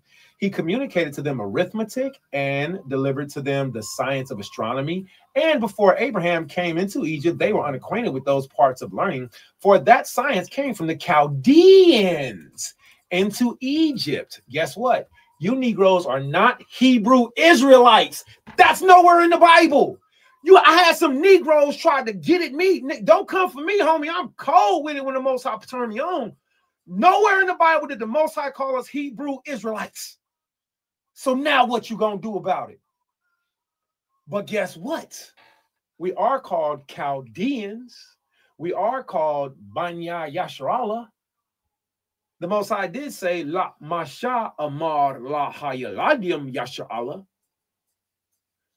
So you have simpletons that get stuck on stupid with me because they can't keep up with the conversation. I'm going to keep it 1200. Next time you should ask me.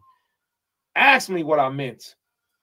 Because as soon as you build a case up against me, homie, I ain't quick to turn around. I'm going to keep it 12 funky with you. By now, you should know it. So we're called Chaldeans. My father was a Samaritan ready to perish. This is what our father Jacob said, but he never called us Hebrew Israelites. So don't get mad at me for being smarter. Don't call me an outcast because I refuse to be stupid. Anya Yashala Banya Yashala wa Abaya Yahawada Yashala Ricky Reynolds. Don't play. So for them that want to keep doing that, I ain't doing that no more. I'm too intelligent to be dumb. I'm too real to be fake. So you know what you're doing? You wearing a Jerry curl. I already cut the Jerry curl off. I'm gonna switch to a fade. By the time you switch to a fade, I'm gonna switch to dreads. By the time you switch to dreads, I'm gonna switch to the next thing. Because I found out that what you're doing ain't profitable and what you teaching ain't even teaching. Negroes speaking their opinions. And then don't want to be corrected. The earth is not flat. New moon is not waxing crescent. Jesus is not white. Thanksgiving is not good. Abraham came into Egypt where Abraham came into Egypt where they were unacquainted with those parts of learning. For that science came from the Chaldeans into Egypt, and from thence to the Greeks also. So if I'm talking astronomy and my so-called, I don't got none of that. If I'm talking astronomy and the people I'm talking to don't know as much as I know, and I don't know as much as Zaquan Parazan know, that means there has to be a chain of command of people understanding, not just a chain of command of popularity contests. So I know that Abraham understood astronomy. So guess what your little reprobate brother over here did? I started studying Abraham and astronomy. This week's Torah portion has so much information in it, I can't understand why somebody would be done in an hour. I don't understand how somebody can be done. These Torah portions are full of life. They're full of information. They're full of vitality. They're full of everything that we need all week after you've been beat down all week. So, all praise the Most High for what he's presented. The Torah portion is excessively helpful because the information that's in them is beyond what we already know. We may know some, but we don't know as much as we think we know. Now, when I can't read, I listen. And I love listening. The Africans were dumb. Abraham was sagacious. Abraham was very wise. When he discoursed on any subject. In order to understand something, you have to undertake it. The only way you can undertake it is by studying it. There are people who have a passion for learning, and there are people who learn because they feel obligated to. I have a passion for learning. If anybody would like to learn and build with me, I'm open, I'm here, I'm available for you as long as Yahweh is giving me breath. But I will not fall into the conformity of these stuck on stupid old people who are not doing nothing to get better, and they ain't helping nobody else get better because they don't want to damage their reputation. I call that cowardness. That's what I call it. That's what I call it. But who am I? I can say what I want. I'm in exile. So with that being said, when you teaching this word, you got to have passion. This Torah is life. And every sentence, every paragraph, every new story, everything, every part of it can keep you woke all weekend, can keep you woke all throughout the week. But it's, do you have the passion to want to learn it? All right. Y'all got to forgive me. I'm in a lot of pain right now, not just emotionally, but I'm physically in a lot of pain. All right. I have a very bad toothache, and you can't tell, but I'm in a lot of pain right now. But Yahweh is my helper. I have to talk, which means the air goes in my tooth. I can hardly see. And I'm very grateful. Because the sister on the group, she said, this is the day that Yahweh is made. We rejoice and be glad in it. And I was like, yeah, you're right. So let's get back to it. All right. So we got enough for the Shabbat day to keep learning. There's a revolving door. If you want to go, Shalom is vow. If you want to learn, learn. So Abraham was very wise. He was very sagacious. If you don't know what sagacious means, look it up. I looked it up for myself. You can do it too. All right. Sagacious or sagacity. All right. It means to be confident, to be firm, to be stern, to be straight, to be one way on what you're saying. I'm not about to be like, I don't deal with Bati boys and then be like, you know what? Okay, just a little bit. Nah, you got to say what you say. You got to make the people understand. You got to make them feel it. You got to be sincere. All right. It's the root of I say what I mean and I mean what I say. All right. Abraham was like that. He was about that life. Okay. Which means that's a part of us. That's how we are. All right. So I think that's it for that. You know, as we see what? We see Abraham taught them what? Now watch this, everybody. This is my last point of this. He communicated to them arithmetic and astronomy, right? So arithmetic by itself is music, it's architecture, it's astronomy, it's math. Arithmetic is not just one category. Arithmetic is the umbrella, and up under that umbrella, there's a bunch of different categories. How do I know? Go and read Pliny the Elder's Natural Historiae, and he breaks down arithmetic. Go and read that.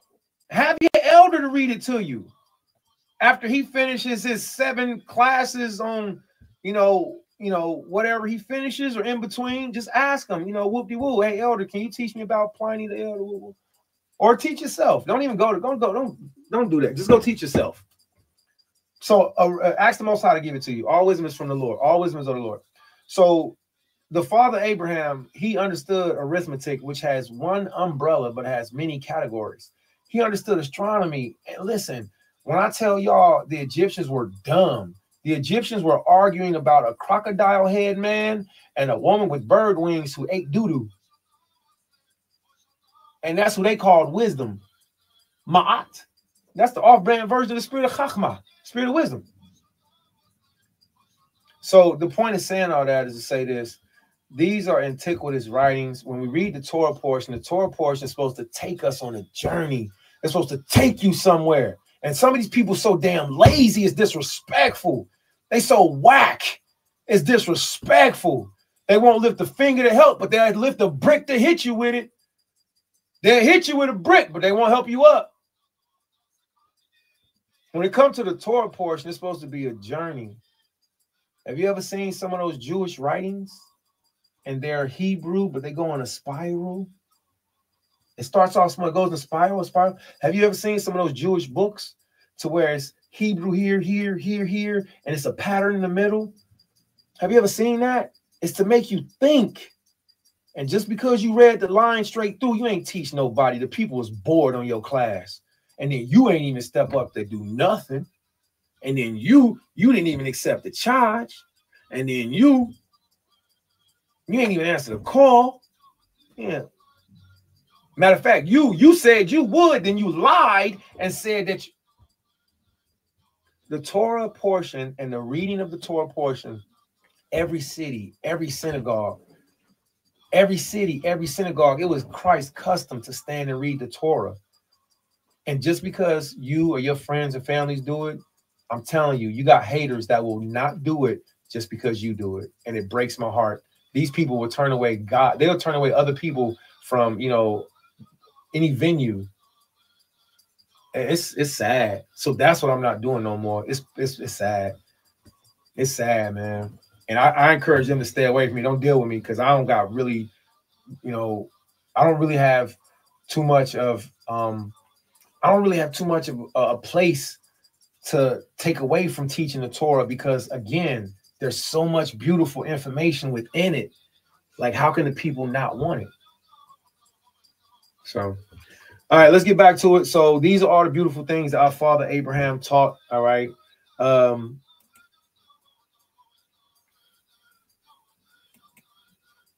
Encyclopedia Britannica edition, the first arithmetic.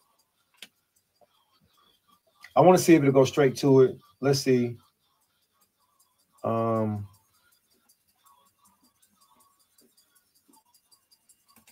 I want to show y'all something just real quick, okay?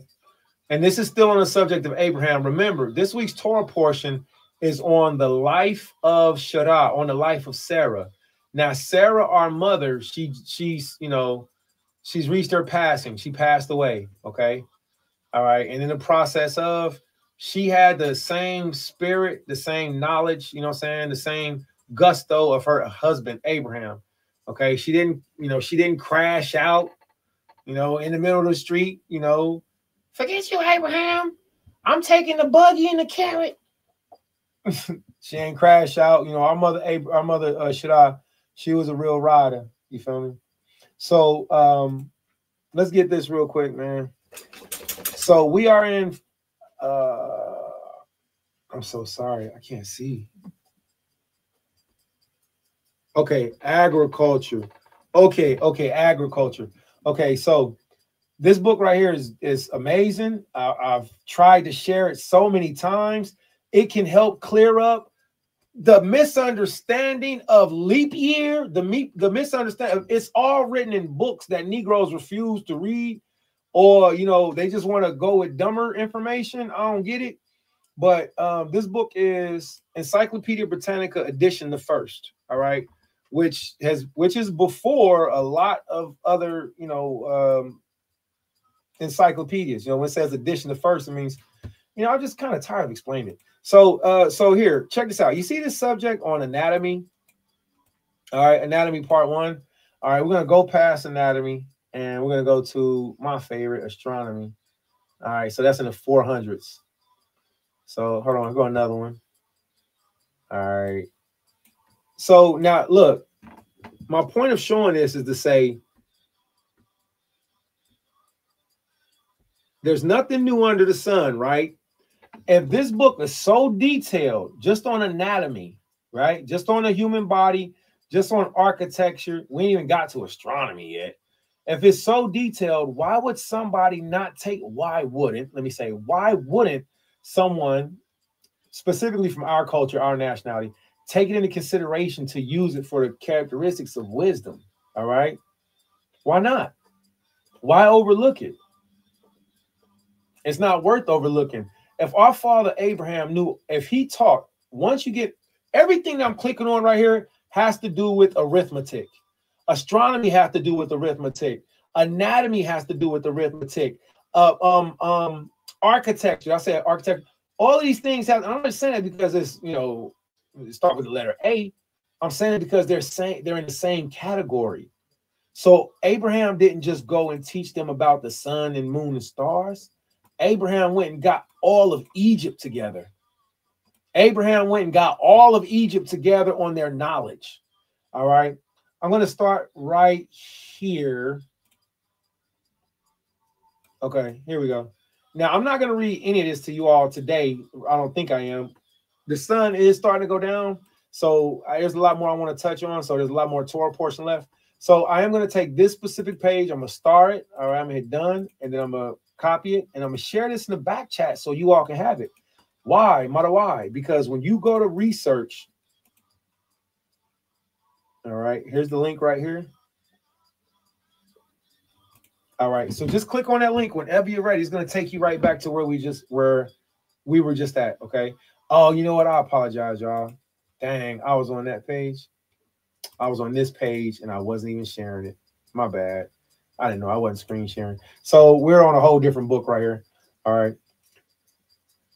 So there's the link to the book. Here's the section on astronomy. All right, specifically. All right, these are called plates. Plates. Plates. All right. These are not called pictures. These are not called diagram. These are called plates. Okay. Do you see the great detail that's put into this? If somebody sat down and learned this, you mean to tell me that they wouldn't understand what a firmament is? Of course you'll understand the firmament. This ain't a TikTok picture. This ain't an Instagram, son. Aries, Taurus, Gemini, Cancer, Leo, Virgo, Libra, Scorpio, Sagittarius, Capricorn, Aquarius, and Pisces. How many is that? 12. How many of rows is it? Rows of 4. How many numbers each? 3. That's the exact same as the high priest breastplate.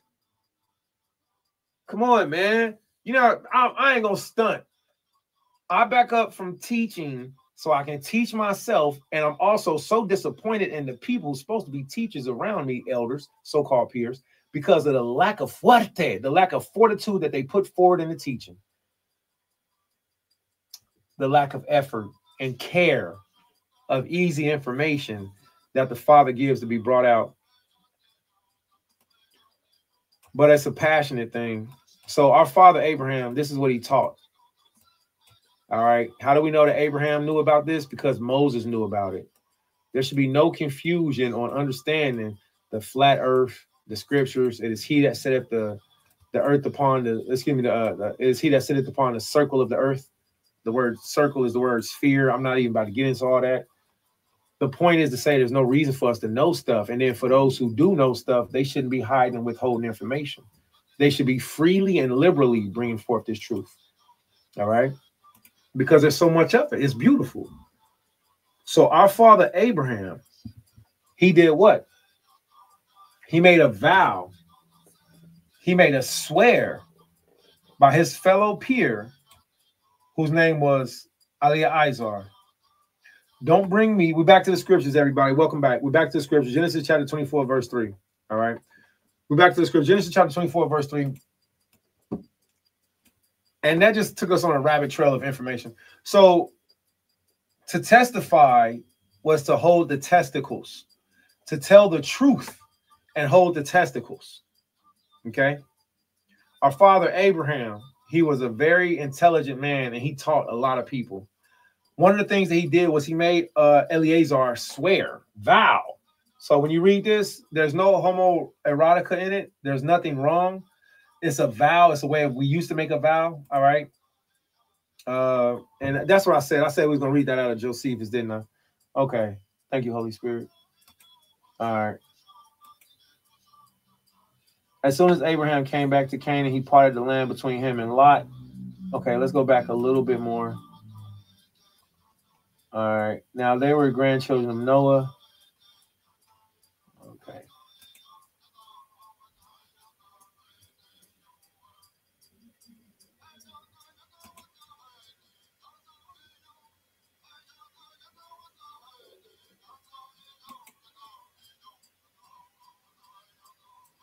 Okay, here we go. All right. So starting up. All right. Y'all, please forgive me, man. I'm in a lot of pain. Like my face is screaming. Y'all don't even know, man. Like my eyeballs hurt. Everything is.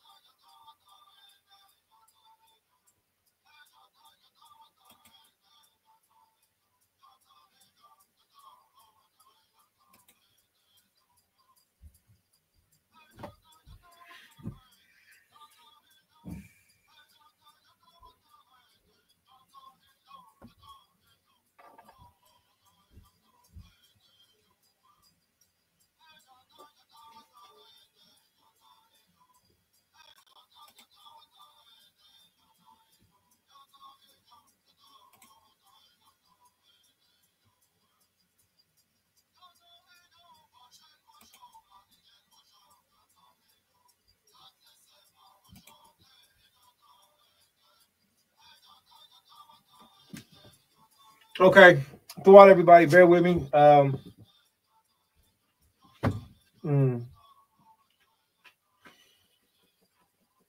right. So now Abraham thought that was not right. We're in the book of Flavors, Josephus, Antiquities of the Jews, and we're going to look at.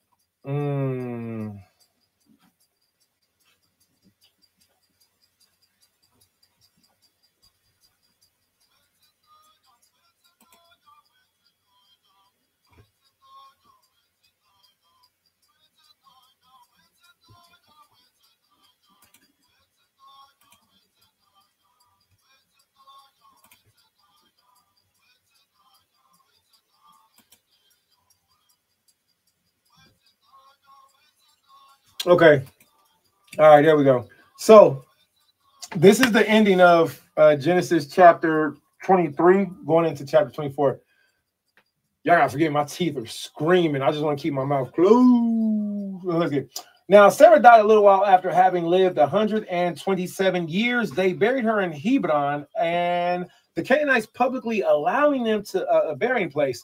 This piece of ground Abraham bought for 400 shekels of Ephron, an inhabitation of Hebron, and both Abraham and his descendants built themselves sepulchres in that place. Abraham, after marrying Keturah, by whom he had 6 sons, were born him. Okay, so that's going a little bit too early. My bad. Let's go back. Now, Isaac was such generous disposition. Okay, so this is where we learn that Isaac was one. He was 25 years old. And then also, this is also where we learn that Isaac was completely obedient to give his life and being obedient to his father for Yahweh. So this is where we learn that at. But let's take a couple steps back. Thank y'all for being patient. I had to wait till that pain subsided, man. I'm shooting through my head. I was like, oh, man, I can't even explain. You know, like, how do you explain, like, teeth ache? Like, you can't explain teeth ache. Like, I think the only thing worse than teeth ache is a heartache.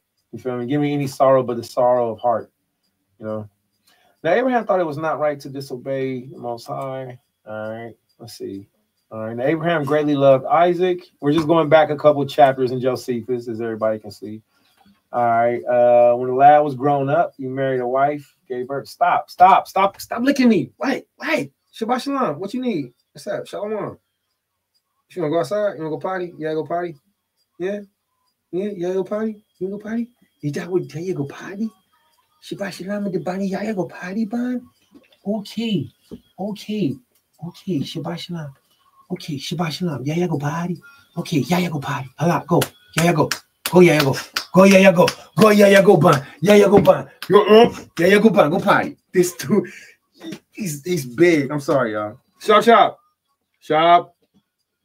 To what, ban? Shop. Hold on 1 second.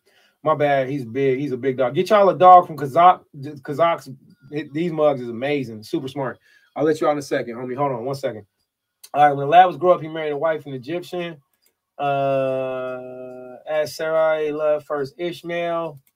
Oh, no, I'm trying to find this part, and I don't know where it is. Abraham's son, Sarah, God foretold him. You know what, man? I'm trying to find this part, and I don't see it, and I apologize. I don't want to hold anybody up. Remove grandparents, friend, along with him. Notice his sister. Oh, man. Son, prospect having to leave his own son. Probably appeared to him. Enumerate all Isaac's son required. I think I found it, y'all. I think I found it. Never give up, never surrender. Abraham also placed his own happiness in his prospect that he should die. Okay. Never give up, never surrender.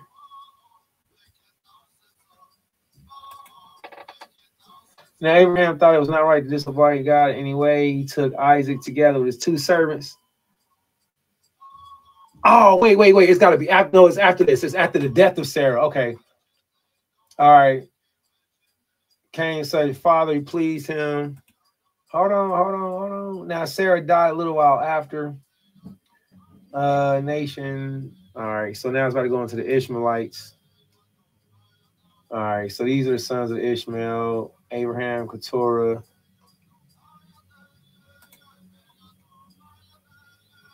Now, Abraham, the father of Isaac, resolved to take Rebekah. Booyah, all praise. All right, we got it now. All right, you ready? The water for everybody being patient, and I need to let Yaya out. Okay, so Genesis chapter 24. All right. We're going to precept Genesis chapter 24 with Flavius Josephus, Antiquities of the Jews, book number 1. Okay.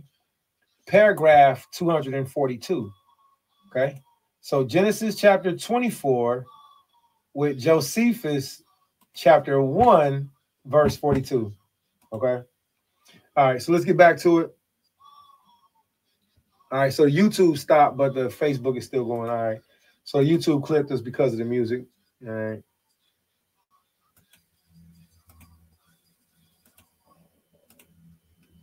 About to throw that boy right back in there. I wonder if I can do that. So they clipped the YouTube because I'm playing the Nagayana, the music in the background. But I wonder if I can just throw the Facebook back on there. All right. Let's finish this up and then I'll start a new one. All right. So now when Abraham, the father of Isaac, had resolved to take Rebekah, right? So he had resolved to take Rebekah. Now here goes something else. To say that he resolved to take Rebekah, that means he sat back and contemplated. He thought about it. You know, he's like, you know what? It's time for me to get Rebekah for a wife for my son. My son's 25. He's older, man. I don't know if he's 25 this time. He's 40. I think he's 40. I think he's 40 at this time when him and Rebekah gets together. So, 20 years later, okay? So our father, he finally goes into the state of thinking, I need to get a wife for my son. Now, I don't know if you all remember, but a few Torah portions back, God is so smart. I love you, Yahweh. Wow. A few Torah portions back, Rebekah was just born. 2 Torah portions back, Rebekah was just born, and it was during the war of Isaac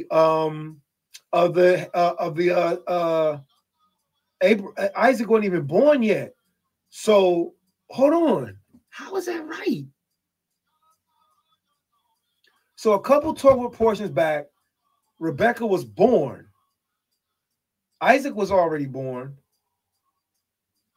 And then Abraham got word of Rebekah's birth.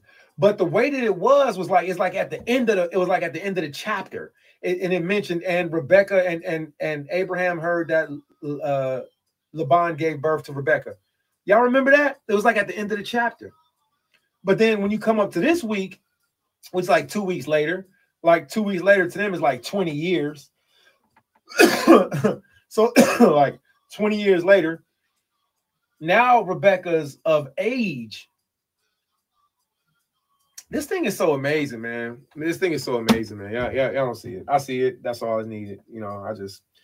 I just really hope that other people can too. All right, let's finish reading. Now, when Abraham, the father of Isaac, had resolved to take Rebekah, who was granddaughter to his brother Nahor, for wife for his son Isaac, who was then about 40 years old. Y'all see that? 40 years old. So Isaac was a 40-year-old virgin. Now, here's the question. How old was Rebekah? Remember, everybody, Isaac was circumcised when his brother Ishmael was 13. So Ishmael is 13 years older than Isaac. And then Rebekah was born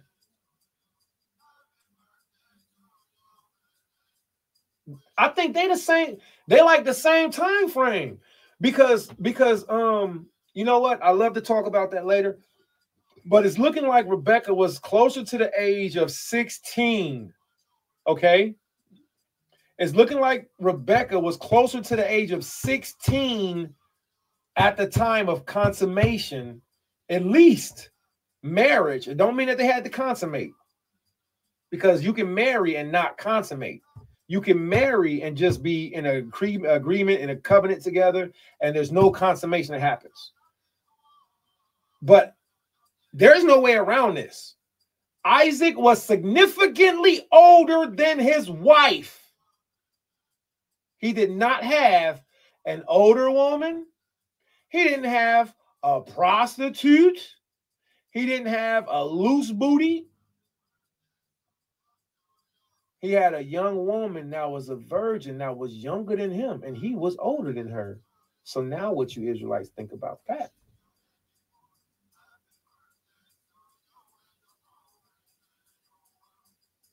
What you think about that?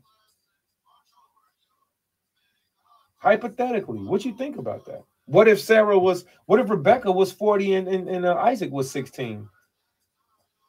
What if Isaac was 18? What if Rebecca was 18 and Isaac was 40? Either way it go, we see a significant age difference here. Stop being cowards and talk about it. We didn't marry old women. We didn't. We can. Nor should we encourage our sons to. I'm not going to encourage my sons to get with no harlots. No, pure, set apart.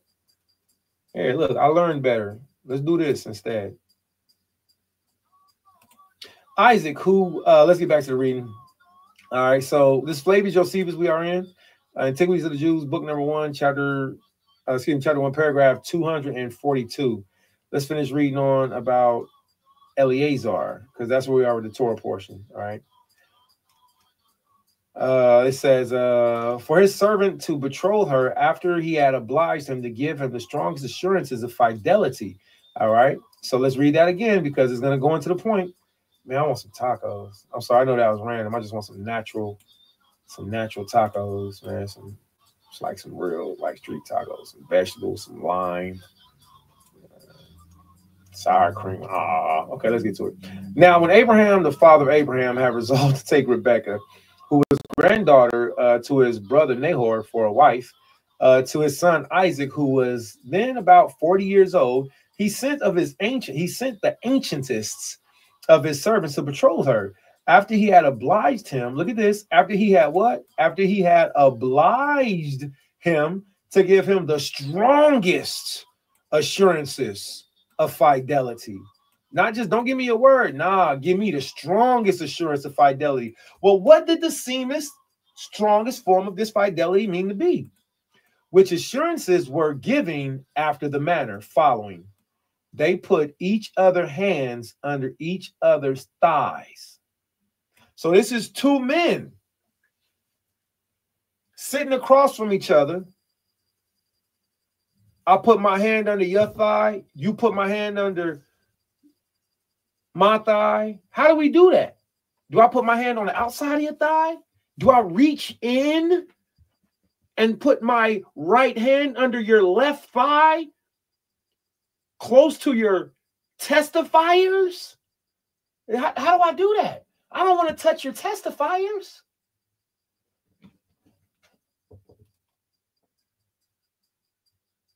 But this is what the covenant was. They put each hands under each other's thigh, and they called upon God as the witness of what was to be done. He also sent such presents. He also sent such presents to those that were as in esteem on accounts that they either rarely or never were seen in that country. The servant got thither and not under a considerable time. So let me read that again. So this was the covenant, and we're going to get back to Genesis chapter 24. We're going to get back to Genesis chapter 24, verse 2, right after we finish reading Flavius Josephus 2:4-2. Isn't that interesting? Y'all see that? Flavius Josephus 2:4-2. Genesis 2:4-2. Y'all see that? It's pretty cool. Genesis 2:4-2. Flavius Josephus 2:4-2. Y'all think it's a coincidence? All right, Kwame Ashra, let's get back to reading. All right, so here's another thing that's a very fun fact that people should know.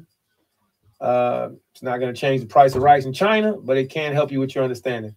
They put each other's hands under each other's thigh, and they called upon Yahweh as a witness of what was to be done. Okay, that's easy. That's understandable. All right. That's very good. I'm going to take that. I'm going to copy that. I'm going to put this here. I'm going to paste this here. Appreciate your comments. Just let you know your comments are seen. Your comments are appreciated. Wait, let me rephrase that. I acknowledge that your comments are here. I can't visually see your comments because they just look like a whole bunch of little colors. But I do acknowledge that your comments are here. Like if I click on this, I don't know what that say. It just popped up on my screen. I can click on that right there. I know somebody typed something. I can't read that. But just let you know your comments are here. And if you rocking on YouTube, then they definitely popping up. All right. They definitely popping up. All right. So appreciate. All right. Let me see. We're having trouble sharing on Facebook. There may be some issue on Facebook. It is not possible stream. It looked like it says the stream was ended or deleted. All right. But anyway, all right, give me 1 second. Let me see if I can fix that Facebook real quick, fam. Hold on 1 second. Don't go nowhere.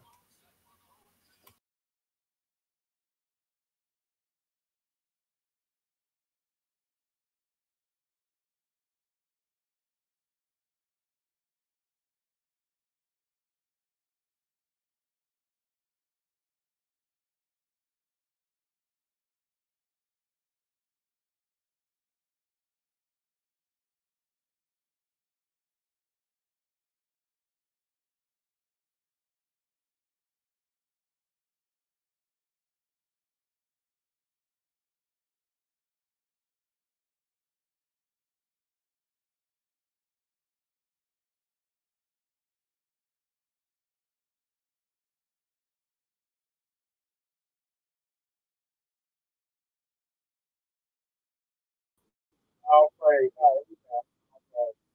All right. So let's get back to it. Okay.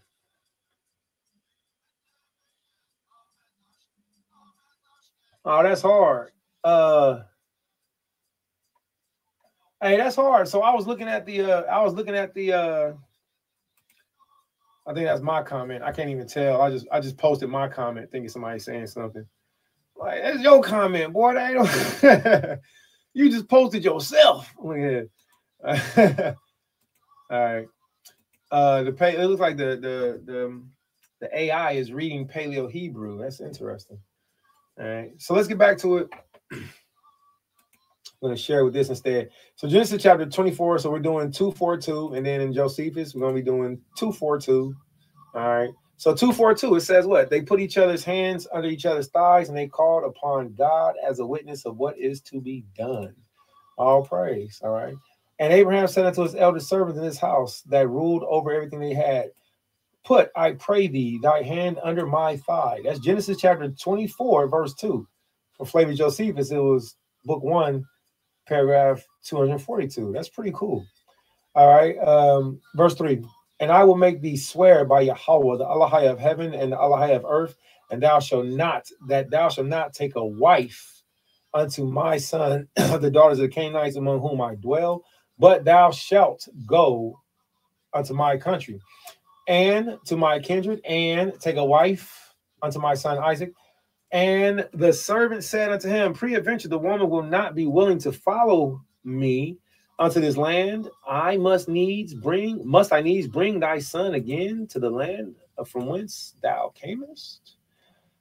So he's basically saying, if the woman won't come, if I can't find a woman, or if the woman won't come to me, do you want me to bring the woman back? I mean, do you want me to bring your son all the way back to the land that you came from? All right. And Abraham said unto him, beware that thou bring not my son thither again.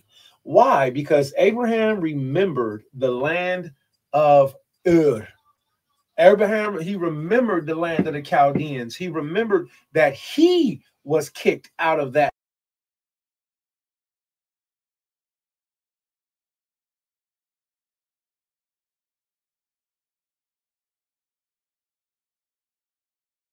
He believed in the Most High Yahweh.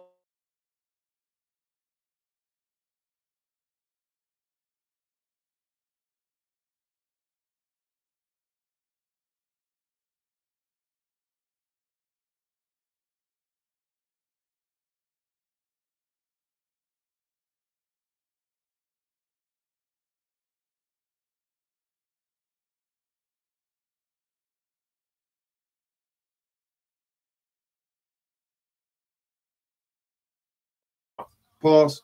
Now, here's the thing. When he says he shall send his angel before thee. My question to you is, who is this? When it says his angel, is this any angel? Is this a random angel? Is this Michael? Is this Gabriel? Is this Uriel? Is this Uzziah? Is this what angel? Well, I tell you that this is Yahweh Shai HaMashiach. I give glory, I give all praise, honor, glory to Yahweh Shai HaMashiach. And then it's like, even if it wasn't Yahweh Shai HaMashiach, Yahweh Shai told him to go there. But but the reason why I say that is because the same thing is what we find in the book of Exodus. When Masha, when he's pleading to the Most High, he says, if you not go with us, then don't send me, for our glory is known in you. And then the Lord says, I will send my angel before thee, right? So even the angel that went to go talk to Balaam, right? When he was standing before Balaam's ass, right? Even that angel, okay? Hold on. What about one more? Abraham already had a relationship and a conversation with an angel. And that angel, my friends, was the angel of the Lord, which is Yahweh Shai, okay? So if anybody want to refute or, come against that, come on, hit me up. 937-819-8266. My phone back on. My phone was just broke for a couple months. I had to wait to get it fixed. I didn't want to miss all those memories and all those messages and all those testimonies that was in my phone that I had to make sure I had saved for my children in the future. All right. So call me. If you don't believe it's Yahweh Shai, let's talk about it. That's what we should do, right? So Eleazar is giving instructions, and the instruction says that my angel, the angel of the Lord, unto thy seed will I give this land. He shall send his angel before thee, and thou shalt take a wife unto my son from thence. So this his angel is who? Because he's talking about Yahweh. So Yahweh Elohia of heaven. So the almighty power has an angel. Yeah, you may say I'm multiple, and he got many angels. Yeah, you're right. But I believe that he has one specific angel that does a lot of the messaging and deeds to specific ones like Abraham, and that's Yahweh Shai. All right. And if the woman will not be willing to follow thee, then thou shalt be clear from this my oath. Only bring not my son thither again. And the servant put his hand under the thigh of Abraham, his master, and swear to him concerning that matter. Flavius Josephus, Antiquity of the Jews, book number 1242. They put each other's hands under each other's thigh. Then they called upon the name of Yahweh. Then they called upon Yahweh as a witness of what was to be done. Genesis chapter 24, verse 10. And the servant took 10 camels of the camels of his master and departed for all the goods of his masters were in his hands. And he arose and went to Mesopotamia unto the city of Nahor. He also sent such presents to those. He also sent such presents to those that were as within esteem, on accounts that they were neither rarely or never were seen in that country. So yeah, he also took such presents that were that's what Jacob did. Okay, so everybody remember when Jacob when it was time to go back to Egypt, and Jacob sent back the money with his sons. Remember, he also sent some almonds, and he sent some dates, and he had sent some other things along with that. You feel me? That was the same thing he had seen his father do right here, man. That's pretty dope. I like that, man. All right, he also sent such presents, all right, presents to those that were those were in esteem, account that they either rarely or never seen in that country. All right, the servant got thither not under considerable time, or in other words, it took a long time for Eleazar to get there. Right? Let me read that again. The servant got thither not under a considerable time, for it requires much time to pass through Mesopotamia, which is a tedious traveling. So in order to go from where Abraham was to go through Mesopotamia, which is under Noah's Ark, So if you look at the west corner of Turkey and you look on a map and you bring your eyeballs and you drop straight down on that map, there's going to be a long flat land. It's going to look like Tennessee. So the land is going to look like Tennessee, Mesopotamia, as far as geographically. Well, going through that is long. Like if you had to drive west to north, you know what I'm saying? No, wait, east to west through Texas. It's a long drive. Imagine driving from one end of Tennessee all the way to the other end of Tennessee, except you ain't driving, you on a camel. Here's the problem with camels. Camels are very stubborn. All right. Now, unless you have a trained, Abraham had military camels. He had the Cadillac camels. Okay. So camels drink a lot of water. They can retain a lot of water, but camels drink hella water. So I want to let y'all know something. Before we even get to the point to where Eleazar met Rebecca, I want all y'all to give props to our grandmama. Give props to our mom, to our Amma Zaquan, because she wasn't lazy. She wasn't selfish. She wasn't petty. She gave water to every man and every camel that came with Eleazar. As we read in the scriptures earlier, it said Eleazar took 10 camels.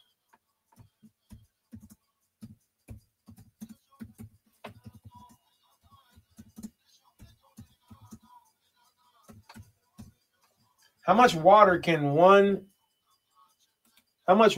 be stored in one camel hump? Let me rephrase that question. All right.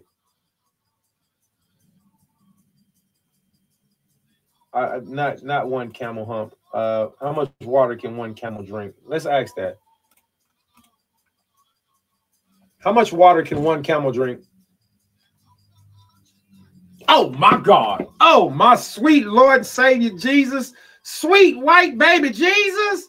Somebody help that girl. You mean to tell me ain't nobody help Rebecca? Hold on, let's do some math real quick. What's 32 times 12? I had to ask, I don't know the answer. 384 gallons of water.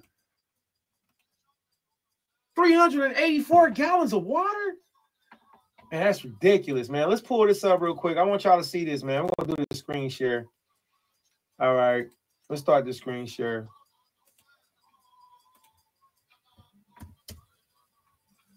All right. I hope everybody can see this. All right. So 32 times 12 is 382 gallons, right? A camel can drink up to 32 gallons or 145 liters of water in one sitting. They can also drink large amounts of water quickly, such as 200 liters or 53 gallons in 3 minutes. You get the point, right? Everybody get the point? She wasn't lazy. Our mother wasn't lazy. Our mother wasn't selfish. Our mother was a hustler. Our mother was kind. She made sure that she gave enough to this man and to each one of this man's camels. That's amazing. And these are the type of mentality of daughters that we want to raise. But now you have wicked whores who are teaching that women are not servants. If you're not a servant, what are you? What are you? You a man? You a butch? What are you? Women are born servants. What, you a free agent? That's called a prostitute. You a loose woman? You a street woman? You're not a widow. So what are you? This woman, Sarah, Rebecca, was a beautiful servant. Women should be helpful. They should be serving. If you was born for that.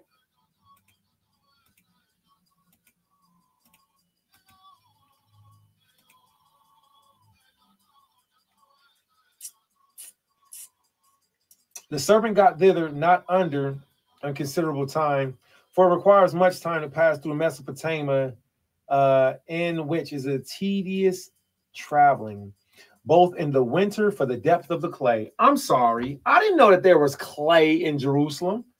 I didn't know that in wintertime the clay gets very deep. Exactly. You're right, Gabar, because it don't mean clay. It means snow.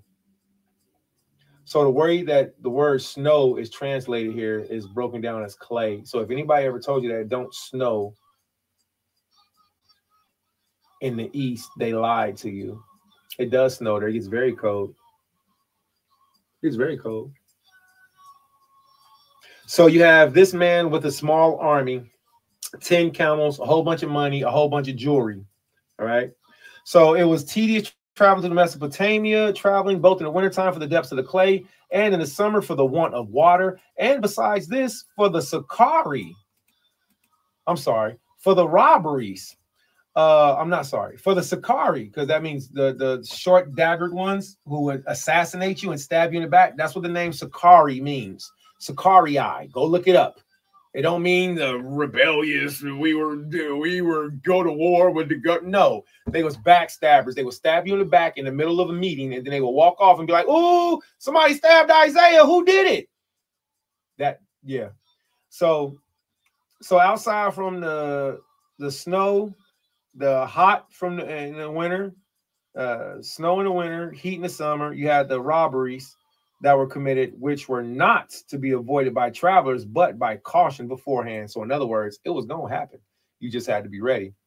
However, the servant came to Haran, and where he was in the suburbs, he met a considerable number of maidens going to water. He therefore prayed, going to the water. He therefore prayed to Allah that Rebekah might be found among them, or her whom Abraham sent him as his servant, a spouse to his son. All right, so we're going to go to the Torah now. We're going to fast forward and we're going to read the Bible. That was Josephus's account. Okay, so we see what 32 gallons to 52 gallons within, what does it say, 10 minutes. All right, 53 gallons within 3 minutes. So a camel can drink 53 gallons of water within 3 minutes in one setting. Some of you Negroes can't even carry 5 gallons of water. Some of y'all can't even carry 2 gallons of water. Fumbling and dropping it. Carry a 5 gallon of paint in this hand, a 5 gallon of paint in this hand. And you got to be wings up. This woman, let's read. And the servant took 10 camels. So why did we do the math? Because Rebekah was out there for a minute, baby. Some of y'all be fast forward in the scriptures. Y'all fast forward in the scriptures. You putting everything. I want some nachos. Man, I'm so hungry. You fast forward in the scriptures. You're putting things in the same place when it shouldn't be in the same place. Some of these events happened over long times. Over a long period of time. And the servant took 10 camels of the camels of his master and departed, and all the goods of his masters was in his hand. So that's where Josephus was talking about, and he took some precious things that were not seen in the land. All right, and he arose and went to Mesopotamia, to the city of Nahor, and he made the camels to kneel down without the city by a well. So listen, everybody, y'all see how smart the scriptures are? Look, so first of all, it skips the journey of him going through, or the explanation of him going through Mesopotamia. It just tells you, and he went through Mesopotamia to the city of Nahor. Okay, so that's fast forward. But Josephus gives you the details about traveling through Mesopotamia, right? Now watch this. Verse 11, it says what? And he made his camels kneel down without the city. Isn't that the same thing that Josephus says? He says he pulled up in the suburbs. So he didn't go to the hood. I need to go to the suburbs, get some nachos. Get a dentist. And you go to the suburbs, get a dentist, boy. I can just taste fresh vegetables, but as soon as I put anything cold in my mouth, it just my face starts screaming like right now. But it's all good, man. It's all good. Yahweh got me, man, by showing my shit. I just want to say thank you to Yahweh by showing my shit. All praise. All right. And he made his camels to kneel down without the city by the wall of water, at the time of evening. All right. So the well of water, that's like going to Kroger's. All right. That's where everybody meet at. You meeting up at the meeting spot. You meeting up at Walmart. You meeting up at Piggly Wiggly. All right. For those of you who got paid, you meeting up at Dillard's. You meeting up at, you know what I'm saying, Circle K, wherever. You meeting up at the so the watering hole was the place that everybody met up at. That was the kicking spot. Hey, was that you here today? What's up? Yeah, you know, I got my news. Hey, yeah, it's my new sheep right here. You know what I'm saying? I just got these from Kazakh. You'll say I got them German Shepherd mixed with Labrador sheep. You know, I don't know, whatever. So that's what the watering hole, that's what the well is. You're saying when I go to the store, you go to the store. What you going to meet people? You going to the watering hole? Man, you just going in to meet people. You just going in to be seen. You ain't going in to get no food. You just going in to be seen. So, and he made his camels to kneel down without the city, that's the suburbs, by the well of water at the time of evening, even the time when women go out to draw water. All right, that says a lot in itself. Women get up, get out, get something. All right, and he said, "O Lord, God of my master Abraham, I pray thee, send me good speed this day, and show kindness unto my master Abraham. Behold, I stand here by the well of water, and the daughters of the men of the city come out to draw water." Now, I want to let y'all know something real quick. It is thought to believe, it is thought to be believed that this well is the same well that you know what? I won't say that because I can't prove it. I can't prove it, so I won't say it. Okay, let's just move on. All right. Genesis chapter 24, verse 12. And he said, "O Lord, God of my master Abraham, I pray thee, send me good speed this day and show kindness unto my master Abraham. Behold, I stand here by the well of water, and the daughters of the men of the city come out to draw water. And let it come to pass that when the damsel to whom I shall say, let down thy pitcher, I pray thee, that I may drink, she shall say, drink, and I will give thy camels drink also." Now, this is so dope because he's saying, Father, whoever I say, hey, yo, let me get something to drink. Father, whoever I ask to let get something to drink, if they offer me and all of my camels something to drink, Yahweh, then that's the one. Ain't that dope? That's so fire. You got to think like that. Is that woman just there for you, or is she there for your whole family? Does that woman just want to have one thing, or is she willing to 53 gallons of water for my camel? Fill up my camel. My camel takes unleaded 53. I got 10 camels, unleaded 53. Matter of fact, premium 53, all 10 of them. Yo, and on top of that, my homies that's with them too, yeah, you know, they might need some water also. That's a tall order to ask for a woman, to ask her to get you water. Ain't that a hard thing to do? To ask a woman to make you a plate of food? Listen. Smooth asked women to give me something to drink, and they said, get it yourself. Smooth asked women for food, and they'll say, no, I'm not cooking. I'm not doing that. Go have your other wife to do it. That's the opposite of what Sarah, Rebecca, Leah, Zilpah, Bilhah, Rachel. Did I say Rebecca? That's the opposite of what our foremothers did and do. Now, praise Yahweh, I don't have those problems now. Those problems are gone. Sorry for them. Those problems are gone. But to experience that and then to look back at the Bible, I cannot seriously look at them women right in the face and be like, you're a good person. I can't. Because when I see how our grandmothers did, and these was women at the age of 16, and how these women rebuked women now, I'm like, you just not making the marker. You just choose to miss the bar. Let's see what our grandmother Rebecca did. That I say to thee, I pray to thee that I may drink, and thou shalt say, drink, and I will give thee camels drink also. Let the same be she that thou hast appointed for my servant Isaac, and thereby I shall know that thou hast showed kindness unto my master. And it came to pass before, I told y'all Jeremiah wasn't coming back. That man did a special guest appearance. That's all we needed, man. Shalom, pyong. Man, your call cut out. Nah, homie. I told you it was going to be on all day, man. And it came to pass, before he had done speaking, that behold, Rebekah came out, who was born of Bethuel, the son of Milcah, the wife of Nahor, Abraham's brother, with her pitcher upon her shoulder. And the damsel was very fair to look at, a virgin. Neither had any man known her. And she had went down to the well and filled her pitcher and came up. And the servant ran to meet her. And said, let me, I pray thee, drink a little water of thy pitcher. And she said, drink, my lord. And she hastened and let down her pitcher upon her hand and gave him drink. And when she had done giving him drink, she said, I will draw water for thy camels also until they have done drinking. Did y'all hear that? Did y'all hear that? That's a real woman. That's a real woman. I love the fact that I'm so turned off right now. It's ridiculous because I see something greater. I see something greater, and this is it. When I say turned off, what I mean to say is, like other things don't appeal or attract to me. I'm attracted, to this word and to see the beautiful characteristic of these women. These are the women that our young men of Israel should be looking at.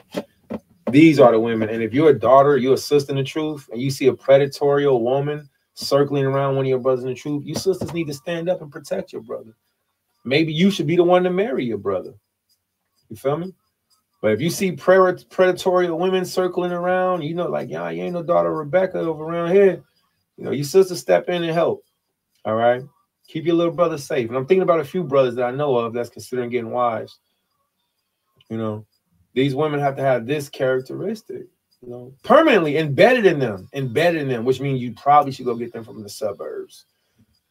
Like Eleazar did, don't go across the bridge and then go down the street and then go up the hill and then go in a cul-de-sac in the corner in the projects. Don't do that. Go in the suburbs, brothers. All right. She'll be willing to give you water at any hour of the day. Okay. All right. So when she had done giving him drink, she said, I will draw water for the camels also until they have done drinking. Until they have done drinking? Come on, man. How much drinking is that? Let's see how much drinking that is. A camel can drink up to 32 gallons. 154 liters of water in one sitting. They can also drink up large amounts of water quickly, such as 200 liters, 53 gallons, in 3 minutes. I want everybody to remember this so you can see how much of a beautiful hustler your grandmother was. I want everybody to take note of this so you can see what your granddaughters, what our daughters should be like. I pray by Shem Mashiach Yahushua, the Most High, remove wickedness out of my way and just give me my children. I want my daughters to be virtuous, to be set apart, to be dressed like flowers, no weave, not eating Kool-Aid and honey buns and sugar sticks. And nah. I want them to have a chaste characteristic like this. That's a lot of water, y'all. Do y'all know how heavy that is? Just to carry five gallons of paint is heavy. 1 5-gallon bucket is heavy. Okay. All right, let's get back to this. And she hastened and emptied her pitcher. She hastened and emptied her pitcher into the trough and ran again unto the wall to draw water and drew for all his camels. Do y'all hear this? The scripture says wisdom. When I was like, yo, there's so much in this week's Torah portion. There's so much. The scripture says that wisdom is quick. Go and read Proverbs 31. Our grandmother Rebecca literally did the same attributes of Proverbs 31. And you got women who are 31 years old and they don't know how to do Proverbs chapter 0.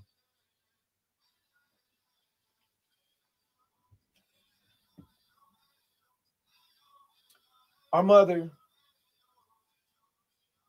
she hasted to empty her pitcher So after she washed, after she, I was going to say washed Eleazar's hands, but after Eleazar drank from the pitchers out of her hands or his hands, whoever's hands, she took the rest of the water and poured it into a trough. If you don't know what a trough is, it's like one of those big things that, you know, the animals put their head in, they drink from, you know, or it could just be a big ditch that has water in it. But they also make them to where they stand up. The white people used to feed us from troughs. All right. They used to feed us like animals from troughs. Okay. In slavery. Okay.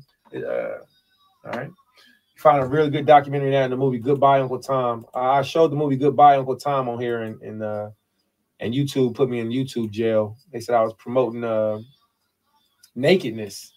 I said, how? You heathens got it on Facebook. You heathens got it on YouTube. All I did was share your same video.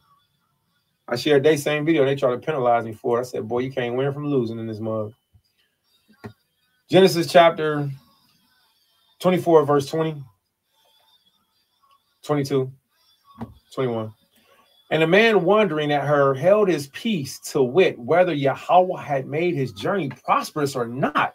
He's amazed. He looking like, that was quick.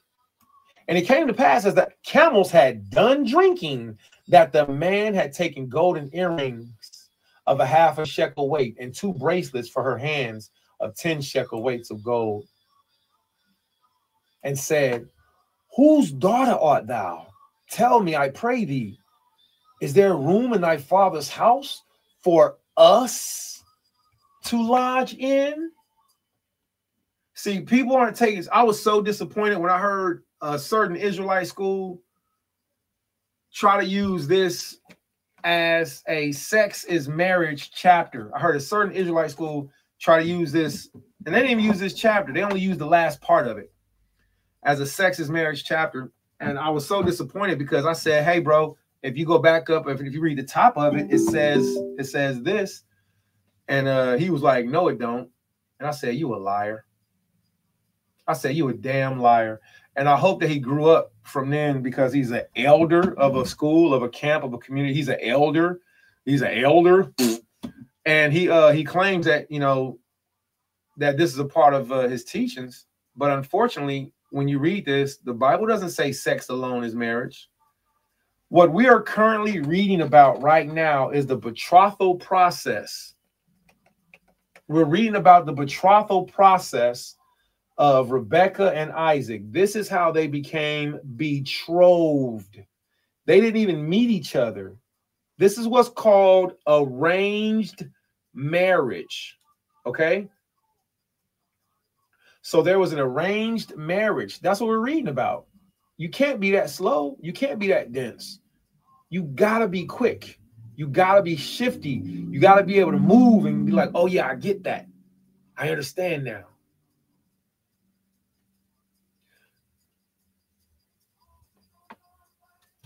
This right here is a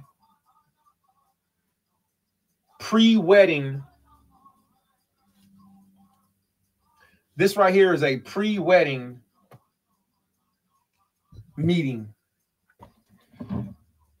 If everybody remembers in the beginning, our father, he said what? He said, don't go and get a woman out of that land. Get a woman out of my land. Matter of fact, go and get Rebekah specifically. That's a hard task to follow. You want me to go and find a specific niece? You want me to go and find a specific niece? Yes. I want you to find a specific niece. Not just any niece. I want you to find my niece, Rebekah. And that's exactly what the Most High did. The Most High introduced one of the most beautiful, one of the most humble, one of the most submissive women. If your wife isn't submissive, I'm sorry, family. I have wives, and my wives aren't submissive all the time either. I ain't gonna get into that because that's just woo, talk to me after the Sabbath. But the reality of it is wives are supposed to be submissive. Daughters are supposed to be submissive. You know, women are supposed to be submissive. They're supposed to be helpful. They're supposed to be, you know, helpmate. You know, and anyone that you're a broken we have to break. I didn't mean you, bro. We have to break the generational curses that we've seen, and we can read the Bible and find out that the answers are right there if we imitate our forefathers. Right? So tell me, I pray thee, is there a room in thy father's house for us to lodge in? And she said unto him, I am the daughter of Bethuel, the son of Milcah, which she bare to Nahor. Now, she didn't just bust into a conversation. She started telling him straight up. She was like, hold on, wait a minute. Before we even get started, let me tell you about myself. This is my father. This is my mother. This is my brother. This is my family. Now let's read down. She said, moreover unto him, we have both straw and provender enough and room to lodge in. And the man bowed down his head and worshipped Yahweh. And he said, blessed be Yahweh Elohim of my master Abraham, who what? My master Abraham, who have not left, my master Abraham, who had not left destitute, my master, his mercy and his truth. I being in the way, Yahweh led me to the house of my master's brethren. Did y'all catch all of that? Did y'all catch all of that? He says, I being Bahadarak. See, Eleazar was a Christian to say, but even before this, before we was called Christians, this is before Hamashiach was born in the flesh. All right. Let me see what else. This is before we were called Christians. All right. But he also said that he was in Bahadarak. What is Bahadarak? Bahadarak means in the way. In the way. Why is this important? Because originally Christianity was called the way. Following Yahweh wasn't called Christianity. It was called the way. It was called the way. So what did Eleazar just say? Eleazar turned around and started blessing the Most High. Why? Because I could have found any woman. I could have stumbled upon anything. But wait a minute. Yahweh led me specifically right to you? And he said, blessed be Yahweh Elohim, my master Abraham, who have not left destitute my master. You see that? You see how beautiful that order is? Let me read that again. Blessed be Yahweh, God of my master Abraham, who hath not left destitute my master, of his mercy and his truth. And then Eleazar said, I, being in the way, led me to the house of my master's brethren. He like, you can't make this stuff up. Eleazar said, man, because I'm living in the truth, because I'm operating in Hadarak, since I'm keeping the way, since I'm keeping the Shabbat, since I'm keeping the way of Abraham, the Most High led me to my master's brethren. Do y'all see how amazing that statement is? And the damsel ran and told them of her mother's house these things. And Rebekah had a brother. His name was Laban. And Laban ran out to meet the man and said unto ran out to meet the man unto the well. And it came to pass when he saw the earrings and the bracelets upon his sister's hands, and when he had heard the words of Rebekah, his sister, saying, thus spake the man unto me that came unto the man, and behold, he stood by the camels at the well. And he said, come in, thou blessed of Yahweh. Come on in. That's hilarious. And he said, come in, thou blessed of Yahweh. You got all these bracelets? You got all these earrings? Come on in. And he said, come in, thou blessed of Yahweh. Wherefore standest thou without? For I have prepared the house and the room and the camels. So it was, not only are we looking at a generous disposition from a family, we also have to look at, we are working with, don't get me wrong on this, family, Israelites, please, if you can, hold all stones until after I'm finished being persecuted by those other guys who are hating on me. Dare I say, this family, even though has great courteousness, has great hospitality, this family also, I don't want to call it shiesty, because we not shiesty, right? I don't want, let me see, what's the definition of shiesty? Does anybody know the definition of shiesty? Shiesty definition. All right. Shiesty is an urban slang means to achieve good results through bad means. I'm not going with that. Let's go with Merriam-Webster. I don't like Merriam-Webster's. I like, I know Merriam-Webster's cool, but I like dictionary.com. But, and it's just because I like to switch back and forth between the source and the dictionary. So, except all clicks. All right, shiesty. All right, behavioral practices, fraudulent, dishonest, or deceptive. Because some people might say that our forefathers were shiesty. I'm not going to say that. I'm not going to say they were fraudulent. I'm not going to say they were dishonest. I'm not going to say they were deceptive, because I've been called deceptive when I was being honest. And the dude who said it, shame on him, man. I don't got no shame on him for his deceptive ways. Shame on him for his deceptive ways, for his deceptive speech, for his manipulative, for his standing against the blood of his neighbor, for his sowing discord, for his tearing down and slandering his brother. Shame on him. I'm not going to call our fathers shiesty, because that's what I was called. So let's not use that word. Dang, them Negroes called me shiesty. Dang, they must love my more than me. Sheesh. All right, so let's go to etymology. All right, let's go to shiesty etymology. All right. I just heard a woman out there be like, right, yeah, right, yeah, right. Yeah, she like, yeah. Cold game, huh? How you love my more than I do? Look at that. All right, unscrupulous lawyer. That's what shyster. Shyster means an unscrupulous lawyer, slang probably alternated from shyster, incompetent, worthless person. So I'm not gonna say it. So what I will say is that our father come from a long line of people who be getting over on other people. Let me just I don't know how to say. Our people come from a long line of people who be getting over on other people. All right. So when you're looking at Laban, all right, when you're looking at Rebecca, she's she's our mother, did Rebecca have any ways about her? When we look at her, we know Jacob. Jacob. He was gonna make it happen. Jacob was gonna make it happen. All right. So let me get back to reading this. All right, everybody. So we're in Genesis, chapter 42, and verse 3. Oh, excuse me, verse 31. And he said, "Come in, thou blessed of Yahweh." Why you call him blessed of Yahweh? Because what? Just a couple verses up. All right, couple verses up. This is Laban, right?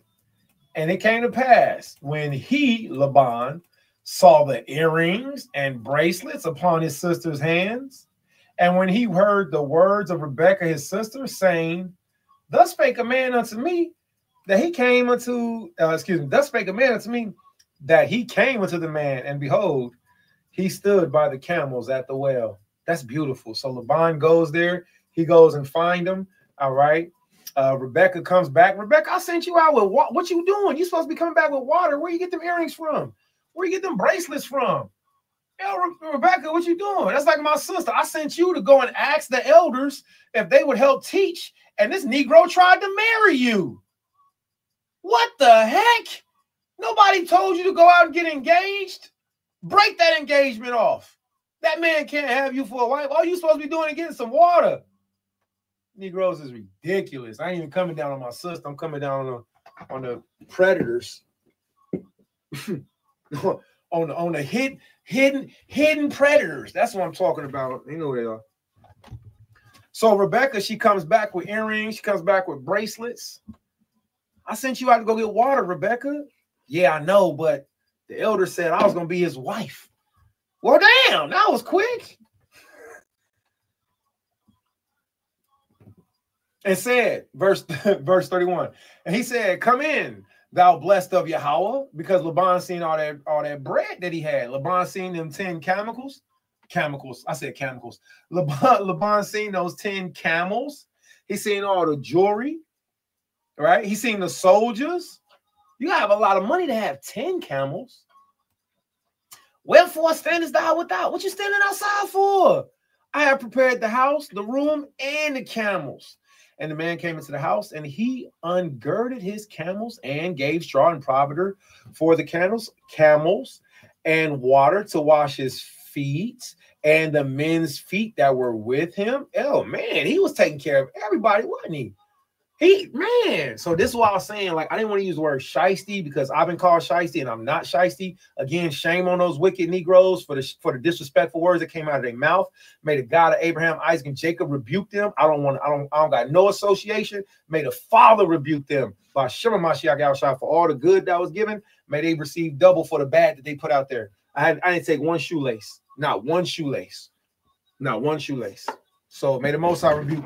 So by Shema Mashiach Yahushua. So that's why I wanted to say, kind of like, shiesty, but not shiesty, because we don't want to call him deceptive. All right. We don't want to be bearers of, saying we don't want to be swords of discord. We don't want to do that. All right. We don't want to be murderers of our brothers. Right.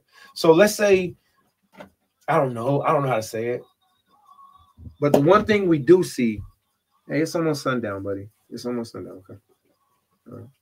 The one thing that we do see is that Laban witnessed and he noticed the opportunity.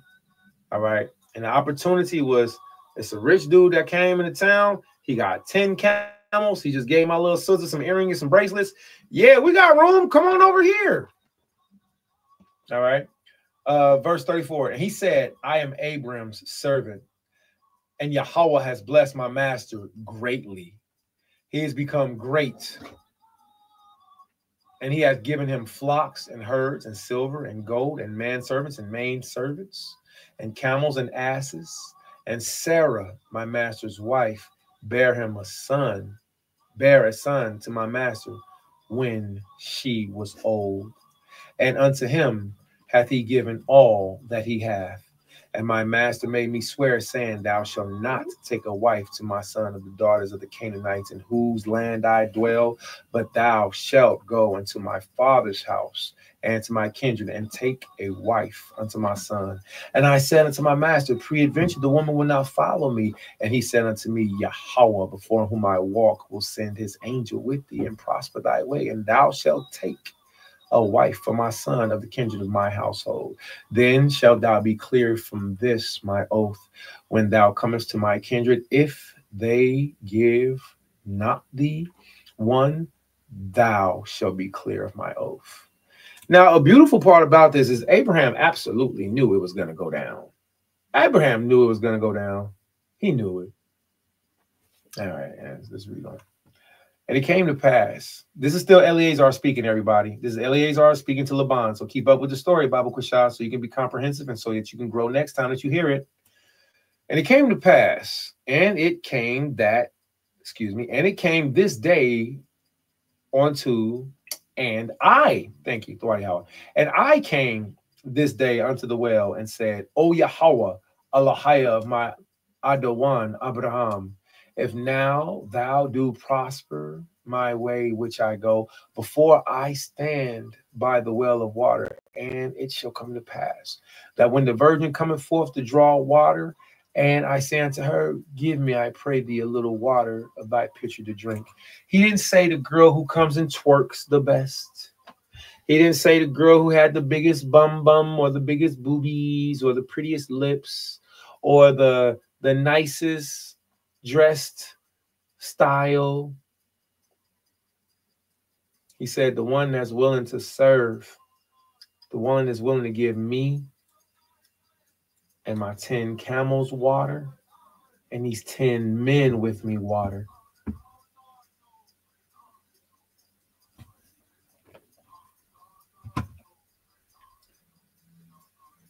And she's saying to me, both drink thou, and I will also draw for thy camels.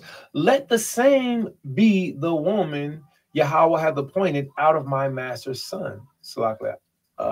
Appointed out for my master's son. And before I had done speaking in my heart, behold, Rebekah came forth with her pitcher on her shoulder, and she went down into the well and drew the water. And I said unto her, let me drink, I pray thee. And she made haste and let down the pitcher unto her shoulder and said, drink, and I will give thy camels drink also. So I drank, and she made the camels to drink also. And I asked her and said, whose daughter art thou? And she said, the daughter of Bethuel, Nahor's son, whom Milcah bare unto him. And I put earrings upon her face and the bracelets upon her hands. And I bowed down my head and worshiped Yahweh and blessed Yahweh Elohim of my master Abram, which had led me in the right way to take thy master's daughter unto his son. And now if ye will deal kindly and truly with my master, tell me. And if not, tell me, that I may turn to the right hand or to the left. And Laban and Bethuel answered and said, the thing proceedeth out of Yahweh. We cannot speak unto thee bad or good. Let's stop right here for a second. Verse 24 is not verse 24. It's likely. What verse are we in? I don't know what verse we're in. Verse 50. Verse 50 is kind of perplexing for me, and I'll tell you all why verse 50 is perplexing for me. Verse 50 is perplexing for me because whenever I read other antiquities, it tells me that Laban was passed away. I believe he was dead. So here it says Laban and Bethuel answered. Yeah, cunning. Man, I love you so much, man. Shalom. They cunning. Man, you are the, that's my homie, man. Aisha Howard, one West salute to you all the way through and through, bro. Man, all praise, man. Salute, King. That's the word, cunning, man. You know what? I have this screen up here. I have a monitor up here, so I can read the words up here because it's a much larger screen than my laptop is. So if I do this from the gate, I'll be able to see your. Let me see. I'll be able to.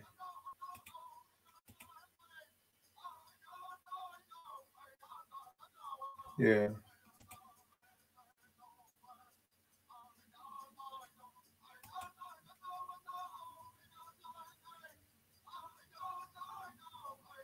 Wise. Yeah. Cunning and wise. They were cunning and wise, not shiesty. You're right. Very cunning. Very cunning and wise. All praise the Most High. Okay, a camel can drink up to 32 gallons, 145 liters of water in one sitting. They can also drink large amounts of water quickly, such as 200 liters, 53 gallons in 3 minutes. So TORAH for that. Our forefathers were very cunning and wise. So when you look at Laban, TORAH, you help me to get back on track. When you look at Laban, ooh, my calf muscles is getting bigger. I know that was random, but I've been running, so my calf muscles are starting to swell up. So when you look at Laban and you look at when he witnessed, he noticed, he's like, oh, my sister got on these jewels. Yo, where you get that from? Hold on, come on over here, homie. We got you. Yeah, come stay over here. So that's what you can see, the cunningness, you can see the wisdom. And even in our mothers, you know what I'm saying? Like when Rebecca, when it's time for, you know, the children get sent away, our mothers are a part of that. All right. So cunning and very wise. TORAH, man. All praise, man. Thank you for bringing us back to that. All right. Laban and Bethuel answered and said, the thing proceeded from Yahweh. We cannot speak it good or bad. All right. Behold, Rebekah is before thee. Take her and go, and let her be thy master's wife, master's son's wife, as Yahweh has spoken. And it came to pass that when Abram's servant heard the words, he worshiped Yahweh, bowing himself to the earth. And the servant brought forth jewels of silver and jewels of gold and raiment, and gave them unto Rebekah, and gave also to her brother and to her mother precious things. Guess what, everybody? This is called a dowry. This is called a dowry. This is gifts that were given in exchange for the woman. It don't matter if that gift was a feather. It don't matter if that gift was a Bible. It don't matter if that gift was a $1 billion wedding ring. If there was any token that was in exchange at the time of communicating about the woman, that is a token. That is a gift that's given, man. And this man was wealthy and he gave plenty. But let me be careful, because you have some very wicked and evil women that are out there, and I've seen them and I've heard them, and I'm not impressed by them. I think they stink, and it's terrible, because I've seen them say stuff like, well, you didn't give me a token, so therefore we're not married. And then they'll go be a whore and commit adultery. I've seen it. You didn't do this, so we're not married. And then they'll go commit adultery. It's terrible. So teach the truth and then watch the devils flee. Teach the truth and watch the devils flee. All right. Verse 54. And they did eat and drink. This will be the wedding dinner. So we're seeing the dowry. Okay. We're seeing the gift giving. We're seeing the gift giving. We're seeing the dowry.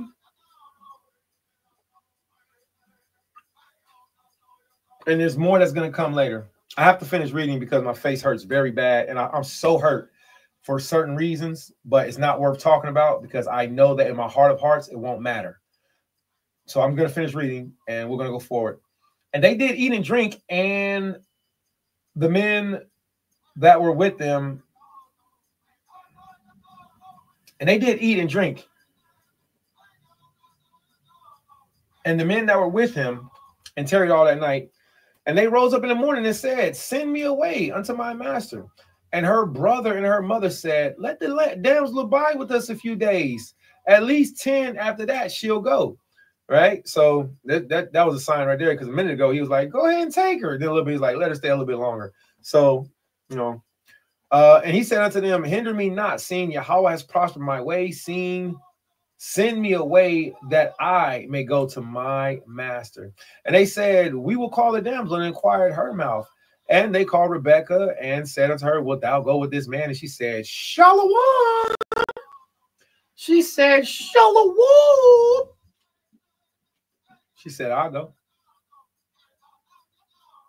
And they sent away Rebekah with their sister and her nurse. Hold on. Did y'all catch that? How many times have y'all ever seen that? So if I ask you, who all left with Rebekah? How many people left with Rebekah? Did Rebekah leave by herself? No, baby. It say, and they sent away Rebekah, their sister, and her nurse. Rebekah, her sister, their sister, and her nurse. Now, we'll learn more about Rebekah's nurse later. How old was Rebekah's nurse? That's another one. And Abraham's servant and his men, and they blessed Rebekah and said unto her, thou art our sister. Be thou the mother of thousands of millions, and let thy seed possess the gates of those which hate them. Amen. And Rebekah arose, and her damsels, don't sound like she went alone, and they rode upon the camels and followed the man. And the servant took Rebekah and went his way. This is verse 52. And Isaac came from the way of the well of Lehorai, for he dwelt in the south country. And Isaac went out to meditate in the field at the eventide, and he lifted up his eyes and saw, behold, the camels were coming. And Rebekah lifted up her eyes, and when she saw Isaac, she lighted off the camel, for she had said unto the servant, what man is that walketh in the field to meet us? And the servant said, it is my master. Therefore she took a veil and covered herself. And the servant told Isaac all things that he had done. And Isaac brought her into his mother Sarah's tent and took Rebekah. No, let me stop. And took Rebekah, and she became his wife. And he loved her. And Isaac was comforted after his mother's death. Repeat after me, Baba Kusha, or say it in your own way, in your own tongue. I am only a messenger. Kal Asherah, Debar Yahweh, Na'isha, or Nashami. All that Yahweh said, what we do and hear. All praise the Most High. All right. That is Genesis chapter 24 of this week's Torah portion. Let's get to Genesis chapter 25 of this week's Torah portion. All right. So let's fast skip forward. Genesis chapter 25. Now on this, on this, I really want to read the whole chapter, but you know, maybe a little bit here, a little bit when the sun come up. Let me see. Genesis 23. My bad. We need to go to Genesis chapter 24. And I need to finish up because my teeth are screaming inside my head. It's sending shock waves of pain throughout my entire body. And I just want to curl up. I really want to snatch my tooth out. I want it just to stop hurting. You know, but it ain't like that, is it? It's not like that. The hurt doesn't stop. It doesn't stop hurting. All right. As a matter of fact, more pain is added and it just keeps hurting. So, whatever. Genesis chapter 23. Excuse me. Genesis chapter 25. I like that, brother. That was real good. That brother said cunning and wise, not shiesty. And that's excellent. So when you look at our grandmothers and how they wiggled, how they moved stuff around, they were very cunning. You know, they had conversations with their husbands and got stuff done. They didn't go over their husband's head and go talk to other men. I can't stand this, man. But the father said it would be like this. So this is how it is. So,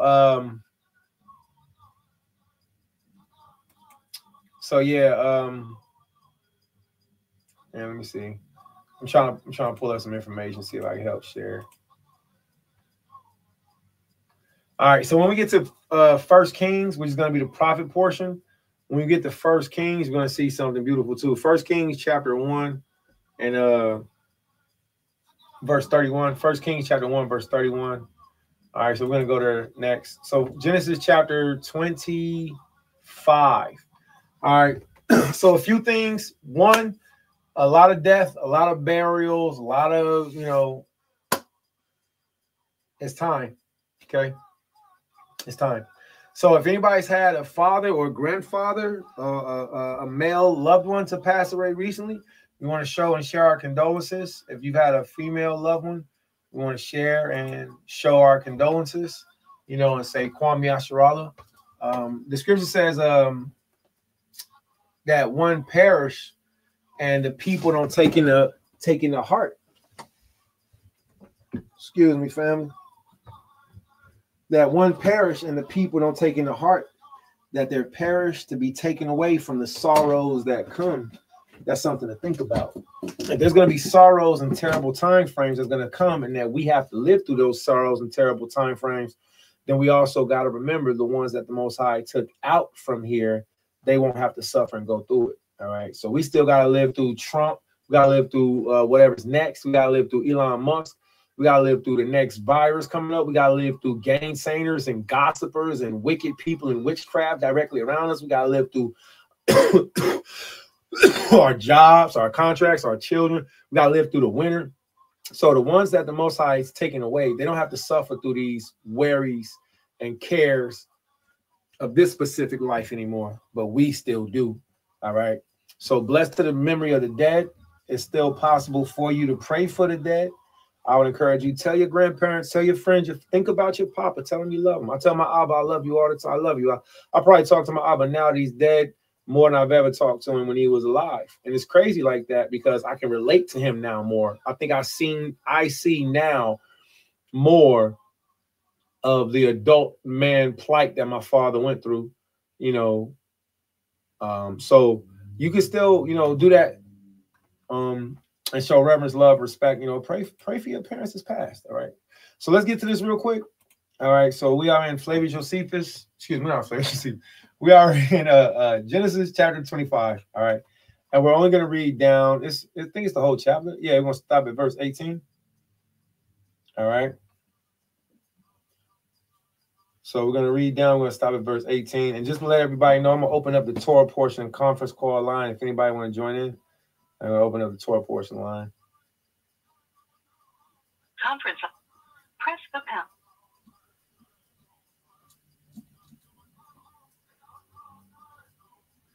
When the next party. Yeah, I guess. So anyway, Genesis chapter 25, verse 17. These Genesis chapter 25. Let's start at verse 1. Genesis chapter 25, verse 1.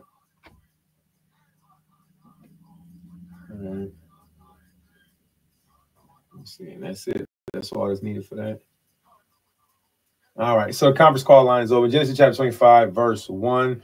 And again, Abram took a wife, and her name was Keturah, and she bare him Zimran and Joktan and Medan and Midian and Ishbak and Shua. So we will see that the Midianites, all right, such as Balaam, come from the seed of Abraham.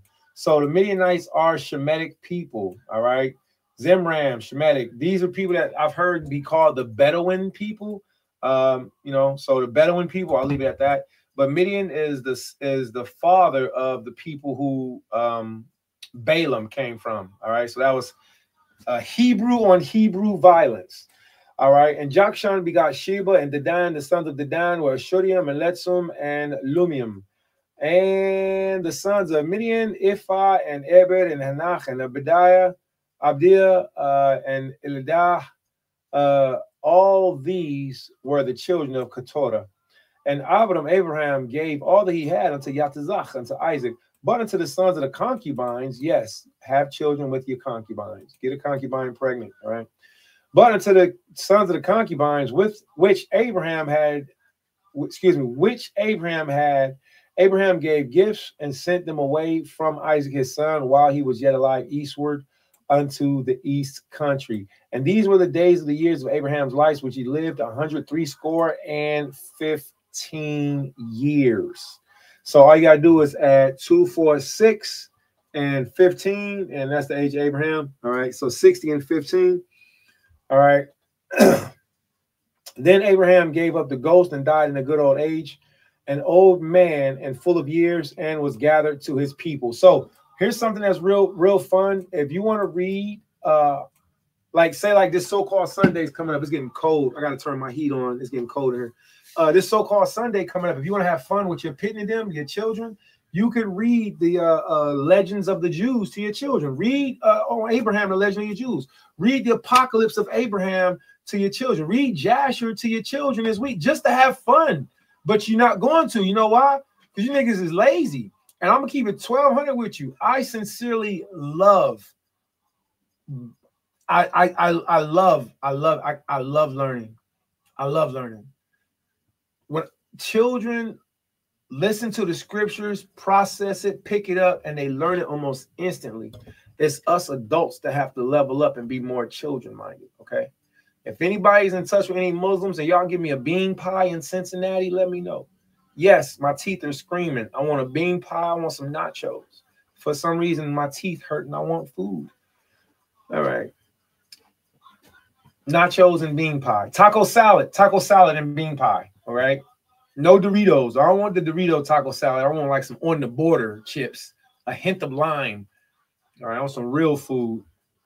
I had this woman make me a sandwich one time, and she had put some meat on some bread and some vet. And it was like and then just then handed it to me like I was a toddler or something. Like, yo, you women don't know how to feed men, and they don't.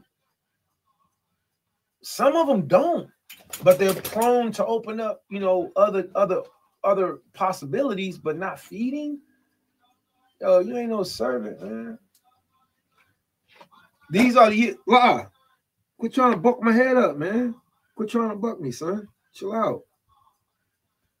All right. These are the days of the years of Abraham's life, which he lived 315 years. And then Abraham gave up the ghost and died in a good old age, an old man and full of years.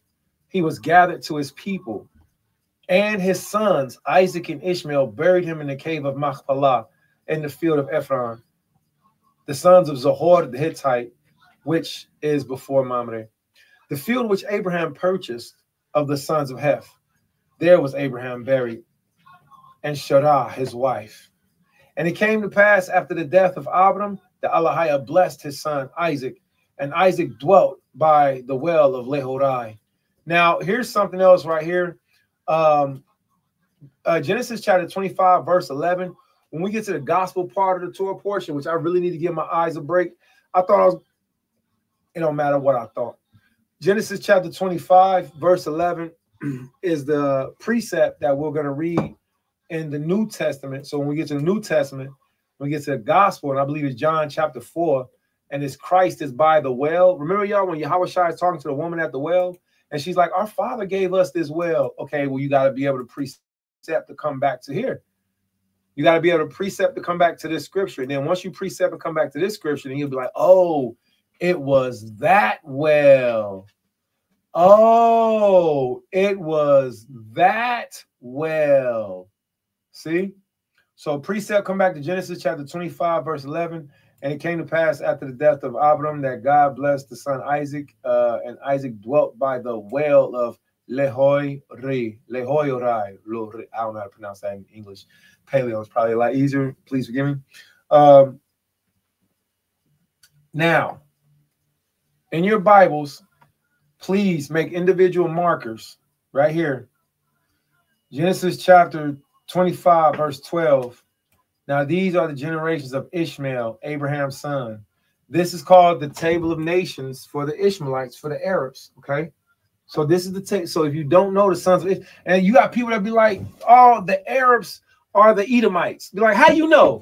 How you know they're the Edomites? Why are you calling the Arab people Edomites? They be like, it's right there in the name, Esau, the Arabia. And it's like, nigga, you got to be kidding me. You got to be kidding me. Esau, the Arabian? Esau, it's East Saudi Arabia. Stop trying to make up words. It's called East Saudi Arabia, not Esau, the Arabian. Negroes be making stuff up and flying with it and then be like, yeah, no, you're mispronouncing an entire phrase. East Saudi Arabia, not Esau, the Arabian. So if you want to learn about Ishmael and his sons, you come to Genesis chapter 25, and this is the table of the nations of Ishmael. And if you want to find if Esau is the Arabian, just go with the names. It's not as simple as that, huh? No, it can't be as simple as that because it's got to fit your doctrine. Now, these are the generations of Ishmael, Abraham's son, who Hagar, the Egyptian, Chayei, Sarah's handmaid, bare unto Abraham. These are the names of the sons of Ishmael by their names according to the generations. The firstborn Ishmael, Nebuchadnezzar, Kedar, Adbeel, Mibsam, Mishma, Dumah, and Masa, and Kedar, Hadar, Tema, Jetur, Nephish, and Kedema.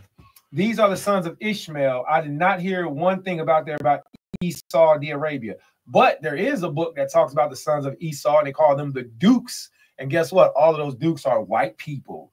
The sons of Esau are called the Dukes. Duke of Earl, Duke. Yeah, the Dukes. Dukes of Hazzard. These are the sons of Ishmael, and these are their names by the towns and their cattle. 12 princes according to their nations. So look at this. We have 12 tribes of Yasharallah. They have 12 princes of Israel. Verse 17, and the last verse going in for the Torah portion, law portion only. And these are the years of the life of Ishmael, 137 years. And he gave up the ghost and died and gathered unto his people.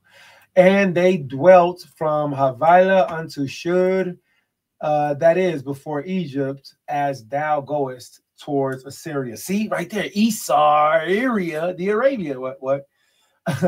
And he died in the presence of all his brethren. All right. So we're going to finish out this Torah portion reading with saying the phrase, Kal Asherah, Debar Yahweh, Na'isha, Wa Na Shemai. I'm going to repeat that again. Kal Asherah, Debar Yahweh, Na'isha, Wa Na Shemai.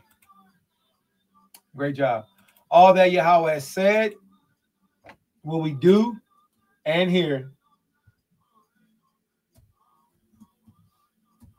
So I would ask if there's any questions that anybody want to bring out for the Torah portion reading, but I encourage people to ask questions while I'm teaching. Don't wait until the end of the class and ask me questions.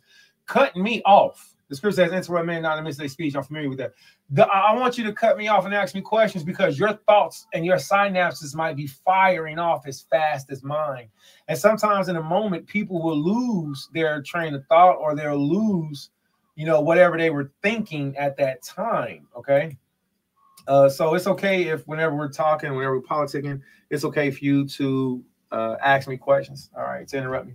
We're going to come back with this week's Torah portion because I had put the heading only for the law. So I'm going to do the next portion with the prophets. I'm going to do the next portion with the gospels, okay? So right now I'm going to stop talking. My teeth hurt. My face hurts. My eyeballs hurts. My head hurts. And I'm very grateful. I feel like my face is swollen. I'm very grateful for everybody who helped. I asked over 2 weeks ago for help teaching this week's Torah portion class. And I praise the Most High that it was Yahweh that helped me. I'm glad that man told me no. I'm glad. I'm so glad because it just clicked me up another notch to whatever the Father has. So I need to be quiet for a little bit. I pray everybody has a Baruch, a blessed Shabbat. All right. I'm going to go and try to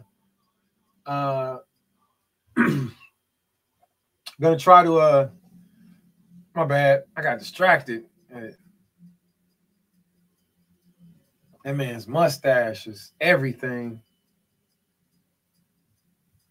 If you got that much mustache, why not just keep the rest of your face? Keep your beard if you got that much mustache. It just look weird. Like a jelly bean. I don't know, man. You know what? I'm done with it. So that's it for now. We'll come back with the rest of the Torah portion teaching. I keep looking at him. All right. I keep looking at his mustache. So we come back with the Torah portion. And I plan on doing this from today on throughout the so-called first day of the week. I will be reaching out to other men. Please, if I reach out to you and I ask you to help teach, please don't slander me. If I ask you to teach, please don't turn on me and try to hijack. We've been trying to get the men of Israel to help teach. And I'm done talking. All right. Y'all brought coming out. I had an excellent time. Shalom.